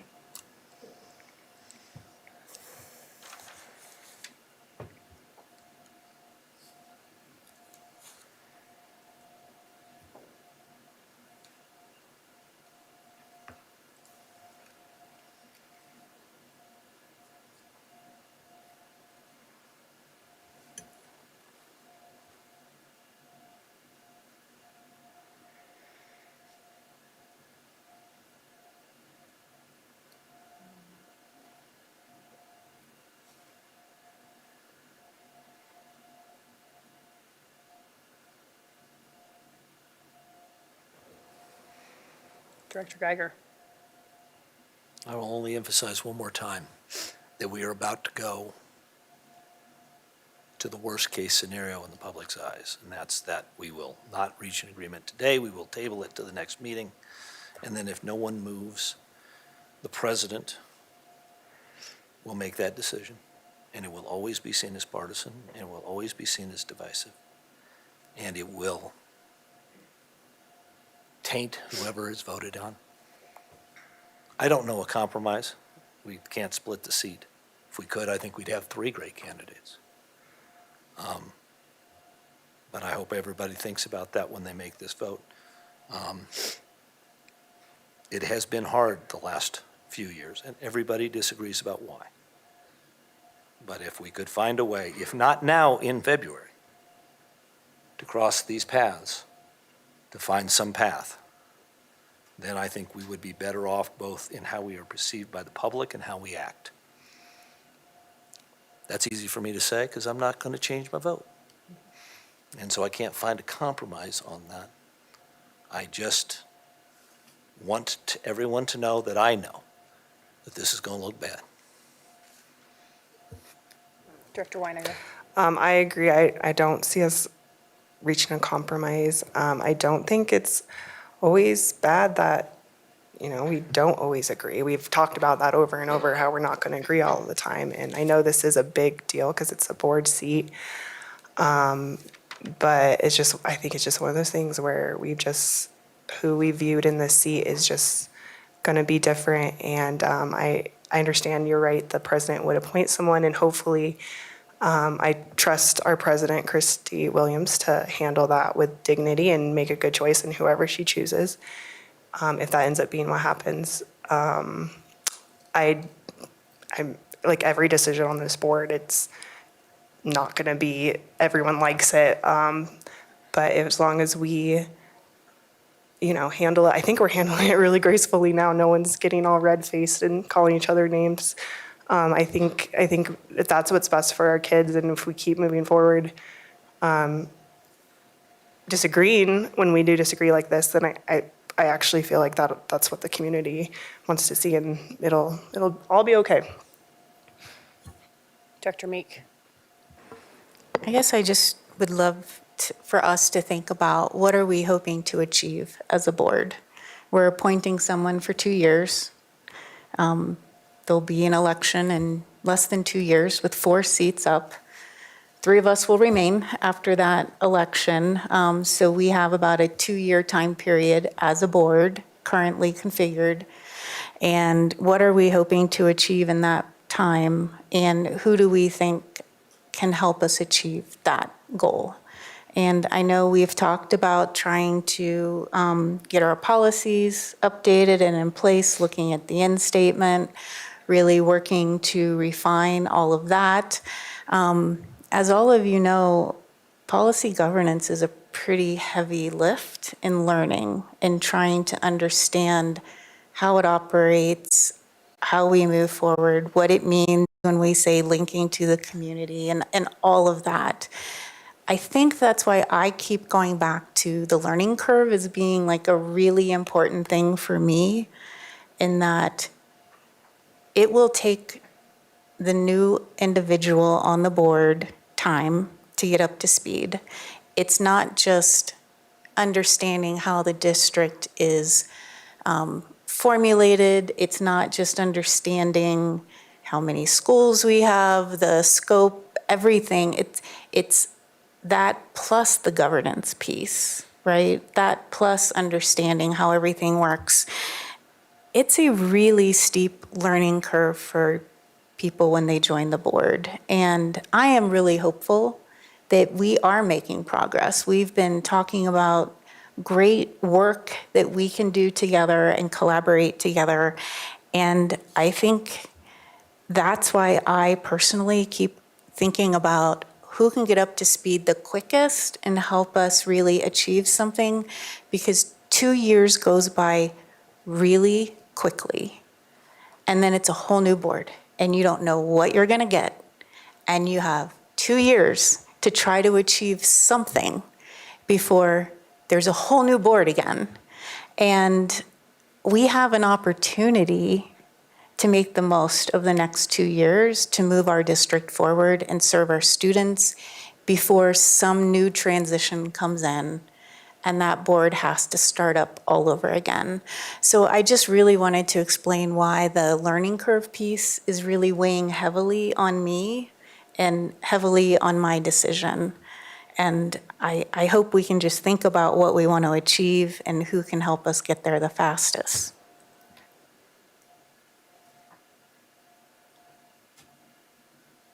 Director Myers.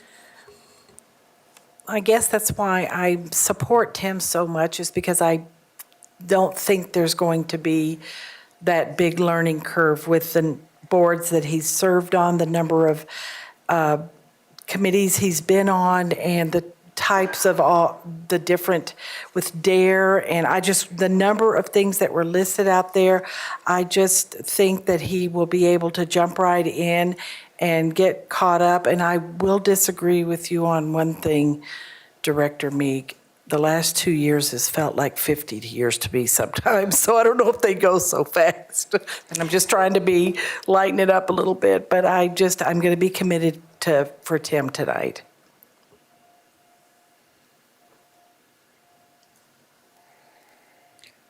All right, so we'll move to the vote for Tim Moore. Geiger. Mr. Moore, this is not about you. I think Sandra Brownrigg's more qualified. No. Meek. No. Myers. Yes. Thompson. No. Williams, aye. Weiniger. Aye. All right, Ms. Brownrigg. Geiger. Aye. Meek. Aye. Myers. No. Thompson. Aye. Williams, no. Weiniger. No.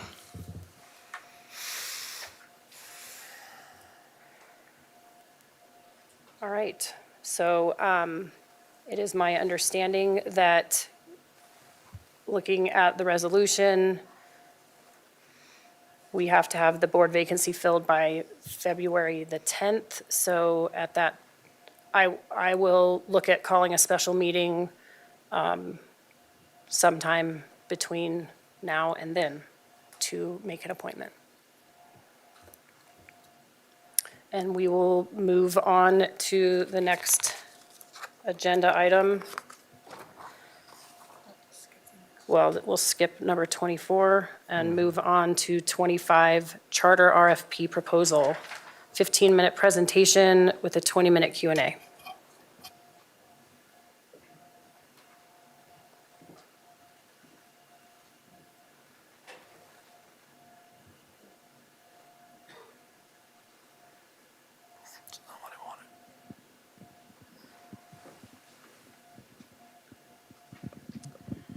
Okay, good evening, everyone. So we have a few slides to go through, and with the support of COO Rich Cosgrove, as well as Choice Director Gordon Mosier, we will go through our presentation for you tonight regarding the next steps around bond funding. So I would be remiss if I didn't once again say thank you to our community for passing 5A. And, we need to talk about next steps in terms of not being able to pass 5B.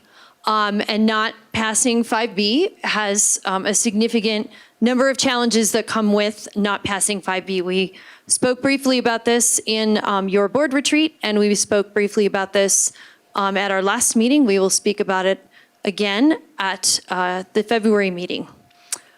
So, not passing 5B means that we need to continue to educate our community. We will need to use reserves and available resources for emergency capital needs. And actually, I'm going to highlight a few real specific examples, but I want to share with you that when we had the deep freeze, when we were in a deep freeze for a weekend, and we had to cancel school the day after Martin Luther King Jr. Day. That Tuesday, we had to cancel school. On that day, we had pipes freeze. Really over that weekend, we had pipes freeze all across our district that then thawed and burst in many of our buildings. And it won't surprise you to know that the buildings that we would have been in danger of having to close that day had we not canceled school district-wide are our older buildings. Douglas County High School, Ponderosa High School, Highlands Ranch High School, Sierra Middle School. So it was a one-to-one mapping of the age of the facilities and the potential for having to close buildings due to water damage from just, again, old infrastructure inside those buildings. We will discuss staff's recommendation with respect to using reserves in order to make sure that we can meet our emergency capital needs. We also will be unable to address overcrowding with new neighborhood schools. And we will need to either look at creative solutions or decide, or at least discuss when we could possibly ask taxpayers for this funding again and what approach the Board of Education wants to take in that regard. Regardless of what we do, at some point, we will have to return to the voters with the capital needs and with new construction needs, if indeed our commitment as a district is to provide schools in our major geographic areas for families that are moving in. Okay, so let's talk first about our emergency capital needs. So I already mentioned our buildings are continuing to age. Our capital needs are becoming increasingly urgent. I want to just state for our public that capital needs, to include new construction, but also significant maintenance projects like replacing boilers and chillers, all of those things are covered under bond funding, which is a request to taxpayers to provide the district with permission to take out debt in order to pay for significant capital expenditures, and then that debt is paid off by the taxpayers. We have between the early 90s and 2006, we consistently passed a bond in Douglas County every 3.5 years to be able to build schools and keep up with the capital needs of our older buildings. And so during that time, that bond funding is how every one of our neighborhood and magnet schools throughout our district was built. The 2018 bond, which was now 6 years ago, covered the backlog of our most urgent capital needs through 2021. And that's not all of our capital needs. Our most urgent capital needs through 2021. We currently have a significant capital maintenance backlog. The total, according to the master capital plan, is over $300 million, and that's just for our neighborhood schools. We have about 10 million of immediate capital needs that could actually cause a school to close that would have been addressed by either the 2022 bond or the 2023 bond. I've put a couple of examples up here for illustration. Chaparral High School.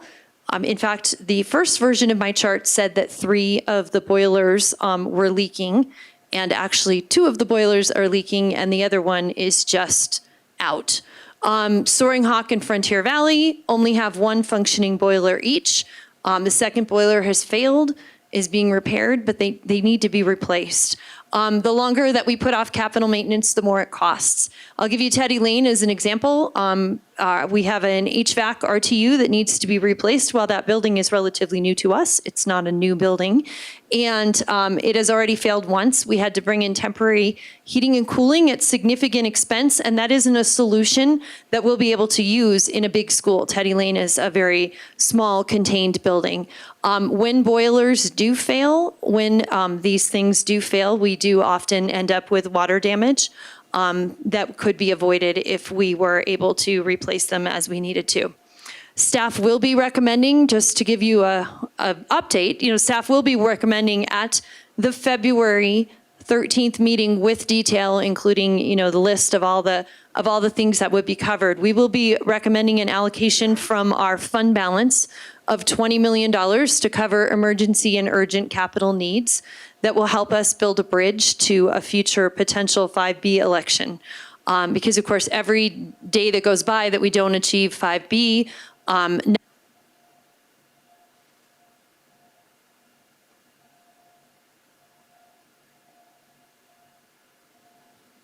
okay. So every day that goes by or every year that goes by that we don't pass a bond, not only are there needs that we are not addressing, but on the other end, it would be a long time before we could pass another bond. So there are more needs accumulating every single year. And so we will bring you some data around that, including what it costs to continue to put off all of our capital needs. So we still have some significant challenges in terms of our school voids. This is nothing that all of you don't know, nothing our audience doesn't know. Our residents of Sterling Ranch who spoke to us over public comment don't know. We have school voids where we have significantly large communities with school sites, but no neighborhood schools in those communities. And so this picture, you've seen it a million times before, really kind of demonstrates those school voids. When you think of the Ridgegate Canyon school void, you can even think of them together. It's a significant school void in addition to the Sterling Ranch Solstice void that we are dealing with. So based on our latest enrollment projections, like hot off the presses enrollment projections that you will get in detail in February after LRPC's gone through the absolute details. Based on all of those projections, here are the numbers that are coming out for both Sterling Ranch and the Canyons. Today, 552 students that live in Sterling Ranch Solstice. If I ever just say Sterling Ranch, please know I mean Sterling Ranch / Solstice. 552 students in grades K through 6 are currently enrolled in our schools somewhere. We don't have any way of knowing for sure about students that aren't enrolled in any of our schools. 36 of those are 552 in K6, 36 in a pre-K. Now I want to make sure that I make this point. There are a lot more preschoolers in Sterling Ranch than 36. 36 is how many preschoolers are enrolled in a Douglas County School District preschool. But it is important to note that across from the current platted school site in Sterling Ranch, there is a private childcare that includes private preschool. And so we know there's lots and lots of there are a lot of preschoolers, much more than the 36. There are 891 total K-12 students enrolled in one of our schools from these communities. And you heard some of the public commenters mention today, choice in Sterling Ranch looks the same as choice across our district. So choice across our district, 75% of our families choose to enroll in their neighborhood school, and 25% or so choose to enroll in a charter school.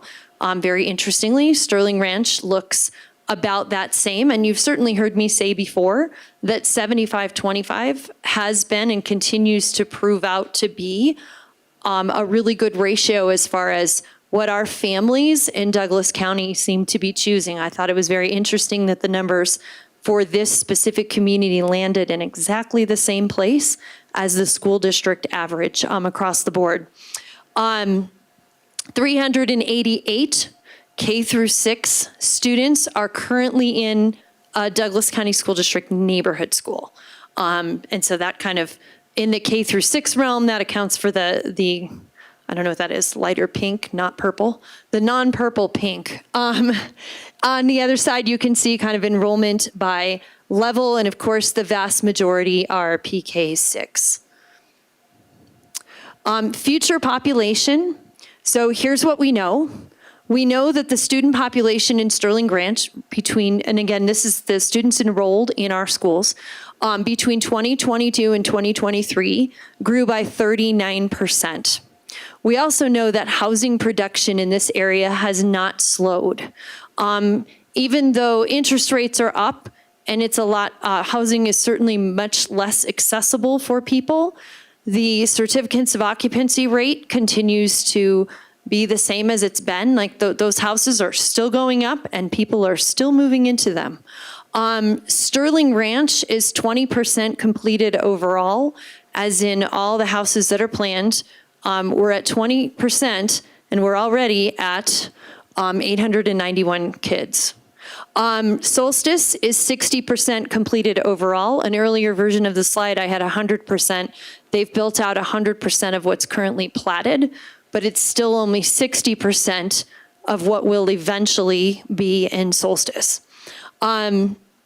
We do have predictive limitations. So when our planning department and our demographers do predictions based on enrollment, they don't do it based on community. So we have no way of saying, we currently have no way of estimating with any kind of accuracy. We don't have models for subdivision specific modeling. We can look at birth rates, but it's really when it's a subdivision where it's all people moving in from the outside.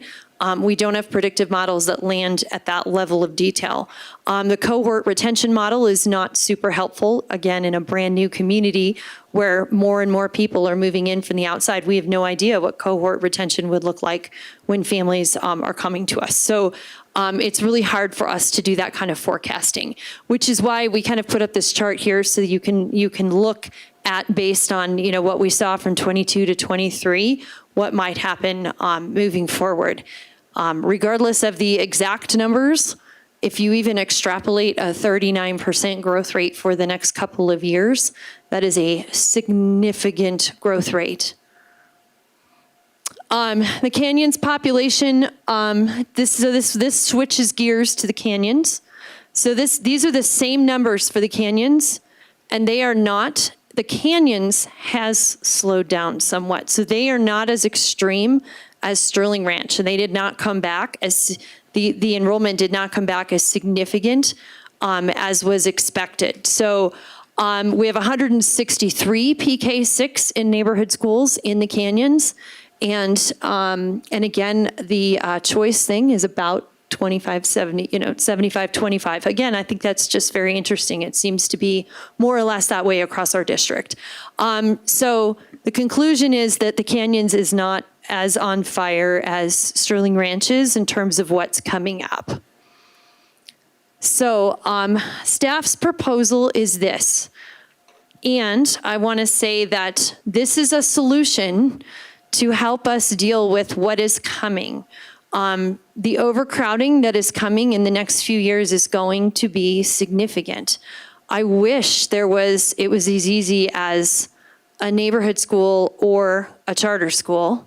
It isn't. 5B did not pass, so a neighborhood school is not on the menu choice at the moment. Now, if the Board of Education feels in a position to consider putting 5B on the ballot again this November, that could change things, and that's why this is a decision that you all are going to have to balance with what you think 5B might look like going forward. If you're thinking 5B isn't going to be on the ballot for a few more years, we're going to be in a lot of trouble.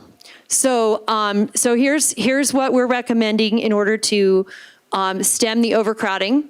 The district is addressing growth in the area with overflow schools. So as you know, we're currently using overflow schools on the western end of Highlands Ranch to house the Sterling Ranch students.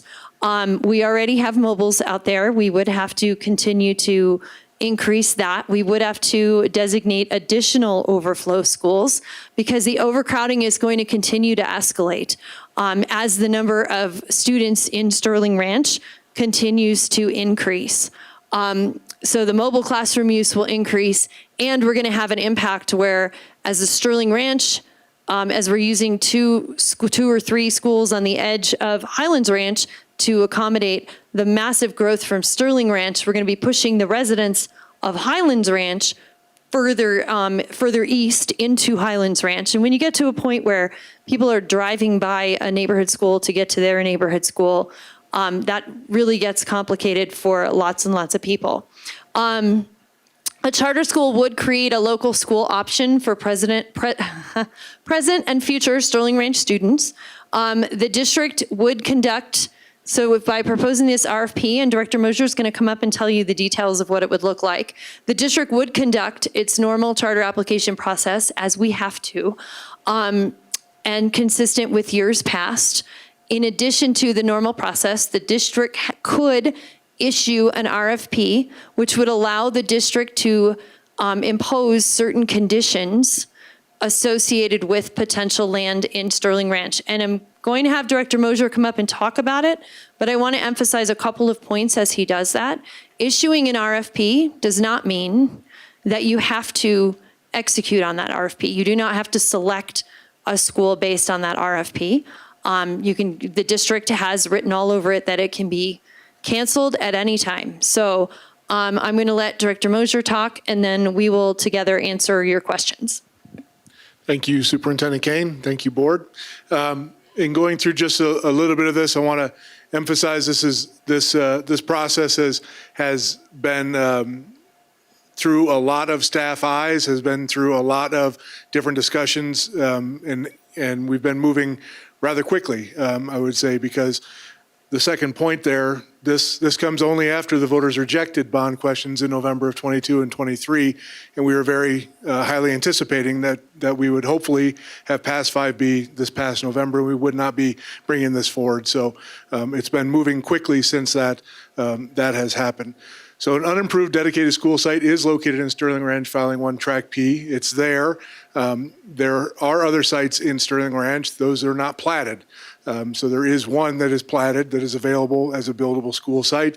The district is determined to be appropriate to lease that school site, consistent with what you've seen in the relationship and what you saw today with Lehman.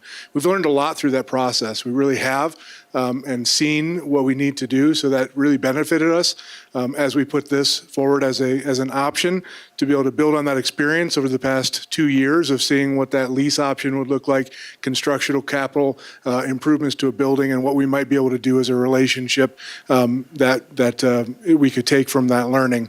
So this addresses general capacity relief and also the needed center-based special education program. That's an urgent need for us across the district, and both of those things could be addressed in this proposal. So if a charter school were to commit to opening a charter school on this location, they would also have to do, just as we have asked Lehman, to construct a building and at their cost provide 2 center-based special education classrooms that would be used by the district, and also a district staff office, just like the building capacities at Lehman Academy. So we'd be really doing the same model of that. The school must show evidence of demand within Sterling Ranch and Solstice. We would ask that school is able to demonstrate they have committed families from that area who are saying, we like your educational design, we like what you're proposing, and we want to go. So we would ask that is one condition as well. They must also commit to other requirements. There's a number of requirements in the RFP. I'll give you some highlights of those here in just a second. If these conditions are met and an applicant is selected, the district would then be able to agree to a lease dedicated school site to that charter school at a nominal expense. And again, follows the same process we did with Lehman, but it allows us to put that out there now, not later. We can say, if you do these things, this is what we will do, and have that out there clean at this time. So the conditions, criteria, some of the things that are in there at a high level, they will construct again on a dedicated site, which will use those 2 center-based classrooms for district use. It'll weight its lottery system consistent with what you've seen with our process with Lehman, we will be able to look at our heat maps, those nice graphs that are the maps with the colors on them that say this is an area of need. We can weight their lottery system. We would also have them, as we do with all of our new charter schools moving forward, they're using our open enrollment tool. So that it's not a true wait list lottery that they do in their own design. We're using our open enrollment tool that we use consistent with all of our neighborhood schools, and then the majority, I would say, of our charter schools at this time. Key point number 3, the bond asked for an elementary school. And this RFP is asking for an elementary school. That design would be a PK6 or K6. So we would not be looking at extending this opportunity to a K12 or a K8. That would be a K6 or a pre-K6. That's in the RFP. They'll enter into a contract or amended contract with the same terms, substantially the same materials. Those of you that were here as we merged those contracts between the existing Lehman campus and the new Lehman campus, that's just what that's saying, is that if we'd have 2 charter contracts, we don't want to have 2 charter contracts for one entity. We want to merge those together and make that be operational with the same expectations that we've already agreed to in the existing charter contract. District reserves the right to cancel. Again, that is all over this RFP. We reserve the right to cancel this at any time without penalty, and we also reserve the right to reject any and all proposals. There is no penalty for that. That is set forth in the RFP. Eligibility. This is, I want to explain point 1. So the charter school must have been operating with DCSD and authorized by DCSD for at least 4 years. We have a short runway for this. We have a short opportunity in order to get students in, hopefully, a building that opens within a short amount of time. Okay, to do that, we feel most favorable to work with someone that we've already been working with, that we have a relationship existing with. We know they know our system, that we know their system. We can make that be a smoother, cleaner, faster process and not be in a position where we don't have agreement on certain things that delay that construction. During the 4-year period, that charter school must have met or exceeded standards in the applicable performance indicators for all the grade levels they've served. So this is a good school that we've done work with in the past that has exhibited they can meet our standards. They must have an operational governing board, which has authorized submission of this proposal. We don't want just, if you don't have a board that's already in place that has approved you to submit this application, you don't qualify. Timeline, there's some other things in there, but this is the high level things. We're looking to put this out, again, separate and also parallel to our current charter application. So we would run that as we always have, the charter application process. This would be a separate process that roughly mirrors the same timeline. So the RFP would be released in February 1. We would have a pre-proposal submission meeting where it would be mandatory for anyone who's intending to submit to attend that meeting. We haven't decided whether it'll be virtual or in person yet. Again, this is just we had to have these things out there if this is approved to be able to publish this. That's a condition of an RFP, is you want to be very open with everything that's out there, so there's no questions of what's coming. Questions would be coming in, we would get those back. Proposal submission deadline, any school that meets the conditions of the RFP would be submitting through our typical system with a separate RFP window or a submission phase. They would do that by April 1st. Interviews would be similar dates, but not on the same dates as our standard CART review. We would do a separate interview for people who are in the meeting the conditions of the RFP. The board would still have the opportunity to consider that proposal that has come through with a staff recommendation, and we would have that be presented to you for your consideration at the May 28th board meeting. As we kind of close out this piece of the discussion, I want to acknowledge all of the emails and the public comment from the residents of Sterling Ranch. And I want to be really clear that staff is offering you one of the tools that you have in your toolbox to be able to absorb capacity. By the time we get to fall of 2026, capacity is going to be a significant issue for kids.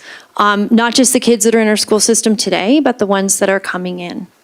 That being said, this is one of the tools in your toolbox. No one is suggesting for a moment that a charter school be forced on the community of Sterling Ranch.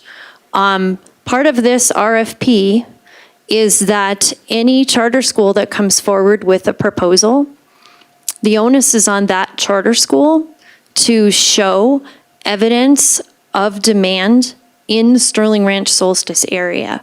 So they have to be able to prove that they have students and families in Solstice Sterling Ranch that are really excited and wanting to attend that school. Without evidence of, that's why that's an important part of our RFP.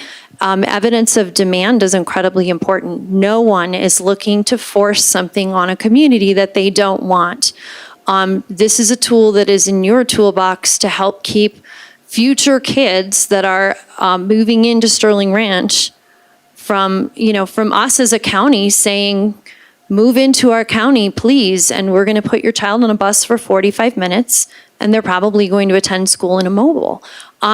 That's a really challenging value proposition. So this is a tool that you have in your toolbox, in our collective toolbox.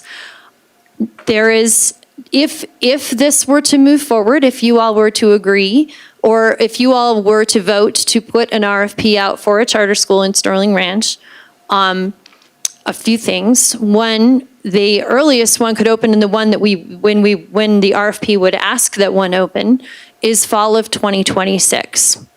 If you all were to decide to put 5B back on the ballot for November of 2024, and we're going to talk about that in just a second. If you were to decide to do that, we could open a neighborhood school, hypothetically, in say fall of 27. So if that's where the Board of Education is leaning or at, that's a year difference, which isn't super dramatic. Whereas if the consideration is we may not put 5B on a ballot until 2026, which is the next opportunity to really have a good chance at passing 5B, after 24, 26 is the next opportunity we know for even years or better, right? At passing 5B, now you're pushing a potential neighborhood school opening all the way out to 2029. I hope I'm doing my math right. 2029, right? Which puts us at 160% capacity for some of our schools, for Coyote Creek, Trailblazer, Roxborough schools will be over 100%. Everyone will be over 100%, which means by then we're going to have to be flooding kids in. So a lot of the decision that is before you tonight is to decide if this is a tool in your toolbox that you want to employ and how that factors in with your desire to potentially put 5B back on the ballot. That was a long explanation, but I really want to honor the residents of Sterling Ranch. And it is, certainly I, as a superintendent, have gone on record many times saying that we have a fantastic balance in Douglas County of 75-25, and that seems to be what our families desire the most. And we have to have schools for kids who move in. This is a very challenging situation. So I want to acknowledge that, and I want to acknowledge the residents of Sterling Ranch and thank them for coming out. If we do evaluate proposals under an RFP, the Sterling Ranch community would absolutely be involved in that evaluation. And again, any charter that put forward a proposal on the RFP would have to show demand for demand within and community support within Sterling Ranch Solstice. Now, if we don't do an RFP, so let's say we just don't do the RFP, and instead charters apply as they normally will through the normal application process. So let's say they do that. They do have to show evidence of demand through the normal application process. But because it's not in response to the RFP, the demand doesn't necessarily need to be focused in a particular area, right? So hypothetically, a charter school could apply and say, we want to locate in Sterling Ranch. and we have enough demand to fill our school, and we look at those numbers, and half of the numbers end up being from Highlands Ranch, right? You can imagine a scenario like that. And of course, whether or not land is involved is entirely a decision of the board, if that's something that the board wanted to do or not. By setting the RFP up on the front end, the demand would have to be focused on the Sterling Ranch Solstice area to satisfy the conditions of the RFP. And again, if there were no community support, if the community objected, the district, the board, does not have to execute on that RFP.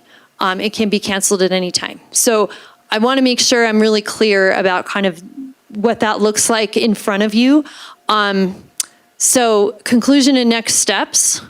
The next step would be if you approve of us putting out an RFP, you can make that approval tonight. We would release the RFP by February 1st. Capital needs proposal will be coming in the February 13th meeting. When the financials are presented, you are going to see listed under fund balance something like potential set aside for capital needs. So that isn't a decision that has been put in front of you or that you all have made yet, but we wanted to kind of show it to you in the financials so that when you think about it on February 13th, you can decide if that's something you want to do. So no, you're going to see that in the financials. It's not an actual set aside. It just says, this is where this set aside would be should the board choose to do that.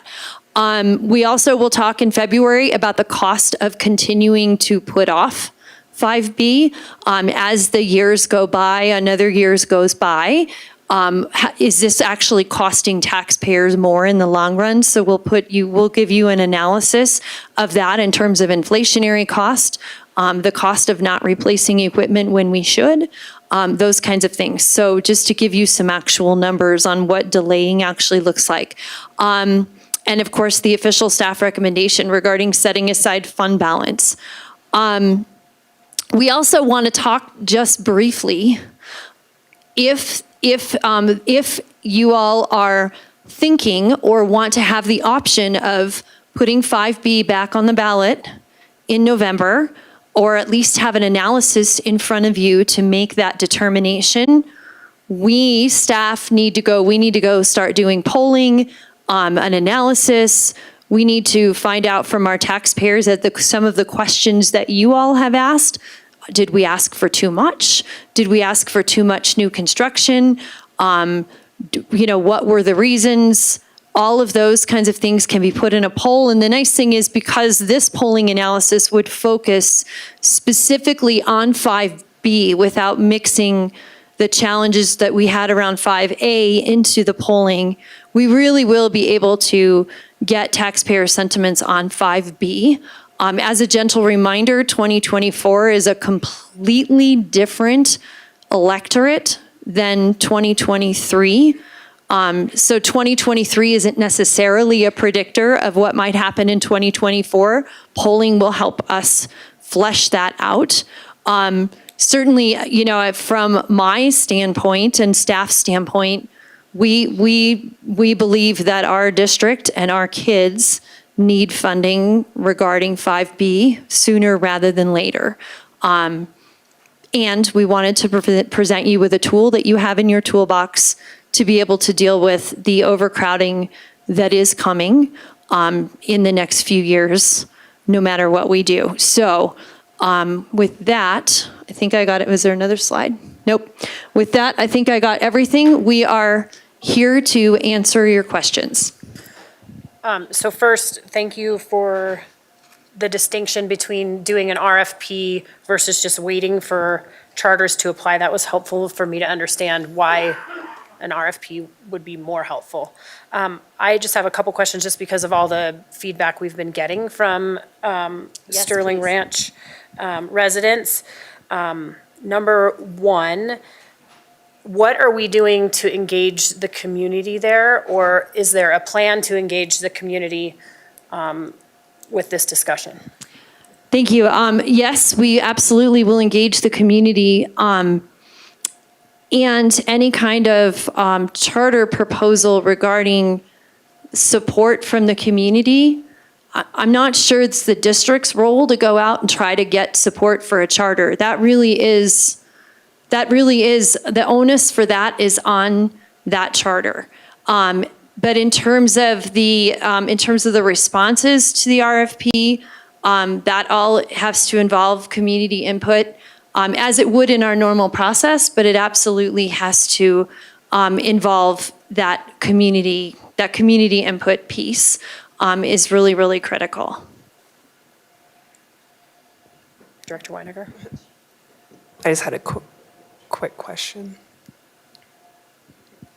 On the piece of land that we're designating for the RFP, is that the only land in Sterling Ranch, or was there a few, and what made you decide this parcel?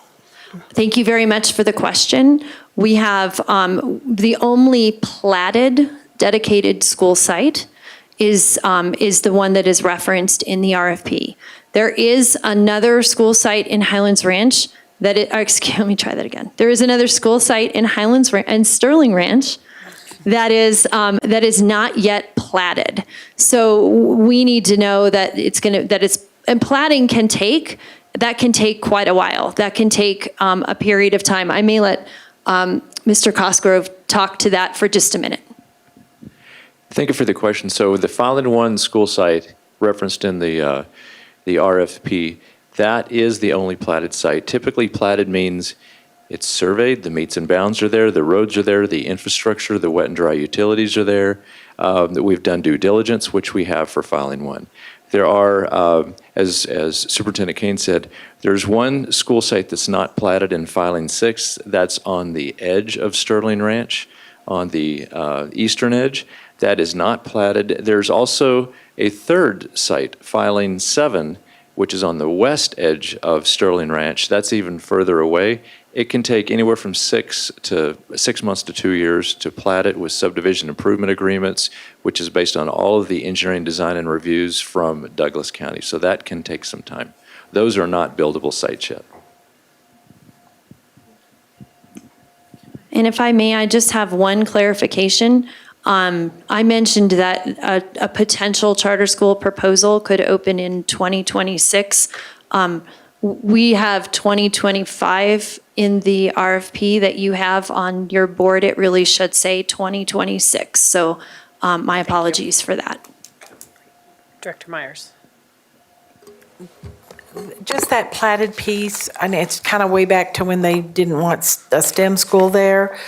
Was that the same piece that STEM was looking at also? Is that the spot that they want a neighborhood school? Yes to both of those questions. Okay. Now, the STEM school was proposing that they put their school on that site, but that site, of course, is a dedicated school district site, and ultimately what goes on that site in terms of a school is up to this body, not up to anyone else. The second thing I would say is one of the public commenters made mention that the site has been is being given to the library district and then and being sold. I am not aware. First of all, that site is already platted and dedicated to the school district, and I am not aware of a proposal going before the Board of County Commissioners to make the kind of change that was mentioned in public comment, and that is not a change that the school district would support. The last part of your question is, yes, that is the site that would have been for the neighborhood school that was included in 5B, as it is the platted site that we currently have in Sterling Ranch. And, you know, it is better situated in our view for a neighborhood school than for a charter school, but we have one school site that is platted to work with, and without 5B, a neighborhood school just isn't an option right now. And so I think a couple of quick questions, I'm sorry, just maybe for the Sterling Ranch people to hear, no matter what, RFP, and at this point right now, we don't have a school that's come to you and said, we want to be a charter school there. Or am I allowed? We do Well- not. We do not. We do not have a school that has come and said specifically Okay. that. We do have schools that are asking about the RFP, although I think some of the interest we were hearing was more around a potential RFP in the canyons, which we are not advising the Board of Education on your thinking with respect to 5B. 5B could go on the ballot again. And no matter what, nobody's going to be forced to go to these charter schools. It's by choice if we build. And no matter what, hopefully there are still other good sites that can be platted for a neighborhood school.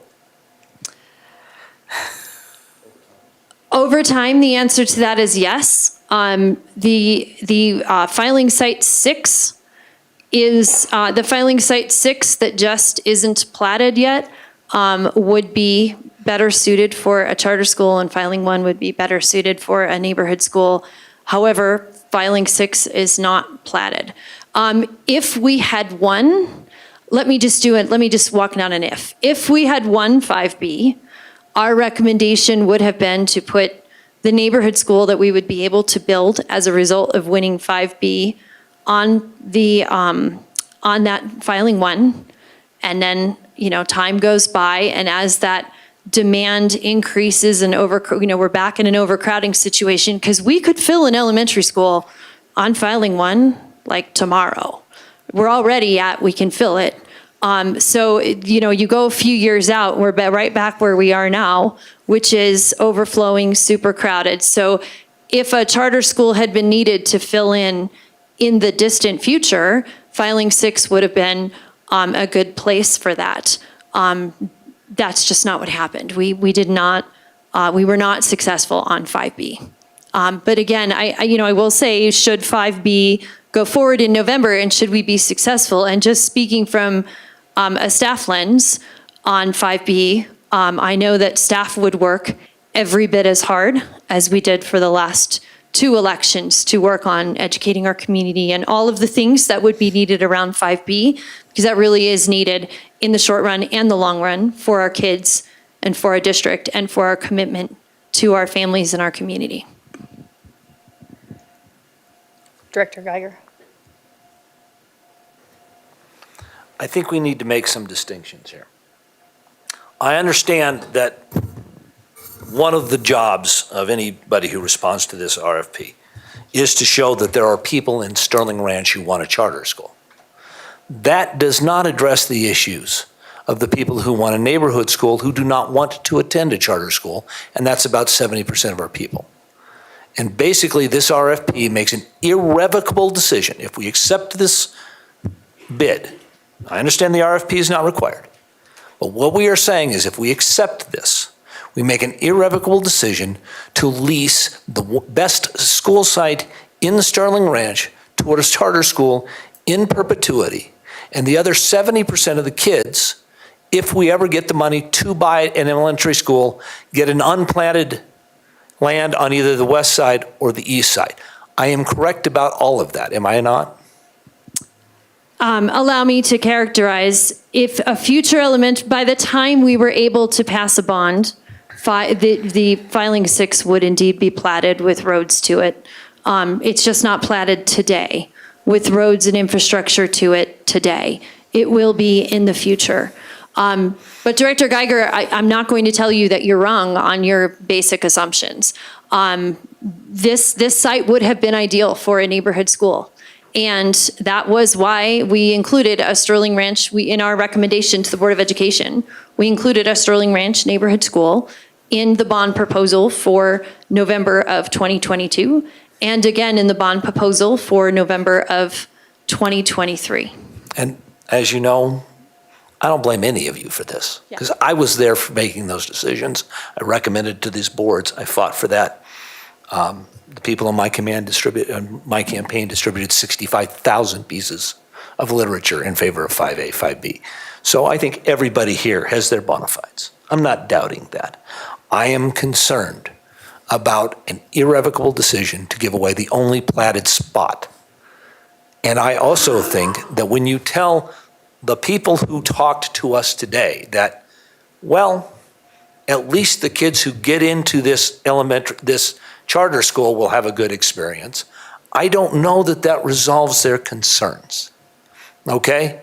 They still legitimately will feel that the neighborhood school is now being treated as secondhand. One of the reasons we have charter schools is because they all have unique methods of education. That's our whole point of charter schools. Layman is different than American is different than Ben Franklin is different than all of the others. And I do have another question on that in a minute. So we know that the majority of the people in Sterling Ranch would prefer a neighborhood school.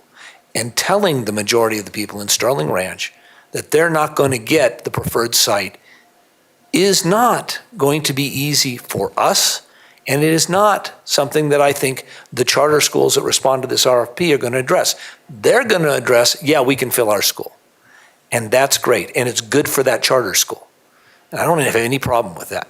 One of my concerns, and perhaps Mr. Mosier can point me to it, there's no requirement for a specific size of this charter school, correct? Yeah, go ahead. Excuse me, Superintendent. It's fine. We can't put a cap on enrollment for a charter school. That's generally true. So that wouldn't hold up. I'm not asking about a cap. I'm asking about a minimum. No, we did not include a minimum. There would be a minimum by definition because you simply cannot financially run a charter school or a neighborhood school for that matter. But a charter school in particular can't really start up with anything less than about 450 kids. And that's what I was trying to figure out. Yeah. We don't put a minimum on it, but if we don't put a minimum on it, then we don't know how much capacity relief we're going to get. That was my question. It's not in here, but if you tell me it's not financially possible, you know this better than I do. Okay? How's the waiting going with Layman? Can you explain that to me? We're essentially using somewhat of the Layman model here, correct? Yeah. Okay? Actually, I'd love to talk to that if I may. Yeah. So one of the things that we've learned from Lehman is that even though they have extra weighting for the areas that we are struggling with capacity, we don't have any control over who applies for that charter school. So we have had more of a distribution than was anticipated by the weighting models. So one of the advantages of putting this in an RFP format, which again is not, the RFP itself is not an irrevocable decision, which you were specific on. One of the advantages of putting this in an RFP format is in the RFP, we can have as part of the RFP that we require that their parent demand come from specifically those areas. Now, does that assure that those are the areas that those students will actually end up in the school? It isn't a guarantee, but if you don't do an RFP, and a charter school markets all in the area and gets demand from all across the area, including in, say, Highlands Ranch and Roxborough, without an RFP, that would be where all their legwork would be. And again, we don't have to, we are under no obligation whatsoever to give land. So I want to be really, really clear, we're under no obligation to give land. But by doing an RFP format, at least we could concentrate the proof of demand to the Sterling Ranch Solstice area so that all their front end work that's done to demonstrate that demand is really done in that area and assures the Board of Education that there is indeed parent support and community support within Sterling Ranch, or not. Or not. Or not, which again is informative as well. But the weighting language doesn't say Sterling Ranch, and Solstice. And yes, every time I say Sterling Ranch, I mean Solstice as well. The weighting language says only to relieve capacity issues. The demand language says Sterling Ranch Solstice. The weighting doesn't require it. I tend to read these things in kind of detail, and so the charter school would weight its lottery system to address the DCSD's need for general capacity relief. That does not specifically say that we would weight it to have more students from Sterling Ranch Solstice. Now, if that's the intent, and I know that that's what we tried to do in Layman, But if that's the intent, then perhaps it should be spelled out more clearly. Or if it's in there and I'm missing it, I would love to hear it. So what that language indicates is that the weighting is essentially at the request of the school district. So whatever our need is, which of course is going to be Sterling Ranch Solstice, the weighting is based on capacity. That's based on us informing them for capacity. This is what your weighting needs to be. There are cases where that has changed over time. Now we need you to weight this community because everyone's moving in over here or whatever that would be. That being said, certainly the intent was Solstice Sterling Ranch. If I could, just in using the Lehman example, we don't have any provisions in our weighting for Sterling Ranch right now into Lehman, right? No. So Well, that language is the same, so we're able to say, we talk with planning, we talk with Rich and Siobhan and their team and say, what is the biggest areas of needs? And that's the weighting that you're using based on our needs as a district. So we do that. There would be a weighting, it's just not spelled out in the RFP. It's general capacity needs as a district as we define. Okay. All right. May I? A couple more process questions? Sorry. Back to my old friends, the LRPC. We don't process charter schools through the LRPC because we are not allowed, if they're applying through the regular process through the Charter School Act, to evaluate capacity effects by, right? That's not what we're doing with this RFP, correct? We are specifically attempting to address capacity needs. It would therefore seem reasonable to me that one of the groups that should weigh in on this would be the Long Range Planning Committee, who has that capacity background. I know there's a representative of LRPC on CART. And I understand, is this going to go through the same, we're going to have the same CART? Well, CART team is, of course, a redundancy, and so I was trying to avoid that. We're going to have CART, the same group of people, evaluate anything we get in response to the RFP. I do believe there is a value, this is just expressing an opinion, that having LRPC weigh in on how the weighing will work, how it will impact capacity in this kind of circumstance makes sense. That's expression of my kind of preference based on we have a committee that does this specifically. President Williams, may I? Yeah. We, yes, 100%. And so again, this RFP just provides a framework for applying for the RFP. When applications come through, then that is when the LRPC could be involved as we're defining the weightings, et cetera, as it looks at that time, if that makes sense. Because again, putting an RFP out does not obligate the district in any way, shape, or form to do anything. And so LRPC would be involved on the same end they would be involved in regardless, if that makes sense. Except our LRPC is not involved in most charter school decisions. An LRPC member is. Forgive but me. we don't go to the full committee. Unless Correct? there Am I is correct about that? Unless there is a request for district land, and this RFP includes district land. So that would be part of the process to talk to the LRPC because district land is involved. I hope that helps clarify. I guess the question then becomes, for everybody here, why is this process, an RFP, which in some point involves us picking a winner, which may be a good thing, superior to the Lehman model, where we approved the Lehman expansion, and then Lehman came and said, it would help us if you could give us land. So tell me the benefit of this process over the Lehman process, because we're hoping the Lehman process is working okay. I just got told the Lehman process is working okay. So we could, hypothetically, go through the process. We know who may or may not want to expand. Is the benefit here is that we're more likely to get a good proposal if we're offering land as an incentive? Is that what I'm missing here? I would say two things. One, yes. But the second thing is, if we were to do the Lehman process over again, so let's talk about that for a moment. If we had done the Lehman process this way, so if we had an RFP on a specific piece of land in the Crowfoot corridor where we knew we had challenges, up front as part of the RFP, we could have said, you have to show proof of demand in the Legacy Point feeder. And this, wherever our specific capacity concerns were, that would have had to have been the focus of Lehman's attempt to get their wait list.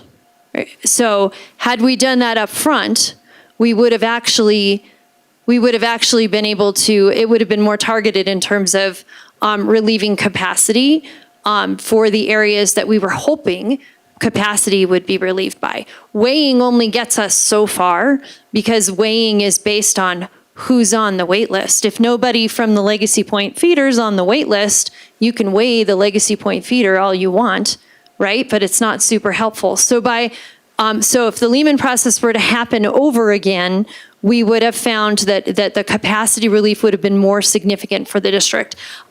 With that piece, other than that, the Lehman process did work well. And I'm going to let Mr. Mosier finish with the advantages, but I want to be sure to point that one out. No, that's perfect. The other thing I would say on the weighting issue, what we found, and something that for me personally, I didn't anticipate right off the bat, is not thinking about the difference in year 1 versus year 2 and 3. Year 1, they're taking everybody. Okay? So those weighting provisions aren't really as much in play in year 1 because they're taking all of the applications to fill their classes. But in the next couple of years, they're going to start seeing those priorities in the weighting tool play in. So that's where you're going to start to see that impact. Versus, again, on this RFP, where we can say, you have to show demand in the area we said you have to show it in. Versus what we did with Lehman, again, is said, show us intent. And they did very adequately. But it wasn't exactly from where we needed that capacity relief. This one targets that. What percentage of our current elementary school charter corporations are excluded by the 4-year limitation? Do we know this? Obviously, our bigger ones. All of our, the 4-year, I'm sorry, I thought you said 40-year for some reason. And I'm like, what We're am I that limiting tired? this to people who've been here 4 years. All of our charters, all of our district authorized charters have the eligibility under the 4-year, at least 4 years piece. Okay, so we're really only excluding brand new charter companies. Correct. And again, part of that is the known quantity, right? You want to work with a known quantity. And I will say again, you are absolutely right, Director Geiger. We're going to get charter applicants one way or another. So this is something that, as with Lehman, you can decide on the back end rather than doing an RFP. That is absolutely a choice that you have. But the immediate capacity piece will be a real challenge. And speaking from our lens, that's a really, it was important in Crowfoot Valley, but it's really important in the Sterling Ranch area because if someone comes in and has done a sweeping demand and ends up having a lot of demand in Highlands Ranch and Roxborough, I'm not sure that accomplishes the goal of relieving capacity in Highlands Ranch, and it probably makes things a lot more challenging for us in a lot of ways. So that targeted piece was a really important piece of having an RFP framework. I hope that helps answer your questions. But I again, I know our residents of Sterling Ranch are listening, and I again want to say that a neighborhood school in Sterling Ranch first is 100% absolutely the ideal state. It absolutely is, and that's why it was in 5B twice. And should you all talk about 5B again, and staff is willing to do whatever it takes, then perhaps this is a different discussion. So we wanted to make sure that we're offering you the tools that you have in your toolbox. Director Thompson. I just wanted to build on first a couple questions that were already asked, but just a couple points, just for clarity purposes. So Brad had just asked about the requirement, including the 4-year. I just want to hit that. If we're talking about all of the bullets, that's all of, like every charter school in the district would technically qualify to apply? Every charter school in the district hits the 4-year mark. Okay, so if we look at all of the I'll go back. bullets and the requirements. So I know we had the operational governing board.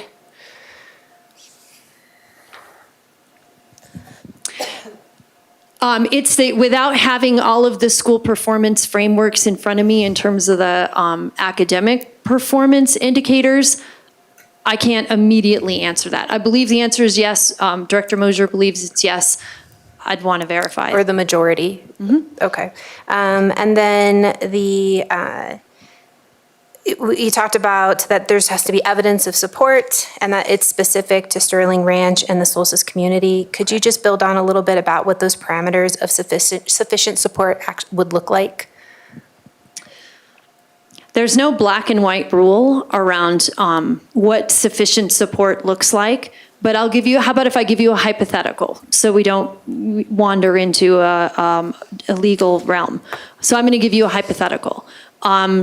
Let's say I do a charter school application and my budget shows that I have to have 500 students year one in, one in each grade level or whatever you want to call it, in order to make my financials work.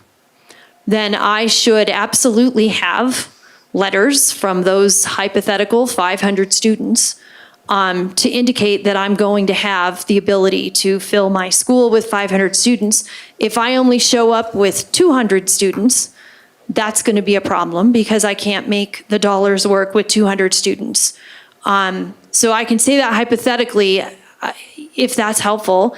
As someone who a million years ago started a charter school, I never showed up without at least twice as many letters of intent as the number of kids that I actually needed. That's not a requirement we can impose in that way, but certainly what I would be looking for from a solid applicant would be having evidence of more than they need, because even though they say so, a year or two from now, they may not actually enroll. So you really have to be ready for all. So I believe, Director Thompson, if I'm getting to the core of your question, if they come up with 20 kids from Sterling Ranch and say, look, we have proof of community support in Sterling Ranch, there's 20 kids, that is not going to meet any kind of bar, right? Yeah, it helps. It's over the minimum would be sufficient support. And then this is more directed to, well, actually one last question for you and then just one to pose to us. I know that you had mentioned, we can't really predict by neighborhood. Do you by chance know offhand the type of housing that's going in, right? We're looking at those percentages and then the medium home value. Yes, so thanks for the question. The medium home value is, we've been told by the developer, approximately $800,000, maybe a little more, it depends on the unit type. They are building, however, ranges and even multifamily, which are less. So they have quite a broad range in their portfolio. So I don't want to be, 100%, factual in that 800,000. That's what I've heard, but they do have quite the range of homes, bigger and smaller, and different densities. And all of Highlands Ranch is not platted, so they could change the build out over time. I'm sorry, Sterling Ranch. It's contagious. Sorry, Sterling Ranch, and which is different than Solstice. But to put it in perspective, there's over 12,000 homes in the planned development. We've been told that they're going to construct 10,000. Even with 10,000, you're talking 2,500 elementary students at full build-out. So this is just the first of it, not including Solstice, which is another 1,000 homes. So it's a complete feeder. So there may be much lower priced homes. It just depends what's platted. And if they go with lower density, that is, they're crowded homes, smaller lots, and if they have multifamily as well, which they already do have some. Okay. I do have follow-up questions, but I honestly think they're beyond the scope of what I would expect you guys to understand, or to know offhand. So the one thing I just wanted to pose to you guys, first off, thank you. I'll be polite. So thank you. I appreciate your discussion about having tools in our toolbox, that we have options. Options are really important. What I kind of wanted to bring up to us to think about is, I recognize that, hey, when a charter school fills out the application, they have to demonstrate support in the community, and that is part of that process. It does feel a little bit backwards for the process that we're looking at right now with introducing an RFP, because we're going to be using district resources through this process that we wouldn't normally use through a normal charter process, and that we are looking at, right, this is the impact on us, right? We're talking about long-term impact. We're talking about, this decision will impact our district for an extended period of time. I definitely have unanswered concerns regarding equity of access, financial implications, really how we are balancing growth and decline. And again, not a critique. This is just, we haven't had the conversations. It feels like if we go this route, it's like we are effectively giving away a growing population, which I think about like financial health of our district, what that the implications of that. I feel that if we go to the community first for feedback, it would be very helpful to hear from now that, we had another election happen, what the residents in these communities, what their opinions are about this, since again, we're kind of doing this in a different way. And I also feel it would be helpful to hear from the communities and the schools that are absorbing these students, and really understanding what that looks like, and those opinions as well to be weighing out. So it just feels tonight, this is helpful. This is a good conversation. I think coming to a decision tonight on an RFP does feel a little bit premature, though. Director Meek. Great, just a few questions. I think I heard that residents of Sterling Ranch and Solstice would be involved in the review process. Did I hear that previously tonight?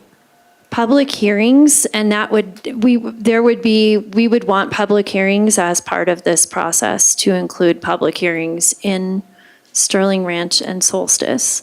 Really, public hearings that are in Sterling Ranch and Solstice, because that's where we're talking about. So we would ask for more than we would normally ask for in terms of the engagement of our public. We also would engage them in the proposals, not as part of the CART team, but to go and present to them or have them respond to presentations to the board regarding the different proposals. So there would definitely be public engagement that way. If I may respond to Director Thompson's comments around public engagement, so a lot of this is timing. If we want capacity relief to at least begin in 2026, and to use this RFP framework, then unfortunately we are just in a place where the charter process that's set by law is coming. It's coming upon us. In order to give any kind of charter the time to prepare a proposal, we'd have to get an RFP out. But this is a tool that you have in your toolbox. So if I could just for your discussion purposes, perhaps I could outline the tools that you have available. So are sort of your doors. One is to put this charter RFP in its present form out on the market, on the market. Again, knowing that you don't have to, the board doesn't have to approve any proposal. They can withdraw the RFP at any time. That's number one. Number two, you could allow the charter cycle to just happen as it's going to happen without the framework of an RFP. And you could see what charter proposals you end up getting, and if there is any alignment with Sterling Ranch that the board is interested in, that is an option for you as well. An option would be to, so I'm not suggesting, but an option could also be to engage in a lot of community engagement and potentially put out an RFP a year from now and try that a year from now. And I just want to keep emphasizing that 5B is a significant part of this picture. Because if there is an inclination to look at 5B again, then an option you have is to say, we're just going to hang on, like put a pin in this, see if we can pass 5B, and then look at it all again. So those are all tools that are in your toolbox in order to address what isn't a massive capacity issue today. It is a capacity issue today, but not a massive one.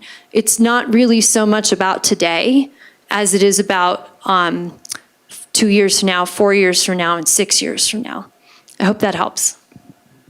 Director Meek.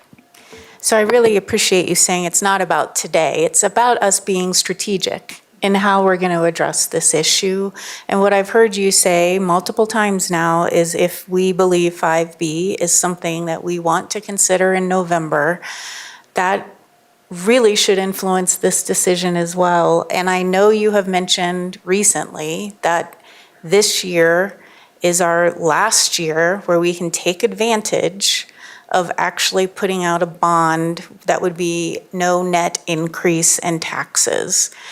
I think it's fiscally irresponsible to put off fees that we know, not fees, like the capital needs. They have to be paid. If they're not paid today, they're paid next year, or whenever there's an emergency, right? And we have to shut down a school and we're taking money out of operations. So the 5B bond election is really the responsible way to go, or at least we should be talking about that as a board.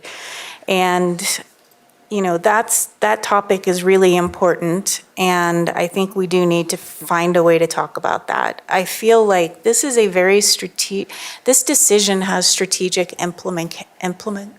now I can't talk. Thank you. Implications. So we haven't done surveys. We haven't done focus groups. We haven't gone out and had facilitated dialogues with the community that is being impacted. What we have received are multiple emails and public comment and people saying, do not do this. What I have heard from our interviews, we need to listen to the public. We need to listen to the parents. We need to listen to the community.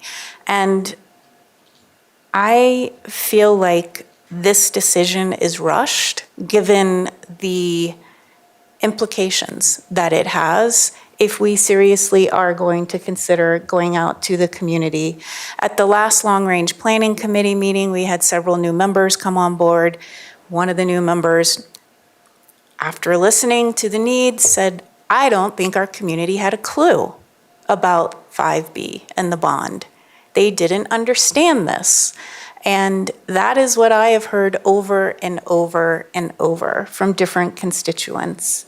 And so I, as one, would advocate for us to really seriously think about what it would take to go out again for a bond that would be a no tax increase from what's currently in effect.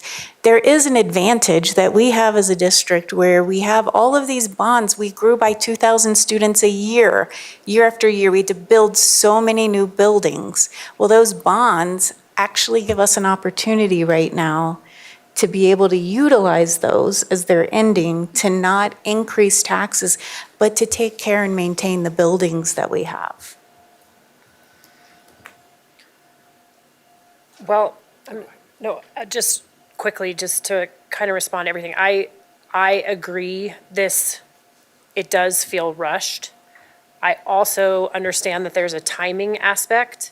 So we're kind of in a predicament of, do we put out the RFP knowing that we could at any time pull ourselves out while we explore the other options? This just gives us another opportunity if we choose, for whatever reason, not to go the 5B route. And it just opens up more options. It's not necessarily that I think that this ties our hands and forces us to move forward with that. So but in the process of maybe during the time of the discussions, I think it might be helpful for us to go out and talk to the Sterling Ranch community. Like, we can set up times to try to get out there and meet. I want to hear more feedback. I don't feel like I have, I mean, clearly we've had a lot, and I would like more, but I don't feel like this necessarily ties our hands. It just opens up another opportunity. Director Weiniger.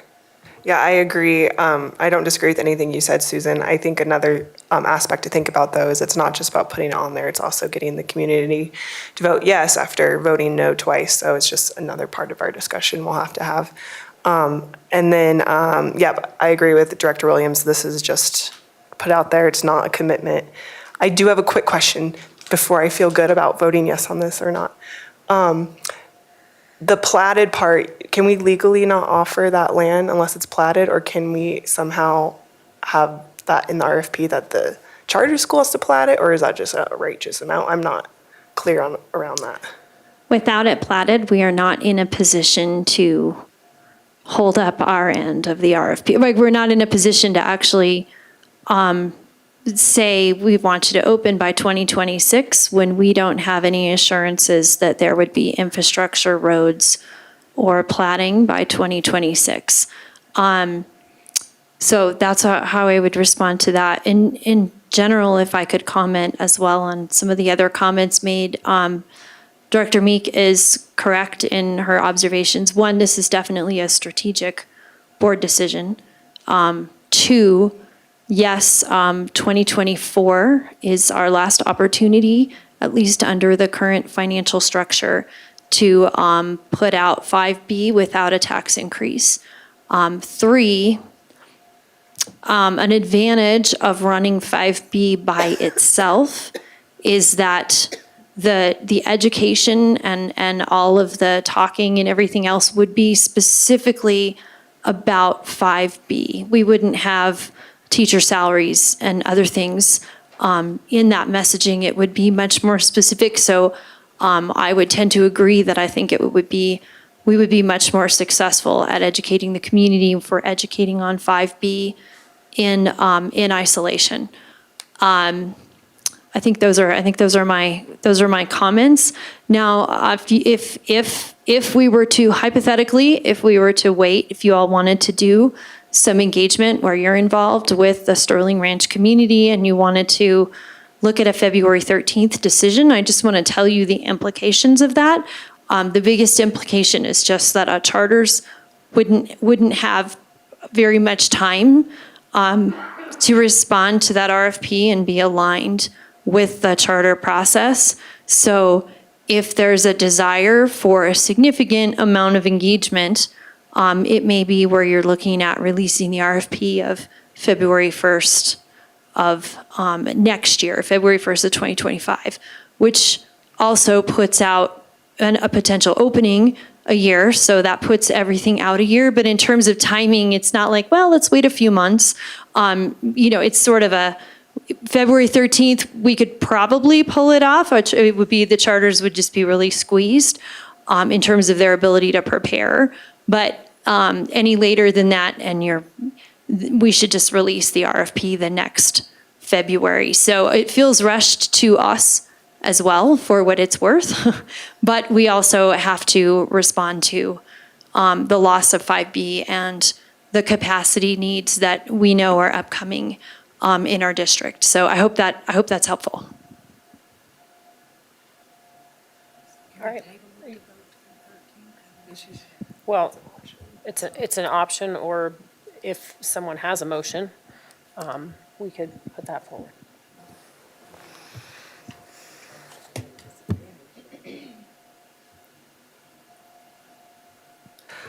I'll motion to approve the issuance of an RFP which calls for qualified charter schools to submit a proposal to build a new school building to serve students at Sterling Ranch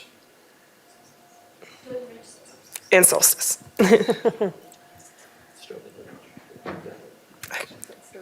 All right, so that was motion by Weiniger. Do I have a second? President Williams? I'm sorry. Yes, may I suggest consideration of an addition to Director Weiniger's motion to specify that the RFP be issued for the opening of the school the 2026 to 27 school year? I agree with that amendment. Okay, do I have a second? Second. Second by Myers. All right, Geiger.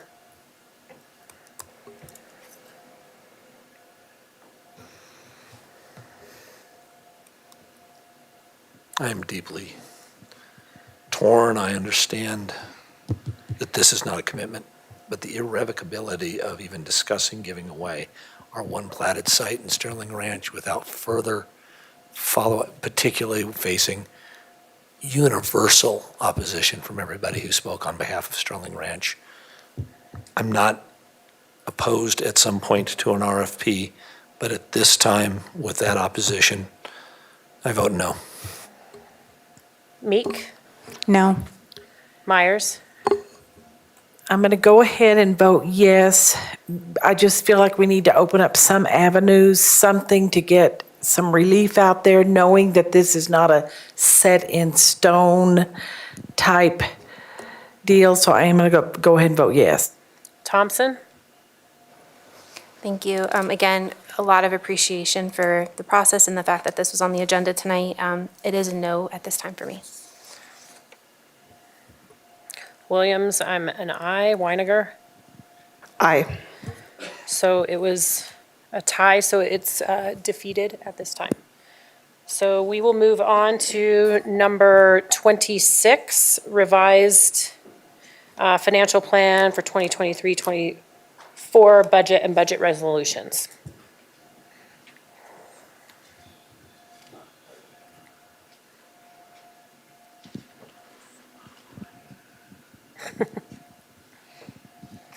Good evening, directors. So you're going to listen to me tonight. I'm trying to give Colleen a break with her voice, but she's here to help us with the more detailed questions. So this is the 23-24 revised budget, so the current year revisions. Our agenda, I'm not going to go through for you. So the purpose of this budget revision is that we have student count in October that gets finalized in December. That's a big part of our funding piece. And then just last month, we talked about the mills that we set in December, which was actually delayed a little bit this year. But those are significant parts of our funding and our revenue. So we use this opportunity in January to make revisions and true up our revenue sources and also adjust those expenditures related to those. So the big parts of our budget and our revenue. Per pupil revenue is staying at $10,145. There still could be a state supplement coming out. That is not anticipated at this point. District 1 enrollment from adopted budget to revised budget, so after October count, is down 248 in the neighborhood schools. Charter enrollment without Hope is down 851. And then we break out Hope separately because that is our online multi-district charter school, and they are funded very differently than ourselves and the other charter schools. That is down 832 students. So you would think you could add those down and get to the funded pupil count number. Since we are a declining enrollment district, that is averaged over several years, so it lessens the effect of that declining enrollment for the funded pupil count. So that is a funded pupil count negative of 870, so it's decreasing our programming by 8.9 million. Okay, so big changes just in general fund only from the revenue side, so the resource side. We increased the beginning fund balance by 10.5 million. This is not audit adjustments. We take the third quarter projections when we set our budget initially. So this is from third quarter projections to the final audit at the end of the year, last year. We have the decrease in School Finance Act, which affects property taxes and state equalization that we just talked about. That's the per pupil revenue and the enrollment. Again, that's down 8.8, 8.9 million. We were able to add in the 66 million from the 2023 mill levy override, so that's great news. And we continue to have really positive interest rate returns and interest rates out there, which is great from the banking side when you're investing those funds. So that increased by 3 million over projections. And then our UPK, our universal pre-K, is 1.5 over our initial projections. From the expenditure side, again, this one's a little counterintuitive that we were able to push out additional funds in the site-based budgets, but we had that declining enrollment. We do have enrollment reserves that we're protecting those schools from having to lay off any staff or make big changes to their programming mid-year with that student count. So we have reserves that you'll see on a future slide with the fund balance that we were able to protect those schools from those declines. In their schools, we had some increased, some decreased, and this is where we use that enrollment reserve to protect those schools when they have significant changes from the adopted to the final October count. So we pushed out $600,000 in site-based budgets to those schools for enrollment issues. We were able to allocate out the carryover for schools like we always do in September. And then the third one is around, again, that vacancy savings. If we still continue to have some pockets of vacancies throughout our system, we are taking those vacancies along with Superintendent Kane and the cabinet and saying, where can those resources where we don't have the staff, that we can allocate out other resources to still help the system provide the great services that we provide. That might be in the form of IT to help us with those services. It could be contractors, professional services, consultants, other things. So those were allocated out in the system to keep us moving forward. We were able to put the compensation increases for the MLO. Remember that 46 million stays in the district, and then 14 million goes out to the charter schools for their share of that MLO. And then, of course, the safety and security for the 6 million for the MLO. So this is the updates to the general fund reserves. I'm only going to spend time on a couple line items.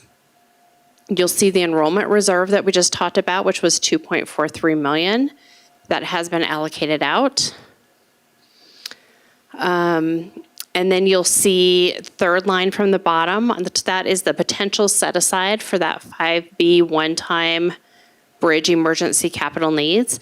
That is what Superintendent Kane just discussed for that 20 million of what that would look like if you decided to go that direction. So that would be a reserve to use in future years, that 20 million for emergency repairs. So that would give us an unassigned balance. The adopted budget showed 69 million, we'd be down to 64 million unassigned.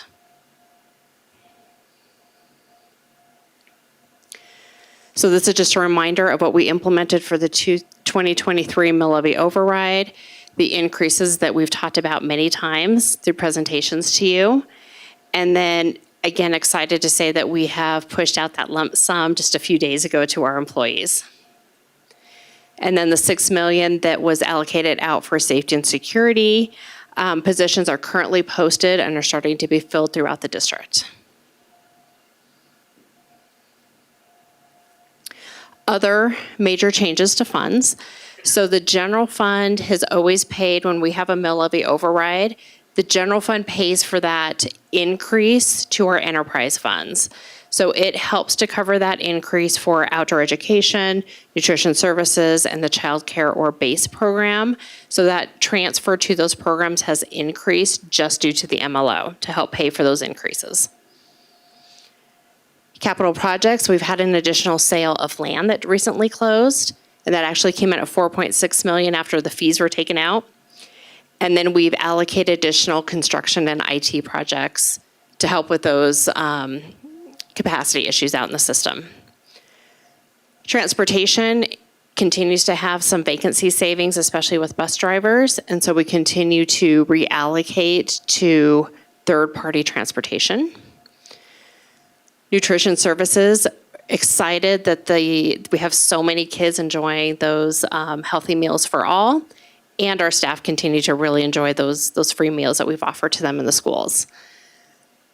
Bond redemption fund, we just talked about last meeting with that reduction of the mill levy. The bond building fund was adjusted just with those, we always have construction projects that don't get finished in June and roll over to the next year. So it's just a timing issue of we budgeted for all of those construction projects to be finished last fiscal year. They weren't quite done until July or August. And then finally, the medical fund, we've had increased claims of 5% over our initial projections. And that's for the self-insured piece of our benefit there. So upsides and downsides are just opposite sides of the coin.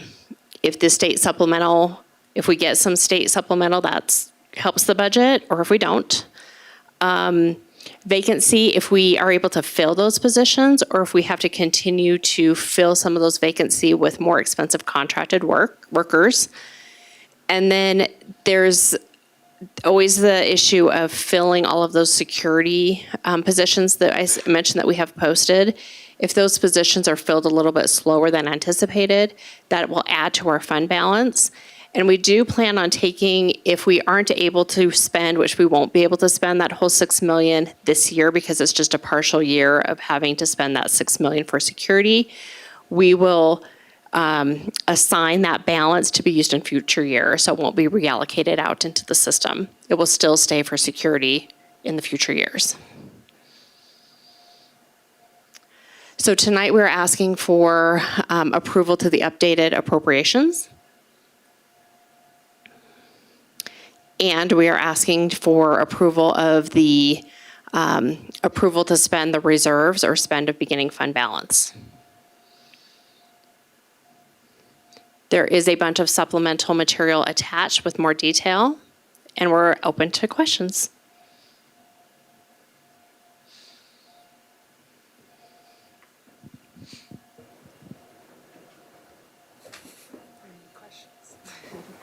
I do have one. Thank you for explaining to me that it once in a life was not my math problem that I just didn't understand. It was a deeper understanding.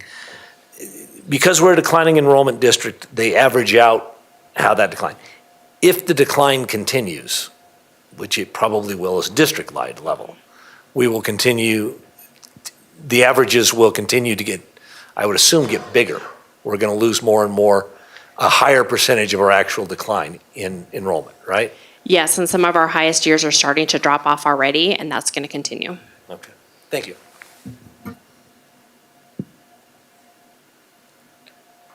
All right, well, if I don't have any questions, the recommendation, I'm sorry, go ahead, Director Thompson. I just wanted to repose one of the questions I was asked in the FOC meeting, just because I think it was helpful, because the numbers kind of stick out at you on slide 4. If you could explain the variance. Hang on. Can you help me get to slide 4?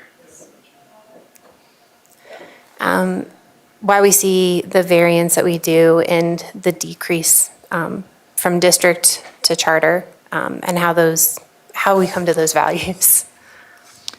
Ask that question again, I'm sorry. So let me try that again. So I remember this question being asked in FOC was really helpful for me. So I unfortunately am not going to get it out as well. So we see a variance in that decrease. So district run enrollment, we're at 248, but we see for charter enrollment, their predictive enrollment, right, we see that drop is much greater. Can you just explain why we're seeing that discrepancy? Yeah, you can probably do it better than I can. So a portion of that difference is actually that the enrollment includes early childhood students, which are not included in funded pupil count. So the schools project all of their students pre-K through 12, yet we're only funded through the school finance on K through 12. So the preschool is through the UPK. And many of our charter schools project to their early childhood kids, but they're not counted, and I don't have any reasons to know why they were or weren't counted within the October count, but a large portion of it was just kids that would not have been funded anyway that were contributing to that difference between the projected and the adopted, the projected and then the actual enrollment. And then the other piece is that Hope Online is not part of the multi-year averaging, and so it is a full standalone after you take that multi-year averaging for the declining enrollment.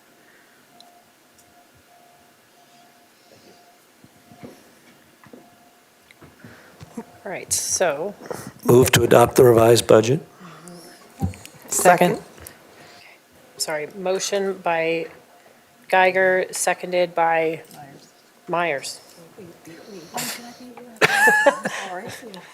Geiger, Aye. Meek, Aye. Myers, Aye. Thompson, Aye. Williams, aye, Weiniger. Aye. All right, on to the social media litigation discussion.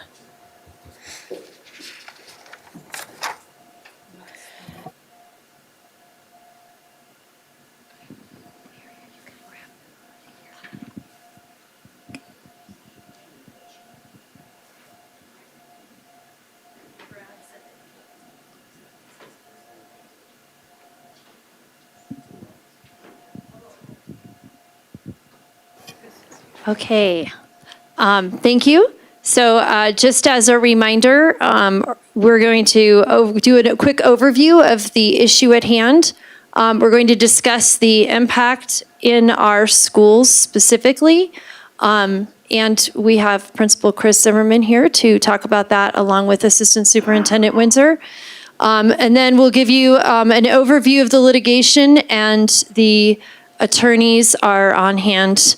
Council Klemesh is getting them right now to make sure, yeah, they were just in another room. You're like, where are they?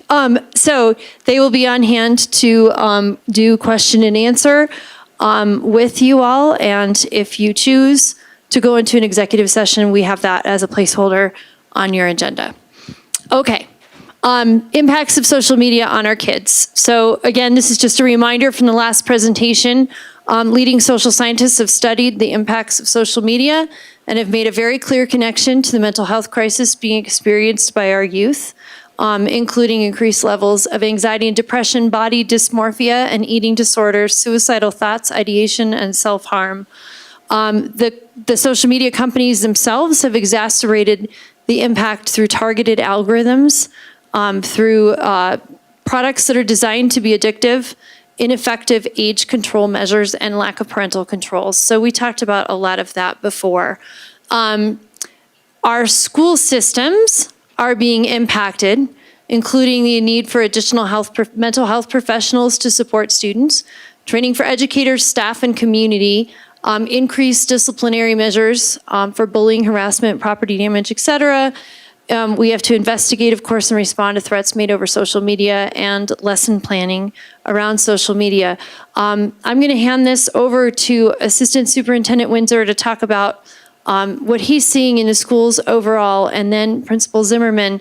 Before I do that, I want to reiterate that we are engaging in a discussion as a district on all of these topics. This is not meant to supplant other efforts. Other efforts are all part of this picture. We absolutely have to be educating our community around the dangers of social media, educating our kids, educating our staff, giving our staff tools, giving our parents tools to be able to manage the impacts of social media. So this is, again, in no way a single tiered strategy where we are just waiting to see what happens in a couple of years. It's all part of a large discussion that we're in the process of engaging in. And we will be engaging a task force. There will be a lot of work done around this discussion in particular. With that, I'm going to hand it over to Assistant Superintendent Windsor. Thank you very much, Superintendent Kane. Good evening. Thanks for plugging away. I know your minds have got to be a little full at this point, to say the least. But thank you for the opportunity to talk through the impact really social media, just to really kind of frame the conversation a little bit. there are a lot of benefits that social media has provided, I think, within our system. And what I want to make sure as we engage in this, it's not about trying to just pull out all of the negative areas, but I'm also going to give the context. The interesting part when I started the educational realm, the kind of the evolution of social media. Social media didn't exist when I started actually in the educational realm, which makes me feel a whole lot older.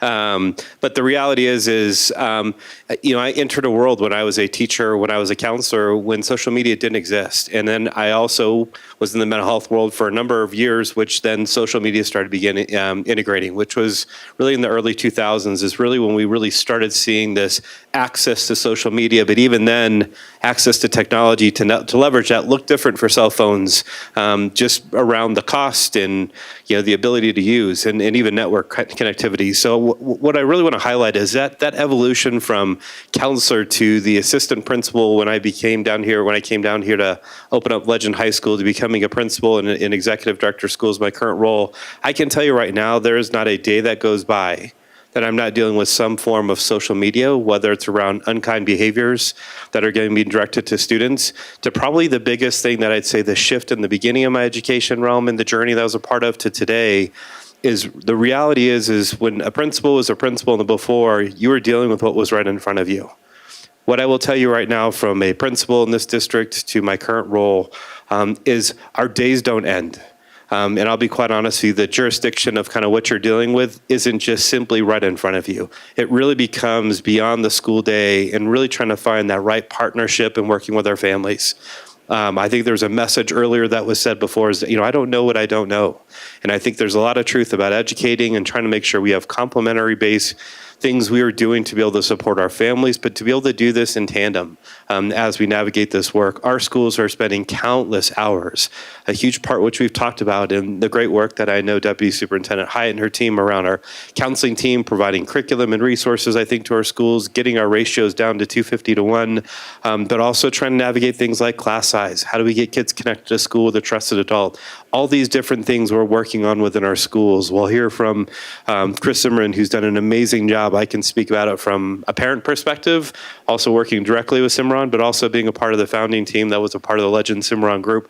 There's some great work that they're doing. But what I will say as we go through this, our daily lives look a whole lot different. I would imagine if some of you have children alone, then navigating what social media looks like and what does it look like when I think about my 13-year-old daughter navigating social media, and is she prepared and equipped to navigate that piece? And as parents, we have to make decisions around what that looks like. And my decisions doesn't mean it has to be somebody else's decisions. However, we also are trying to do as best as we can to be able to educate our students and making the best decisions and really treating people about one of the most fundamental things we've talked about for a long time in this district is just really about being kind. One of the most important things we can do is just talk about kindness, adults to students. And so I really wanted to give you some perspective, give you some different, I've asked just a couple handfuls of our principals to provide perspective on how has social media influenced your role as a principal, really was a prompt to this piece. And wanted to highlight there's a couple of things that really kind of came out. It really talked about things such as the number of students and parents reporting unkind behavior along with safety concerns with a boom in social media. The really outside school hours components is what's been a huge influence. It's social media has changed my job from being a principal who not only has to try to control things during the school day within the building, but also outside school hours within the greater community. It talked about the hindrance in the development of interpersonal skills, of what that looks like, of kids hiding behind technology and communicating, even though it's a form of communication. It's not a negative thing, but again, how do we get students to be able to facilitate communication face-to-face? And really that idea of is exposing students to different content that's beyond their maturity levels as well. There are a variety of different components we're navigating within schools, and I probably could have added another 5 to 10 pages, but wanted to give you context that our principals are highly aware of this work. Our mental health workers are really highly aware of trying to engage in this work and want to be able to turn this over to an incredible expert. I do want to give a huge thank you to Chris staying late tonight, and so so thank you. That's a little round of applause on that. He does an amazing job each and every day about being present, visible with kids, but wanted to really have him a chance to talk about what does this look like on a daily basis. So, Chris. Well, thank you, Mr. Windsor, Ms. Kane. I really appreciate you giving me this platform. This is actually conversations that I've had with my community over the last 8 years. And it has transformed over the last 8 years as well to different and harder conversations with parents. Harder conversations with parents because we have to address that this is a difficult thing. I have a 6th grader, 9th grader myself. This is not an easy topic for parents to navigate. It is so hard, especially when you're not in a school every day seeing the impacts of what this has on our students. And so I'm going to talk about a couple different things, one of those being just some things that I see in the school, some statistics behind it. I'm also going to talk about the impacts and also use tonight to utilize the platform a little bit to talk about like what should we be doing as parents and how do we address this with our kids. So here's a couple of different areas that we need to pay attention to. 97% of students years 11 to 17 have cell phones. When you talk to parents, that's because they want to make sure their kids are safe. They feel like they need to be connected with their kids. Does that make sense? Makes sense to me as a parent, right? On average, those students are on social media 4.8 hours per day. That's just social media. So I want that to sink in a little bit. I want that to sink in because a lot of us have cell phone policies that don't allow that to happen at school. So, for example, a student may get out at my school at 3:10. They get home at maybe like, say, 3:30. They try to get their homework. Maybe that's an hour, so that's 4:30. So from 4:30 on, students are on their cell phones 4.8 hours per day, or when they wake up. This next bullet point, 93% of students are losing sleep because they stayed up past their bedtime. I think we can all agree that sleep is important. Our function has gone down a little bit since 9 o'clock has hit in this room a little bit, so we can understand that as adults as well. Students are experiencing higher rates of depression and anxiety in our schools since 2010. 2009, February, the like button came out. So think about that. When you look at most of these graphs, you've seen since 2010 that our students are having increased mental health needs. And I think it's from social media. When I start to talk about this, and I engage with students with this often, I did it this week just to kind of test it. I tested it on some 8th grade students that are males. They pulled open their phones. They were on an average of 4.5 hours per day, every day for the last 7 days. Okay, so that's from a male student. Females tend to be about an hour longer than the average. Okay, so I ended up looking at some of our safe to tell tips from Cimarron. 51% of those safe to tell tips were related to social media. Over the past 2 weekends, just happened to have this, when we have come back, we have dealt with 2 instances, one on Monday and one on Wednesday that came from Snapchat over the weekend. Okay, so it's definitely having an impact on our students. This was one study that I found in 2018 of 14-year-olds that have increased anxiety and mental health issues. The one point I really want to draw out, think about that 4.8 hours per day on average.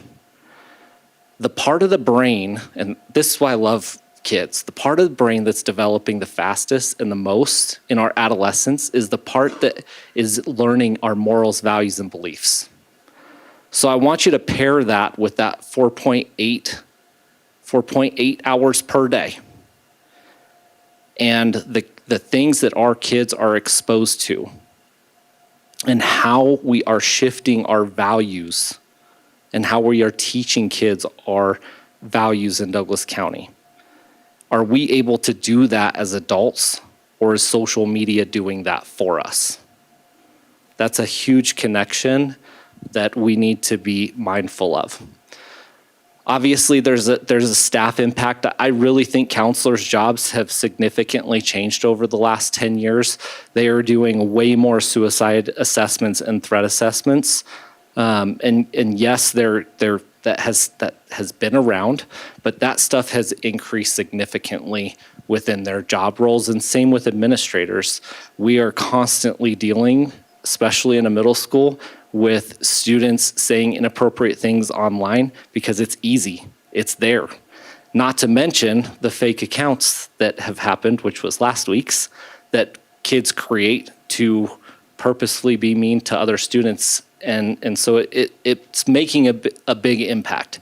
We're also seeing, with that high anxiety, more absences than we have seen. I think across the country, I've heard this and I've seen this across multiple principal posts that we are having attendance issues in our schools because of anxiety and depression. I equate that to social media. Because of those absences, I've heard this and talked to multiple teachers at the end of last semester. They're having a hard time keeping up with the missing work. Can you imagine, as a staff member, constantly trying to keep kids caught up because they're not at school? Our kids need to be at school. And then family engagement. I think this is another important one. Family is just so important for our students. It's actually the one thing that will really decrease anxiety and depression. So if our students are on social media for 5 hours on average per day, what are they not doing? They're not eating dinners as a family. They're not engaging in discussions with their parents. And so there's some impacts that you're just seeing from that average number. So lastly, I'm going to talk about just some suggestions that we discuss in our community. Number one, we all have cell phone policies at various levels. Mine at my school is it's in your backpack. It doesn't come out unless a teacher is going to use it for a learning opportunity. At all other times, it's in the backpack. Over the last 10 years, we have ebbed and flowed with this. We have had cell phones, you can have them out. We saw a really decrease in social stuff, especially at lunches. So we've taken that and we've put it in, and all of this has gone through our parents. Our parents do not want their kids on screens all day long. They don't want it. Critical thinking skills, I think we have an opportunity to engage with our students around those skills, around the benefits and also the harms of social media. Parent education. This is huge because this is where it starts. This is a highly addictive thing that we're giving our students. And yes, 5 hours is an addiction. When you get up to 7 hours, it's a real big problem. I've seen up to 9 to 11 hours per day over the last 7 days on cell phones. I have seen that. If you charge your kid's phone in your room, you will find that your kid will get sleep. The kid's bedroom should be the most boring place in your house. It is for sleeping and getting ready, right? And so that is one suggestion that I tell everybody. If you don't do it in your bedroom as a parent, make sure you have a common place. Our students need 9.5 hours of sleep. So that means they need to go to bed between 9 and 10 o'clock, not being up until 12, 1, 2, or 3 o'clock in the morning. I have gone from saying we need to monitor social media for our middle school students to saying I don't think middle school students can be on social media. I don't think they're ready for it. I don't think it's age appropriate because of the things that they have access to. And so we've started to engage in that discussion. If you do allow your son or daughter to engage in social media, we need to make sure that we're teaching self-control.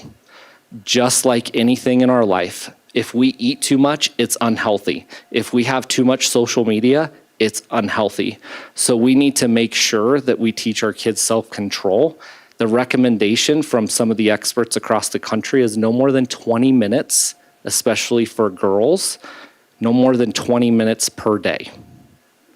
Video games has the same effect for boys, not quite as severe.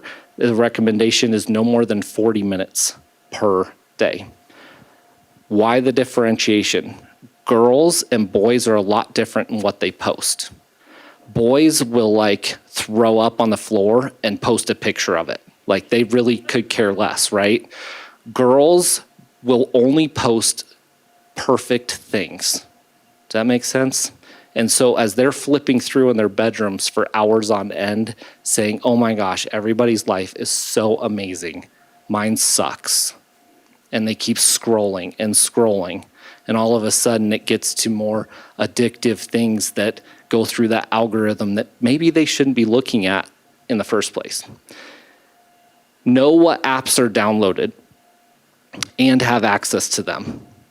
I think parents, this is a really hard one because I don't think parents understand what a lot of these apps are for.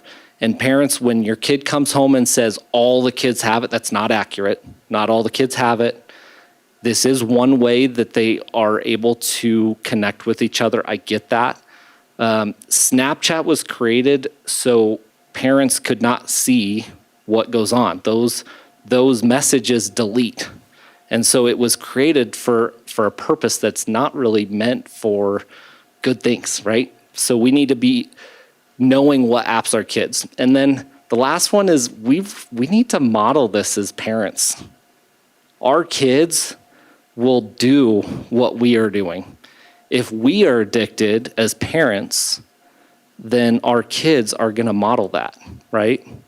If we are on our phones for 5 to 6 hours a day, what are we not being able to be a part of? So it's a displacement. We want to make sure that we're with our kids, parenting our kids, playing games, having meals together. Family time is so important. And then last, I think one of the things that I wanted to talk about on this slide was when Aaron started bringing this up, and we've talked about this in safety meetings and leadership meetings over the last year, honestly. It's been brought up with Aaron, and I appreciate you bringing this up because it's an important topic. I was really excited to have our district really take a lead in this because it's a big deal. Like, this is a big deal.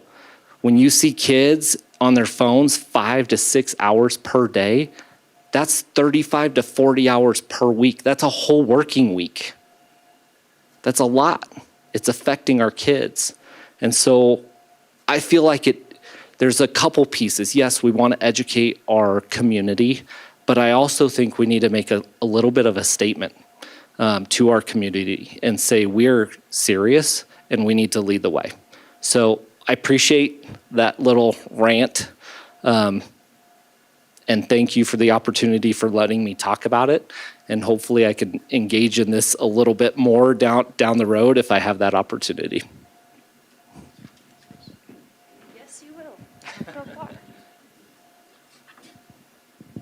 Okay, thank you so much, Principal Zimmerman, for staying and for engaging in these important topics. And our leaders across the district are engaging in these topics. And what we're looking to do is have a collective strategy as a district where we're providing the supports and the leadership at the district level to be able to provide everything our staff needs to be able to engage in these conversations with our community. And that's really the larger strategy that we're working on building out.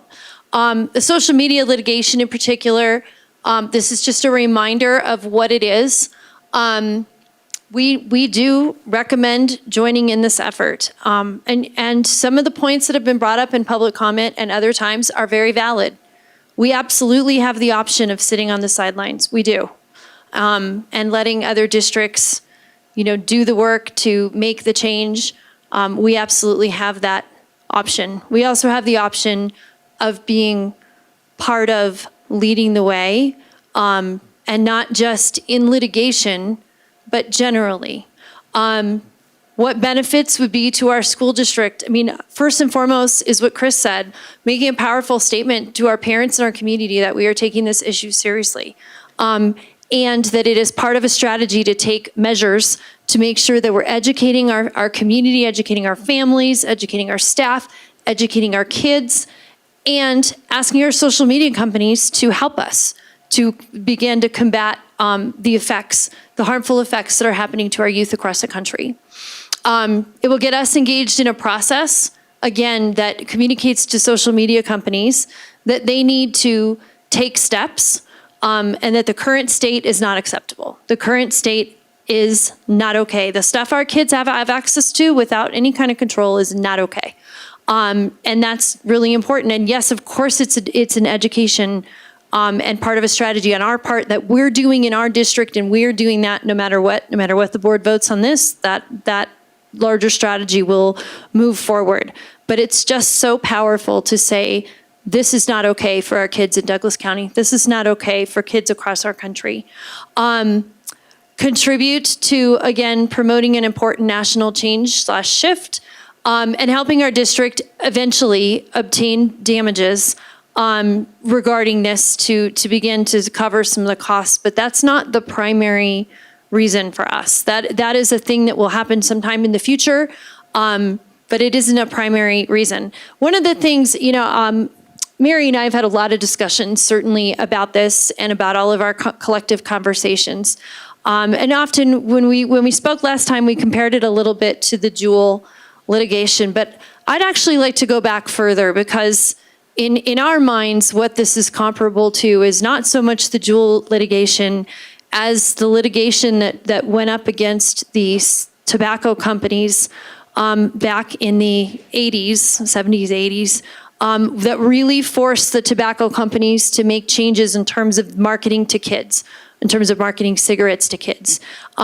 It was it was a catalyst that precipitated regulatory changes and other changes that that discontinued or put forward efforts to discontinue the direct marketing of cigarette products to kids.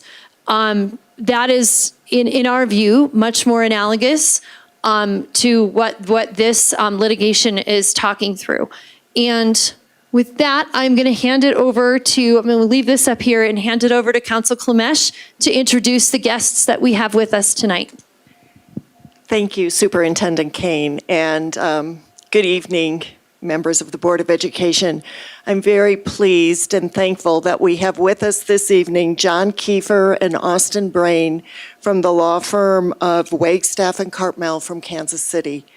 The firm is a litigation boutique. They focus on handling high-stakes litigation in matters nationwide, and not only litigation, complex litigation, which means lots of plaintiffs or lots of defendants, and they've been doing this for a long time. Specifically, they most recently have been working with school districts across the country in litigation, and they're here today to answer your questions. I know you had some questions the last time, and I just want to say a huge thank you to them for coming all the way from Kansas City to Denver and then spending the day with us, and they're still with us late into the evening. And I personally very much appreciate their collaboration, cooperation in answering all of our questions to date, and I'm sure they'll be very informative in answering some of yours. I would caution that, as you know, we don't discuss specific legal questions or potential strategy in pending litigation. We do have noticed on our agenda the potential to go into a closed session to answer those sorts of questions. So all three of us are mindful of that, and we will certainly impose maybe a red flag or a right or left hand if we believe that a question will take us into a place where we don't want to go in public session. So thank you for understanding that. And with that, I'll turn this over to Mr. Kiefer. Thanks very much, General Counsel Klemesh and Superintendent Kane. Thank you all for having us this evening. We appreciate it. We were actually watching your board meeting from an adjoining room, so we know you've had a lot of substantive, meaty, thought-provoking and concentration-requiring topics so far. So I'll try to be respectful of your time, but thank you very much for having us. I'm here to give you a brief overview on this case, but I'm really here fundamentally to answer your questions. I had the benefit of reviewing the video a couple of times of your last meeting. I took lots and lots of notes of your questions.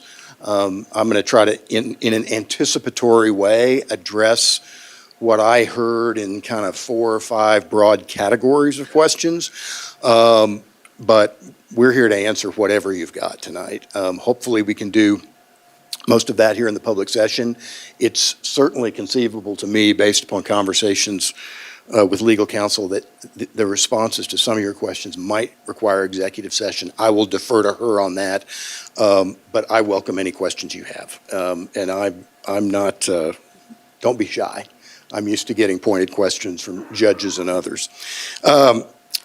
So forgive me, I am going to refer to my notes a bit, particularly as we turn to your questions, just so I hopefully cover those. The litigation. This litigation, as was shown on a previous slide, as it's currently structured, is against 4 companies. Meta, which is Instagram and Facebook, TikTok, Snapchat, and YouTube. The litigation has been ongoing for a little over a year. It was initiated in the fall of 2022. It involves 2 broad categories of cases. The first are personal injury cases brought by individuals, either young people or their parents. Those are, for the most part, the most extreme and tragic cases that you hear about. So they are suicides, they are attempted suicides, they are self-harm, they are eating disorders, and they are serious cases of social media addiction, and I mean of the diagnosable type. I won't take up a lot of time talking about that because that's not why we're here this evening, but I could tell you anecdotal stories of some of those cases that are chilling, if not the kind that would, move some folks to tears. The other category of cases in this litigation are cases brought by school districts. As of today, in the first year of this, year to 15 months of this litigation, there's a little over 700 school districts that have filed a suit nationwide from a variety of states, some of the very largest school districts in the country, down to some of the very smallest. My law firm represents several hundred of those, as we did in the Jewel litigation. And each of those cases is a separate lawsuit. So, for example, Jefferson County, Colorado, Denver Public Schools, they've joined this litigation. And by joining the litigation, they have their own lawsuit. So it's Jefferson County Public Schools versus Meta and the others. Now, all of those lawsuits have been consolidated into what is sometimes colloquially called a mass tort. In the federal legal system, it's called a multi-district litigation, or an MDL.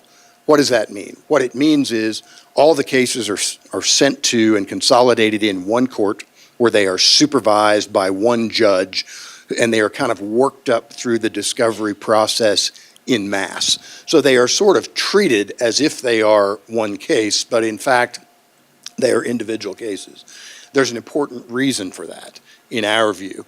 The reason for that is that each client, in this case, each school district, is in effect the master of their own destiny. So, for example, if there comes a time when settlement discussions take place, each school district gets to decide, do they want to settle their case? Do they believe that what's being offered by way of settlement, whether it is monetary relief or other types of relief, is sufficient, or do they want to proceed forward? So this isn't a class action where some other party is acting, solely on behalf of others. But the cases are consolidated. They are being kind of worked up as a group, so to speak. There's a large consolidation of cases in federal court in Oakland, California. There's another large consolidation of cases in state court in Los Angeles, California. Our firm serves in court-appointed leadership roles on behalf of the school district plaintiffs in both the federal court litigation and the state court litigation. We are the only law firm in the United States that has been appointed to leadership roles on behalf of school districts in both of those forums. The case, as I said, has been going on for about a year. The first year of this case was taken up with what we lawyers call motion practice. And that's typical in many lawsuits. It's certainly typical in lawsuits of this kind. The defendants file a slew of motions to dismiss on various and sundry legal bases, telling the court why these cases shouldn't proceed for this legal reason or that legal reason.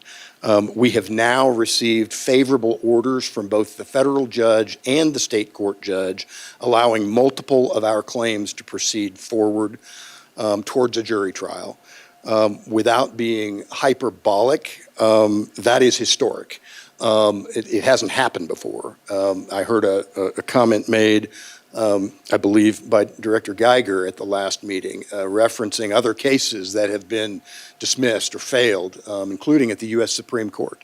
And I believe you gave the example of one that involved a suit seeking to impose liability on a platform for posting terrorist-related content. I know that case well, Gonzalez v. Google. You're absolutely correct that the Supreme Court found in that instance that Google had absolute immunity under what's often referred to as Section 230, an immunity statute. Our case is distinguished from that. That case focused on content and the content posted by third parties. Our case doesn't focus on third-party content. Our case focuses on the design features of these platforms, and we treat them just like a product because they are a product. So, for example, if an automaker today makes a car without a seatbelt or a driver's airbag, or with a defective seatbelt or a defective airbag, and a plaintiff can go into court and prove that, the automaker is liable. We say, by the same token, these platforms have defective design features. What are some of those? Well, they've got pathetic age verification.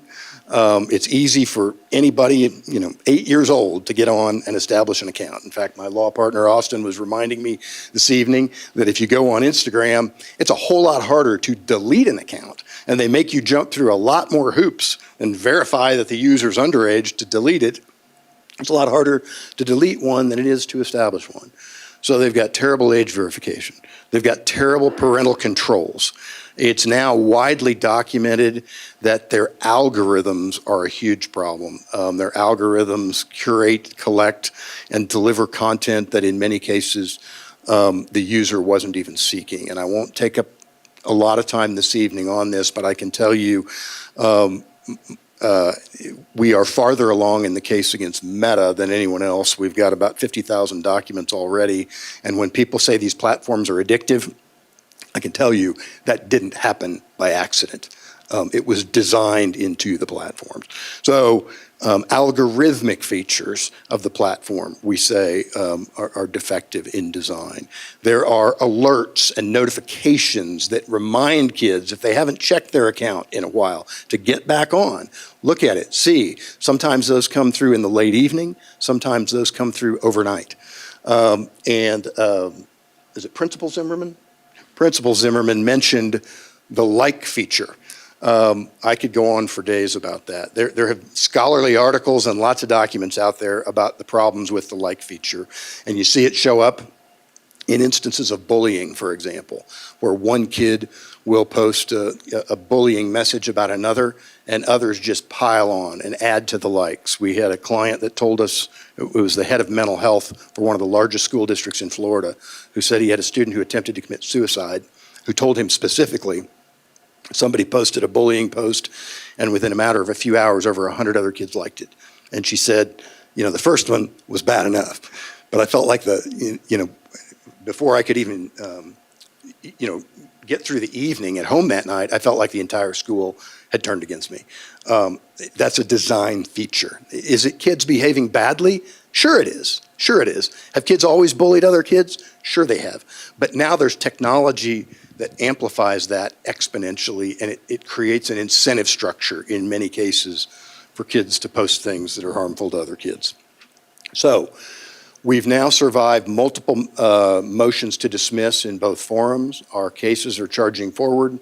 We are into the discovery process. We are getting documents. We'll be taking depositions in the coming months, and we're heading towards what we hope will be a trial about a year and a half from now. that's the current status of the litigation kind of writ large. What are we seeking? Well, we're seeking, I think Superintendent Kane's slide hits on a lot of the things, right? There's value in making a statement. There's value in taking a stand. There's value in planting a flag and line drawing. That's a part of this case. It's obviously not all of it. I help to run a law firm. We're a business. We have to make a profit to keep the lights on. So while I believe in taking a stand on principle, all these lawsuits have to be able to stand on their own merits. We're seeking injunctive relief. So for example, modifications and reformations to business practices, more robust parental controls, more robust age verification, changes to algorithmic design, all things that will be the subject of expert testimony in the case if you wanted to get into the weeds of those things. We'll also be seeking money damages. We're not embarrassed about that. That is what the civil legal system is all about. I often tell people, you know, I heard the phrase toolbox mentioned a lot tonight. I use that term a lot too. I'm a civil litigator and a trial lawyer. I've got only certain tools in my toolbox. I think they're powerful tools, but they're limited. I'm not a prosecutor. I can't threaten people with jail time. I'm not a legislator. I can't change the law. I'm not a regulator. I can't change the regulatory framework. What I can do is bring a civil lawsuit. That's what we and multiple other law firms are currently doing on behalf of several hundred school district clients.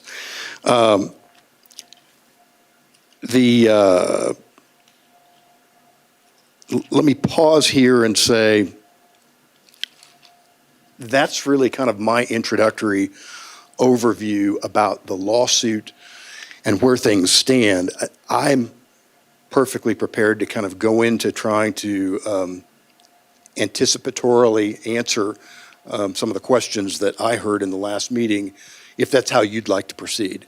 But I've also been talking for a few minutes. And so if any of you would like me to stop and just pose the same questions or different questions now, I'm here at your pleasure. So I think we'll ask questions that are on our brains right now. Sure. But just really quickly, thank you for coming up here from Kansas City. Certainly. I know it's a long ride, and Yeah.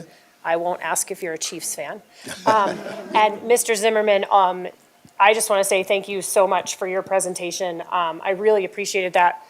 I am going to show it to my kids so that I'm not the bad guy all the time. But thank you so much. So whoever wants to ask. If I may. Director Geiger. First of all, Principal Zimmerman, thank you. I don't have any doubt you found the bad guys. Okay. And I am one of the people who believes that lawyers should go find the bad guys and make them pay. I got no problem with that. There is no doubt we have the right defendants, although I do note that there's a mention of potential other defendants. Is that an option? Well, I don't know. I don't know that I mentioned that explicitly. I think it's always an option. I think these cases, it's challenging because, for example, you have to decide kind of how big you draw the circle, right?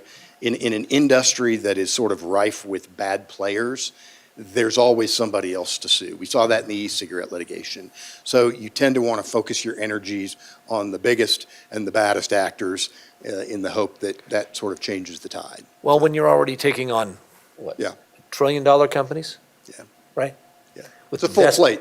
With literally the best and biggest defense attorneys in the country, Certainly. right? Yeah. One issue that was raised here tonight, directly by, I believe, Mr. Smith, is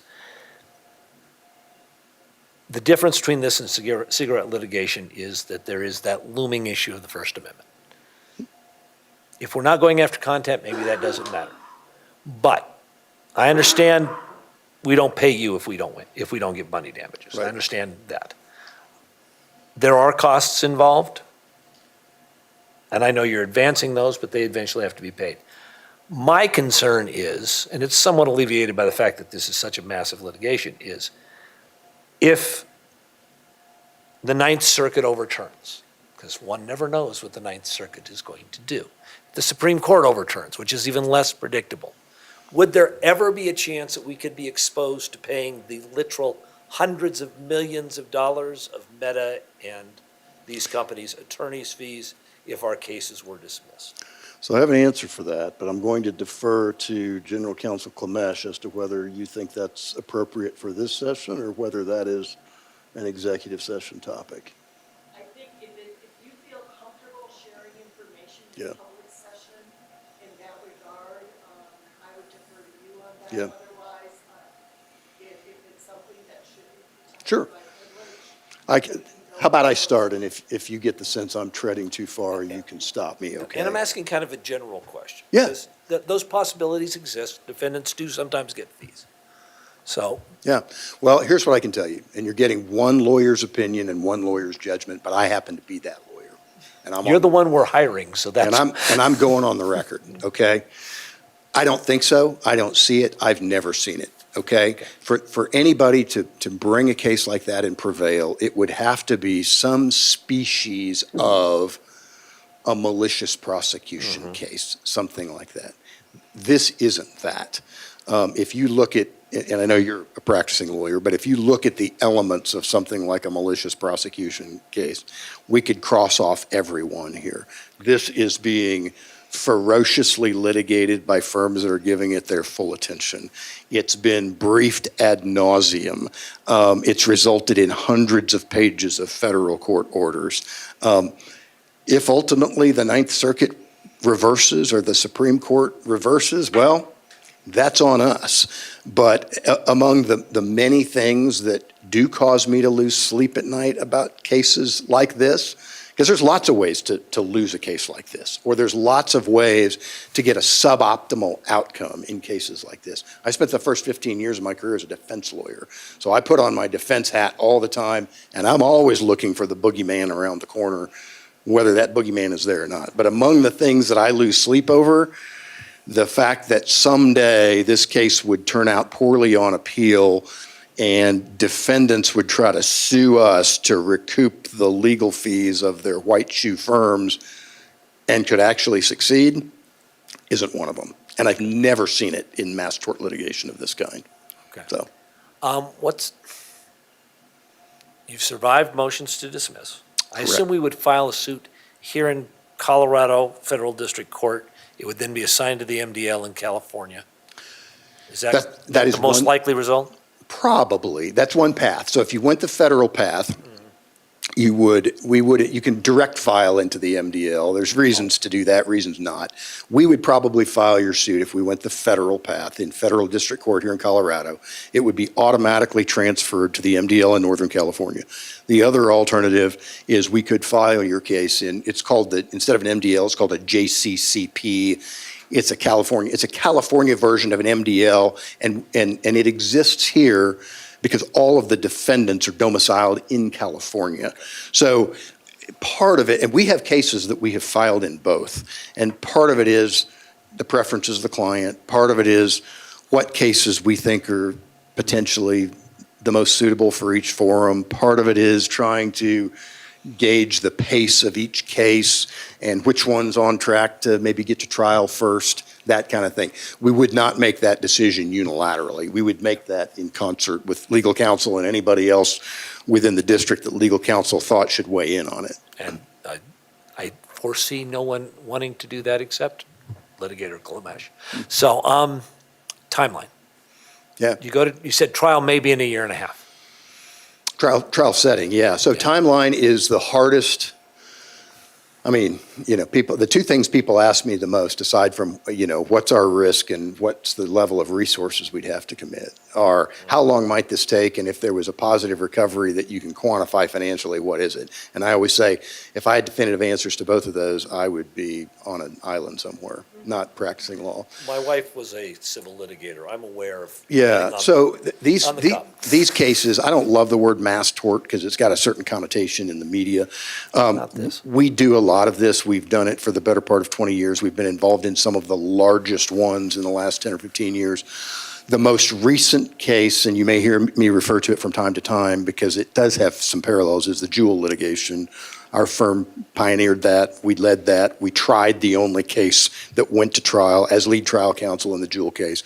That was about a little over 3 years from start to finish. We did 90% of the case workup in the middle of a pandemic, virtually. We reviewed over 13 million documents. We took 150 depositions. I think we had 50 expert witnesses. It was a massive case, and it went forward at warp speed. All of the Jewel defendants settled on the eve of the first trial, which was set in early 2023. They settled in late 2022. The sole remaining defendant, Altria, which is R.J. Reynolds Tobacco Company, took the case to trial, our case, a school district case, the San Francisco Unified School District. And after we rested our case, they settled it. That was, candidly though, that's optimistic. 3 years start to finish for a case like that or a case like this is optimistic. So if you ask me, could it take 3? I'd say certainly could. Could it take 4 or 5? It could. Could it take longer? It could. I've seen it happen. Here's 2 things I would tell you. And you know this because you're an attorney and you have a wife that's a civil litigator. You know, cases settle, typically, cases like this, when the shadow of the courthouse is upon everyone. So getting a trial date, getting an early trial date is always job one for us. And then we figure out what do we have to do to get the case ready between now and trial. So we are before both judges in the next month. No firm trial dates have been set, but we're cautiously optimistic that we will have a trial date in the Los Angeles proceeding set in the next couple of months. I'm confident it'll be next year. I'm hoping it'll be mid next year. So that can be a catalyst for resolution. The other thing, and I apologize, this is kind of a long-winded answer, but having listened to the comments from the last meeting, I heard several people say things like, how long could this go on? And then those seem to be coupled explicitly or implicitly with a concern about resources. So for example, if this case goes on 5 years, I think that the assumption is, my gosh, our staff are pouring time and resources into it for 5 years. Not true. So if I may talk about resources for just a moment. That's my next question. Yeah. So again, I'm gonna talk about the Jewel litigation because it is the most recent and it's all I did for about 3 years. Every school district in that case had to fill out a document called a plaintiff fact sheet, or PFS. For the lawyers in the room, it basically substituted for interrogatories and document requests. It was a series of questions and a series of, you know, if you have a report that summarizes the impact of e-cigarettes on your school district or on your student body, produce said report, that kind of thing. I'm really familiar with that document because I personally wrote it. The defense wrote their own, which was much more onerous, and then we argued it out in front of the judge, and fortunately the judge went our way and adopted the one that we proposed. It was not burdensome.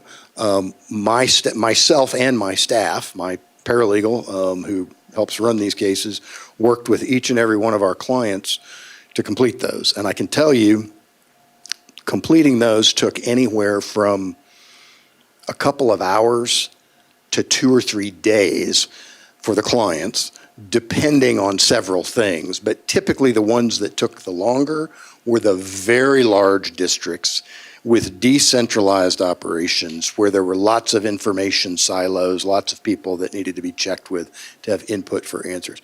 But it wasn't burdensome. And so other than, you know, a small handful of cases that were, that asked to be selected as what we call bellwethers, which is a whole separate conversation, there were about 1,500 school districts in that litigation. 1,492 of them only filled out a questionnaire. Jefferson County only filled out a questionnaire. We don't have one of those in this case yet. We're going through that process. I anticipate the court ultimately adopts one. I anticipate we'll have one in April. I'm cautiously optimistic it will be very much along the lines of the one that we had in Jewel. That one was modeled on the national opioid litigation in which cities, counties, and school districts sued. It was highly effective in that case. We made some modifications for the Jewel case. It was highly effective there, and I'm cautiously optimistic it'll be something similar here. But I don't know that with certainty yet. So, again, I'm sorry for the long-winded answer, but what I would say is, in one sense, if a case goes on 3 years, 4 years, 5 years, candidly, it's more my problem than your problem. If you folks have fulfilled your discovery obligations, for example, by providing a fact sheet, I report to legal counsel and anybody else that wants a report, but the demands on the district are largely de minimis at that point. So my last question, and it's the hard one, because I go back and forth on this. Why shouldn't we just be the free riders? Yeah. If you get injunctive relief, Yeah. it will apply to us even if we're not a plaintiff. Yeah. If you get a settlement, it's going to apply to us even if we're not the plaintiff. So sell me about why we're the right plaintiff here, even though we all, I suspect all 6 of us on here have serious concerns about what those have done. Why do we need to get involved? Yeah, those are, okay, great question. And let me, there's several points I'll make in response to it, but let me kind of start with your 2 statements, because one of them you're 100% correct on, one of them you're incorrect on. Injunctive relief, if there were injunctive relief, you would absolutely benefit from that, and you would get the same relief anybody else would get, right? So if it's more robust parental controls, for example, that's going to apply homogeneously across all plaintiffs. Financial relief, no. That's why these are separate lawsuits. My firm does individual cases. We represent people who are catastrophically injured, killed, business owners. I love that. I love the direct client contact. We do some class action work, and I don't thumb my nose at class action lawyers, but that is a small percentage of our work. The vast majority of our work is always individual cases. Class action cases have a certain reputation if you're not careful. Class action lawyers sometimes have a certain reputation if you're not careful. A class case, what you hear, the elevator speech for people who don't like class action cases is, oh yeah, they get litigated, there's a huge settlement, clients get pennies on the dollar, the lawyers get a huge fee. When the cases are individual cases, oh, and by the way, in a class case, people can opt in or opt out of a settlement, but it's not like being in a position to have meaningful input into the resolution of your own case. That's why we file all these as individual cases so that it is your case. And in the event of a recovery, it is your money and 100% your money. And I will say, and again, I don't make this comment to cast stones at state governments or legislatures or attorneys general. I love attorneys general. A bunch of attorneys general have joined this litigation, and I think that's fantastic. And we love having them aligned with us. But when states bring lawsuits and they recover money, it's the state's money. And there's plenty of stories, for example, in the big tobacco litigation, lots of money went into things like prevention education, which is awesome. That's part of what took high school smoking rates from 30% when I went to high school in the 1980s to about 5%, at least before the e-cigarette companies came on the scene. Money that went into prevention education. But there's plenty of stories about lots of that money that went into state general funds to fill potholes and things like that. If there's a monetary recovery in this case, and you know, in the Jewel case, the clients, most of the clients didn't sue really looking for money, but they were thrilled with the recovery, and it's each individual school district's to spend as it sees fit. And I can tell you the vast majority, at least of the ones that I represent, have indicated to me they're putting those monies toward tobacco prevention education and related resources in that particular litigation. So monetary recovery would not inure to your benefit if you were, to use your term, a free rider. So here's, but if I can, I'd like to answer your question maybe a little more fulsomely. I think, you know, as Superintendent Kane said, there is value in making a statement. There's value in saying, look, these platforms are harming our kids. They're also harming the school environment. They're jeopardizing our mission, and they're draining our resources. You know, principals saying things like, I'm dealing, you know, the spillover effects of what happens at night and happens on the weekend. You know, we got to spend time counseling kids who were bullied at home via social media, things like that. I think there's value to a school district stepping forward and saying, we've got multiple tools. We're going to educate ourselves. We're going to educate our teachers. We're going to educate our kids and our parents. We're going to litigate. We're going to do, it's a, you know, what's the phrase, drastic times call for drastic measures. We are going to reach deep into the toolbox, and we're going to deploy every tool at our disposal. So I think there's value in that. An anecdote. We represent a district, Brevard County, Florida. It's in the Orlando area. It's about the size of you all. It's about 70,000 students. And I was before them at the end of November, December of 2023 in connection with approving the Jewel settlement. And their board chairman gave a really eloquent series of comments. And he said, you know, when we filed this case, I wasn't even thinking about money. I was furious at these companies. They'd unleashed these products on our kids. It was wreaking havoc in our schools, and I wanted to punch them in the nose and get their attention. And I feel like we've done that. And he said the monetary recovery, which to them was substantial, he said, you know, that's icing on the cake, and we can use that money because our budgets are not unlimited, but that's not why we sued. And I can tell you, as somebody who in 2019 stood in front of a lot of school boards in connection with that litigation, not many of them were thinking about money. They were thinking about, this is a problem we need to take action on. So I think there's value to that. The second is there's strength in numbers. If you were the only litigating plaintiff out there, I'd say, ooh, man, good luck. That's a steep hill to climb. But again, looking at the Jewel case, ultimately, over 1,500 school districts joined that case. It was from the biggest of the big, New York City, Chicago, Clark County, Nevada, all of whom were clients of our firm, down to little districts with a few hundred kids, including the school districts where my own daughters went to school, including the school districts where Austin's kids go to school. We've sat with those board members. We've sat with those superintendents. And I don't know what the critical mass is. I don't know if it's 100 or 500 or 1,000. But I do know that when you get that constellation of school districts who, you know, and you can answer this better than me, but I don't think school districts as a whole are real litigation-prone entities. I don't think school boards are people who think, who can I sue next? It sends a message. And I can tell you all those lawsuits, they were covered by the New York Times, by the Washington Post, by the Wall Street Journal, by television media. And here's how I know it mattered in that case. We got internal documents from the defendants. And among the documents we got were PowerPoint presentations that went to the C-suite people, so the CEO, the CFO, and the boards of directors. And those PowerPoint slides excerpted articles about the problems in schools, excerpted articles about school districts bringing suit, and they were the subject of board meetings, and they didn't like it.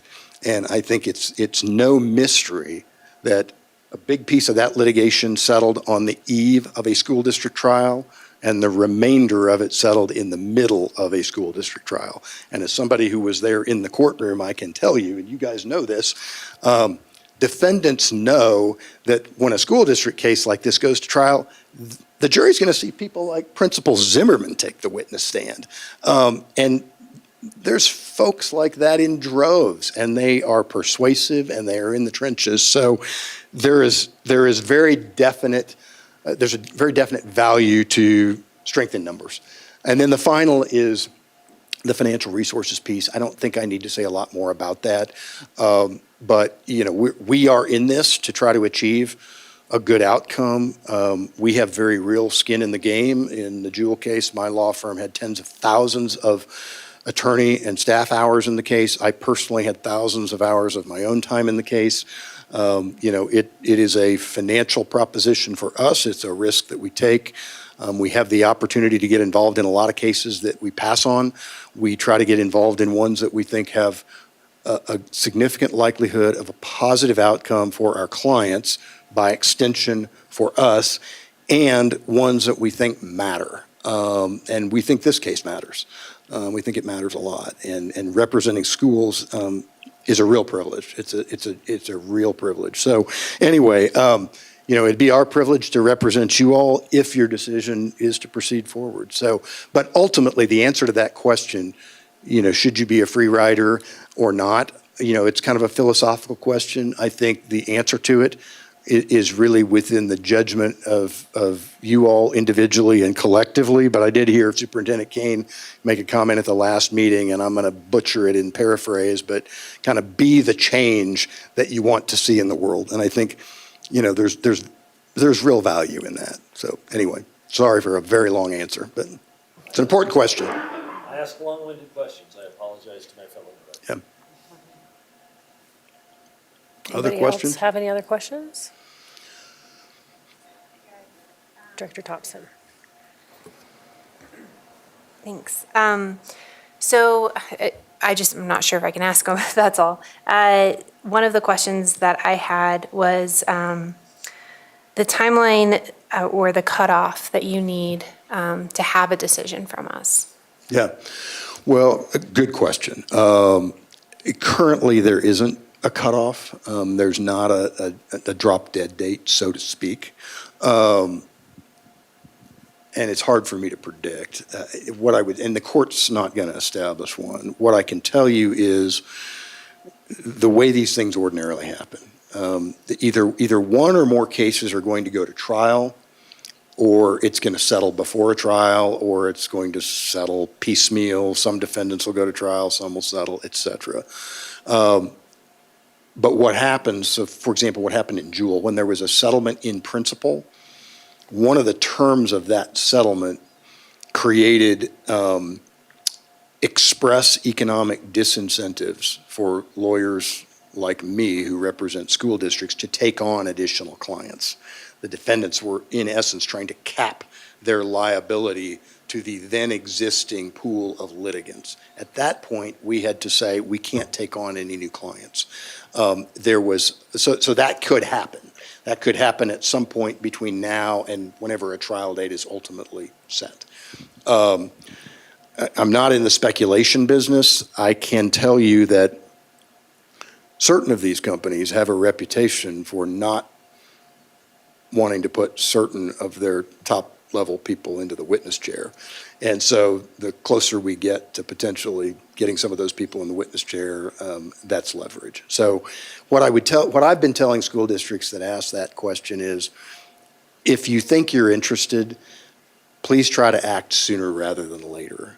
I would respectfully suggest you try to do it this semester, because then you I'm sure you have meetings over the summer, but things kind of lose steam until the fall, and a lot can change in sort of 6 to 9 months. But there's not a cutoff. The other thing I would say, though, without getting too far into the weeds, when the Jewel litigation resolved, for example, it resolves kind of on I'll call it a global basis. And there's a fairly complicated allocation formula, and it depends largely on district size and student count, but there's other factors. Each school district can decide whether they think that's satisfactory and want to settle, or they want to proceed forward. Ultimately, that is kind of recommended to the court and typically, blessed by the court and a mediator.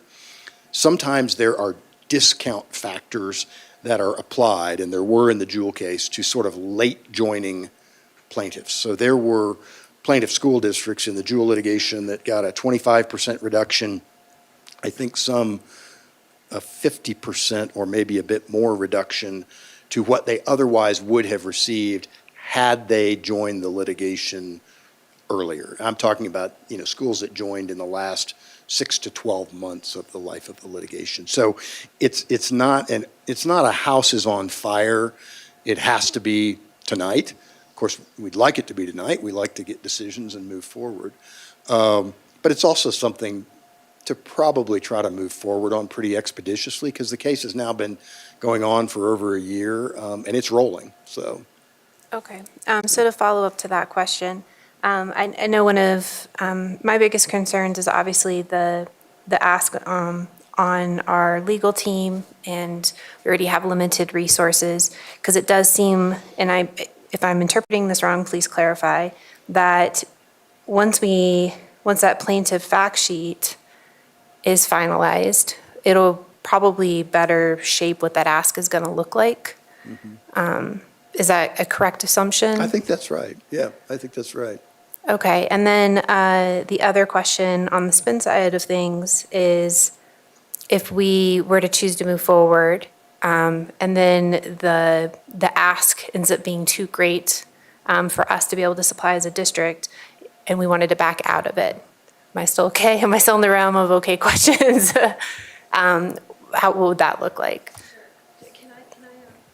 So if I understood your question, I just want to make sure I'm connecting all the dots.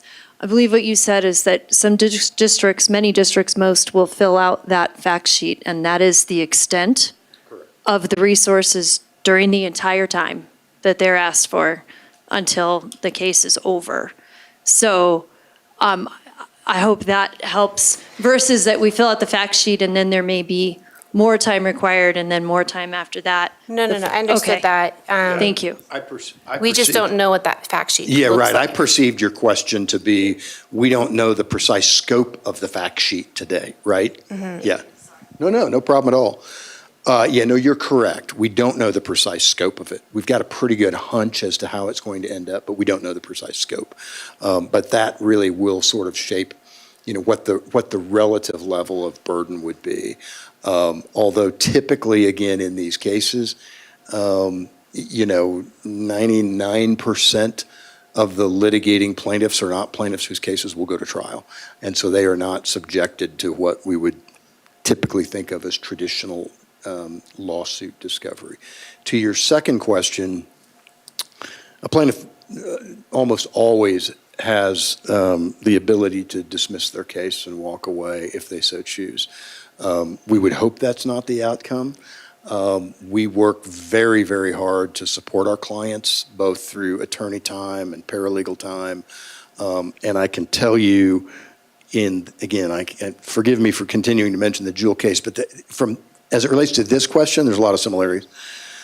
Out of 350, I think, school districts we represented, we didn't have a single one that was even late. And there were grace periods built in. If you're late, you got another 30 days. And then if you're past the 30 days, we didn't have a single school district that even missed the first deadline.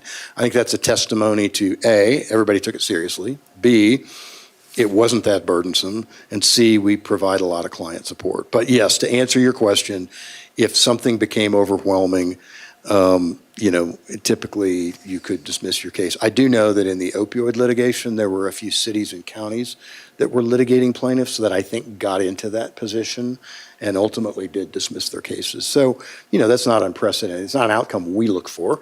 We look to support our clients kind of till the end. But Thank you. Anyone else?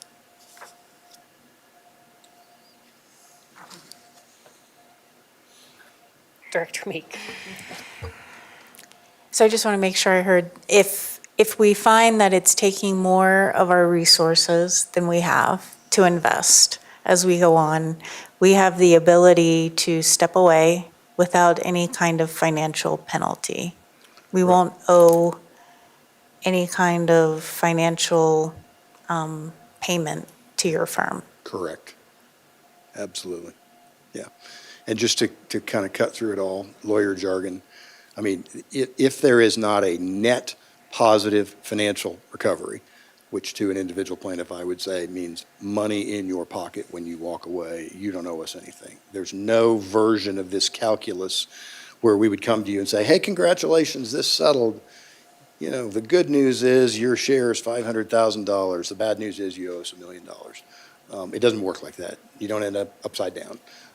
You end up either financially in the positive, or if the case isn't successful, and not every case is successful, but we've been doing this a while. We try to make very careful bets because we're betting a lot of our own time and resources. Then you end up in the black, so to speak. So.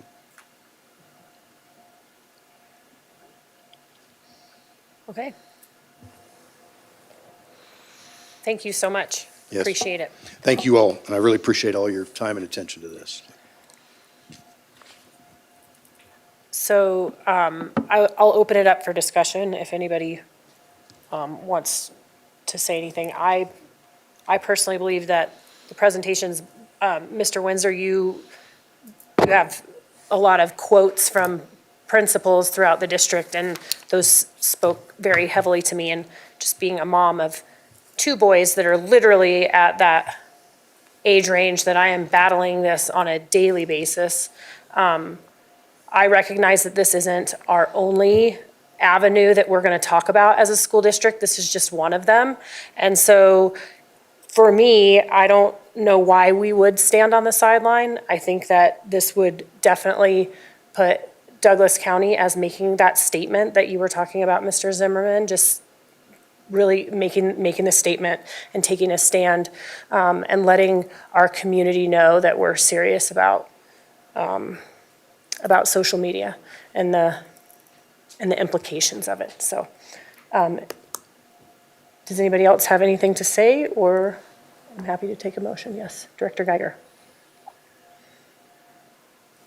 First of all, thank you very much. Many of my concerns were resolved by your presentation today, and I appreciate that. I would almost never advise this district to get into a boxing ring with Meta and Facebook and Instagram. Unless we had 700 districts helping us and competent people doing it.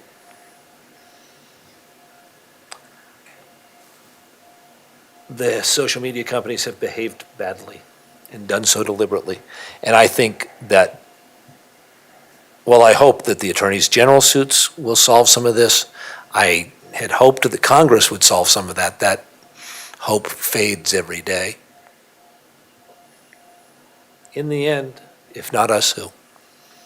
I move that we authorize the superintendent to engage in discussions. Hold on 1 second. Director Thompson has something, sorry. Yeah, thank you.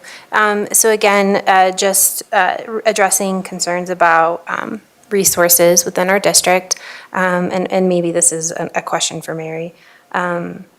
If we make this decision tonight, what would the communication process look like with the board on the ask on resources to help us determine if the ask is too great?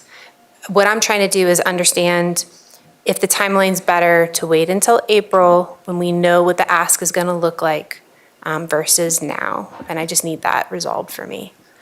In terms of the communication to the board, we will make sure that as soon as we know what the ask will be as far as the fact sheet and what we would need to provide, whether it's a few hours or a few days, whatever that ask looks like, we will communicate with the board and let you know.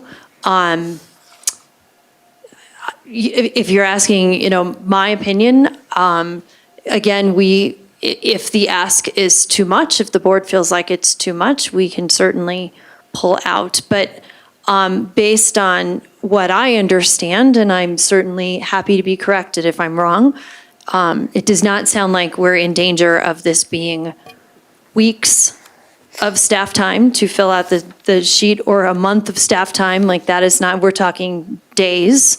And then it's a range of how many days. And so days is something that I feel comfortable with, and Council Klemesh and her office feel comfortable with. We're not talking about a month of time or anything along those lines, so I hope that helps. And we, of course, will be incredibly communicative with the board every step of the way. Director Meek.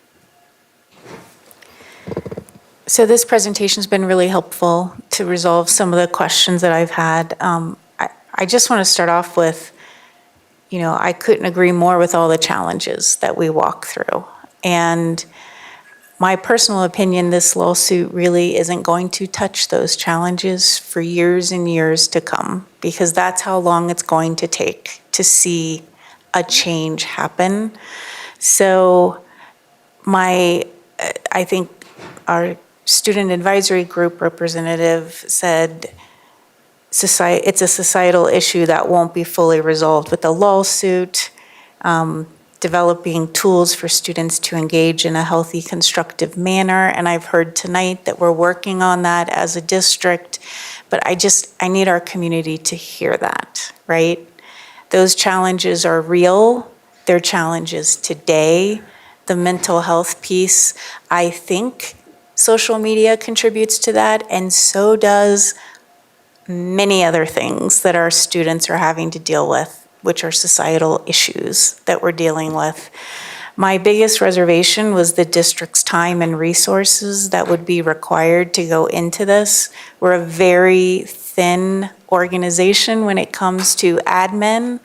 And honestly, the time that we're putting into this is time that we're not putting into the immediate challenges that we have. And so I'm hearing from administration that we have the resources to do both, not to put off, parent education, not to put off all of the other things that need to happen. I think we really need to step up those communications to our community. I would much rather see us putting a lot of time into splashing that in the media than look at the lawsuit that we're doing. Because I feel like we have limited time and resources, and we need to be advertising what we're doing to help our parents and our students address these urgent and immediate challenges that we have.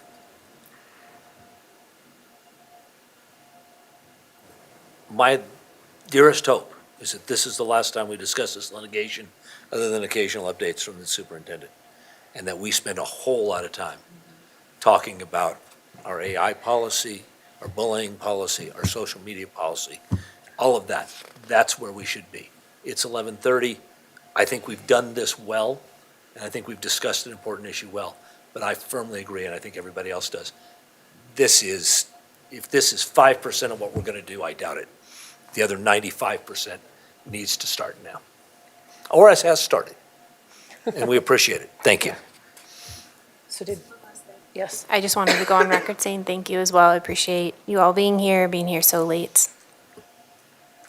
So did you have a motion, Director? I have a motion. Okay. I move that the board approve Superintendent Kane to engage in negotiations with counsel to proceed with a lawsuit against the identified social media companies and such other entities as necessary, with discretion to be vested with the superintendent as to the progress of that lawsuit, with frequent updates as necessary.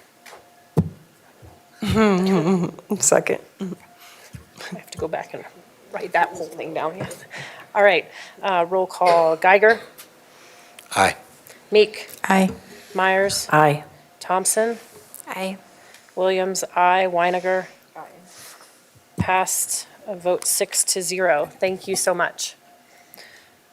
All right, moving on to Board of Director reports. The next meeting of the Board of Education is to take place, next regular scheduled meeting is to take place on February 13th.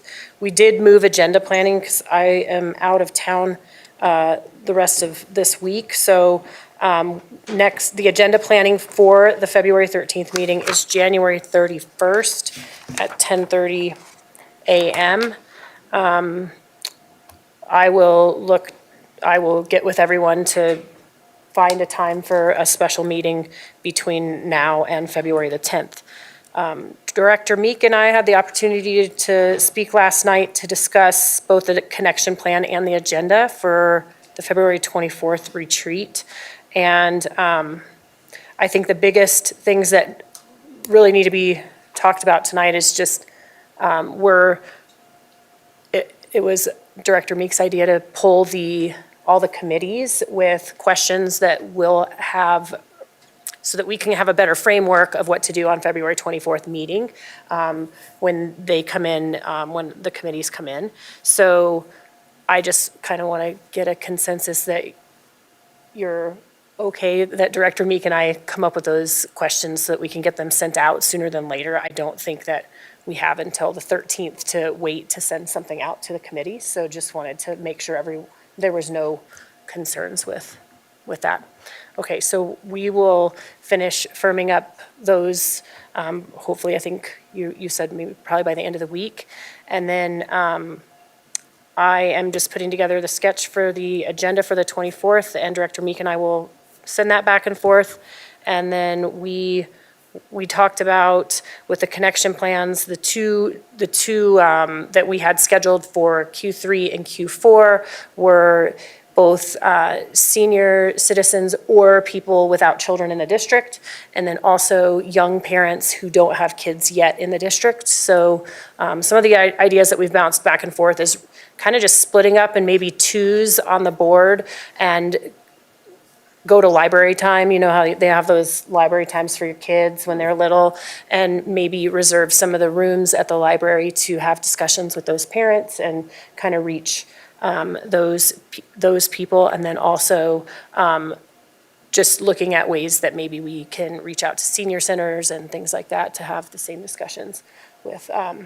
But there's a lot of other, there's a lot we haven't thought about. So if anybody has ways about maybe finding how to reach people that don't have kids in the district either anymore, or they're senior citizens, because like I think about my parents and they would never get anything at the senior center if because they you know, they live in a home, and so they wouldn't have that access. So just trying to figure out how to reach really a bigger portion of the community. So if anybody has any ideas, we'd be happy to look at that. But, and then we're also looking at meeting with educators potentially sometime after spring break. So we're looking at days that right now are not in conflict with any other board committee meetings and things like that, sometime after spring break. And then obviously that all of us are able to do. So that's all I have. Vice President reports. I don't have much updates from when we last met, and then just what I'm looking forward to until our next meeting is I'll be attending Lone Tree State of the City breakfast next Tuesday, so I'll give update on that. Great. And then I don't remember which way. So Director Geiger, I'll. Okay. Couple things. I got to attend my first graduation, which was the Eagle Academy graduation with Director Meek and Director Meyer. Inspiring, intelligent, bright kids who have faced challenges as many of ours have. It's an amazing program. Obviously, that's the fun part of what we do. It's not staying here till 11:40. Although tonight was productive and helpful, and I appreciated that. I also attended the Partnership of Douglas County Governments meeting last Thursday. It was mostly an update from the lobbyists about what they expected to be approaching in the upcoming legislative session. The key issue is affordable housing. I think that's going to continue to be a key issue. That affects us in many ways. Multifamily housing, of course, affects our enrollment. I'd like our teachers to be able to afford housing as well. So those are all going to be addressed.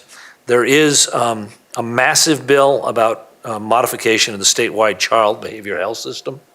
That would require a great deal more resources, a great deal more research. It has a fiscal note of $1 billion with a B. They think that's excessive. So that will be working its way vastly through the system, and we'll have to pay attention to that. We got a little bit of information about from Douglas County, the commissioners, two of which you attended, talking about how the steps they had taken to reduce property taxes. That doesn't affect us a great deal, but they did talk about austerity. Director Kane spoke for the district, as she, again, as she always does, thanked everyone for their support of 5A and all the assistance on that. I did note when she spoke about 5B that the mayor of Lone Tree noted that they hadn't had a new school built there in quite some time, ever. Essentially, since in the city of Lone Tree, has never had a school built in there. And I did have a discussion with them afterwards about wanting to make sure that they were involved in our growth and decline discussion. I think that's something we're going to have to continue to reach out to other municipalities about. So thank you. I enjoyed attending that. That's all my update I have. Great. Director Myers. I will ditto the graduation with Director Geiger and Director Meek, and that's all I did. Director Thompson. Thank you. So I attended the FOC meeting on January 18th, and just some topics that they went over. They reviewed the debt management policy. They had an opportunity to receive clarification, ask questions about the policy. They saw the same budget presentation. We reviewed, or they're being asked to complete a budget survey, and the way I interpret it is just a budget priority, understanding where they feel the priority should be. There was a legislative update that was pretty neat to hear about. Some leadership went to the Capitol, sat in on the Education Committee, had an opportunity to engage with legislators, which is fantastic. Sounds like it was productive and a great relationship building opportunity. They got the same update about certification of mills. And then we had the opportunity to hear from the student rep from the SAG, and he talked about where their priorities are across to 5 subgroups. So I don't want to take from the SAG update, so I will leave it at that. Director Meek. All right, great. Eagle Academy was amazing, always is, and inspiring. Also was able to go to the Continental League Honors Music Festival, which was so inspiring. Oh my gosh. It's just amazing. Our students are so talented and it's inspiring, so I encourage you to go when you can. I already mentioned Long Range Planning Committee. There was a presentation on capital needs, and then the DAC. The DAC is working on a survey to school accountability committees, asking them what their communication needs are and trying to understand, are there better ways for them to engage, which is really one of their big priorities, is connecting with the SACs. So that was one of the many things that the DAC discussed. The student advisory group was just the virtual meeting last night, so it was a smaller gathering. They're working on their projects. They will be presenting at the February 13th meeting. We'll meet with them next Monday. Director Myers and I will do a bit of a presentation, kind of talking about the role of the board and the role of the superintendent, and trying to kind of talk through projects and have them present some draft presentations to us, so that's on the docket. The only other thing I would mention with the retreat, with the committee work, just because we need to be able to speak to this moving forward, the idea is that we'll meet with, I think we brainstorm up to 5 individuals from each of our board committees would be invited to the afternoon of the retreat. And so the final schedule isn't done, but looking at maybe 12:30 to 3:30 timeframe. And so I think it's important that our committees understand that we'll be asking for up to 5 committee members to attend. And what President Williams was mentioning, since everyone cannot attend, we're looking at doing a survey where every committee member would have an opportunity to answer some questions. And we'll have that survey response back in time for February 24th. Great. And with that, on to number 26, adjournment. Do I have a motion to adjourn? Move to adjourn. Motion by Geiger. Do I have a second to adjourn? Second. Second by Thompson. Geiger? Aye. Meek? Aye. Myers? Aye. Thompson? Aye. Williams? Aye. Weiniger? Aye. All right, with that, we are adjourned.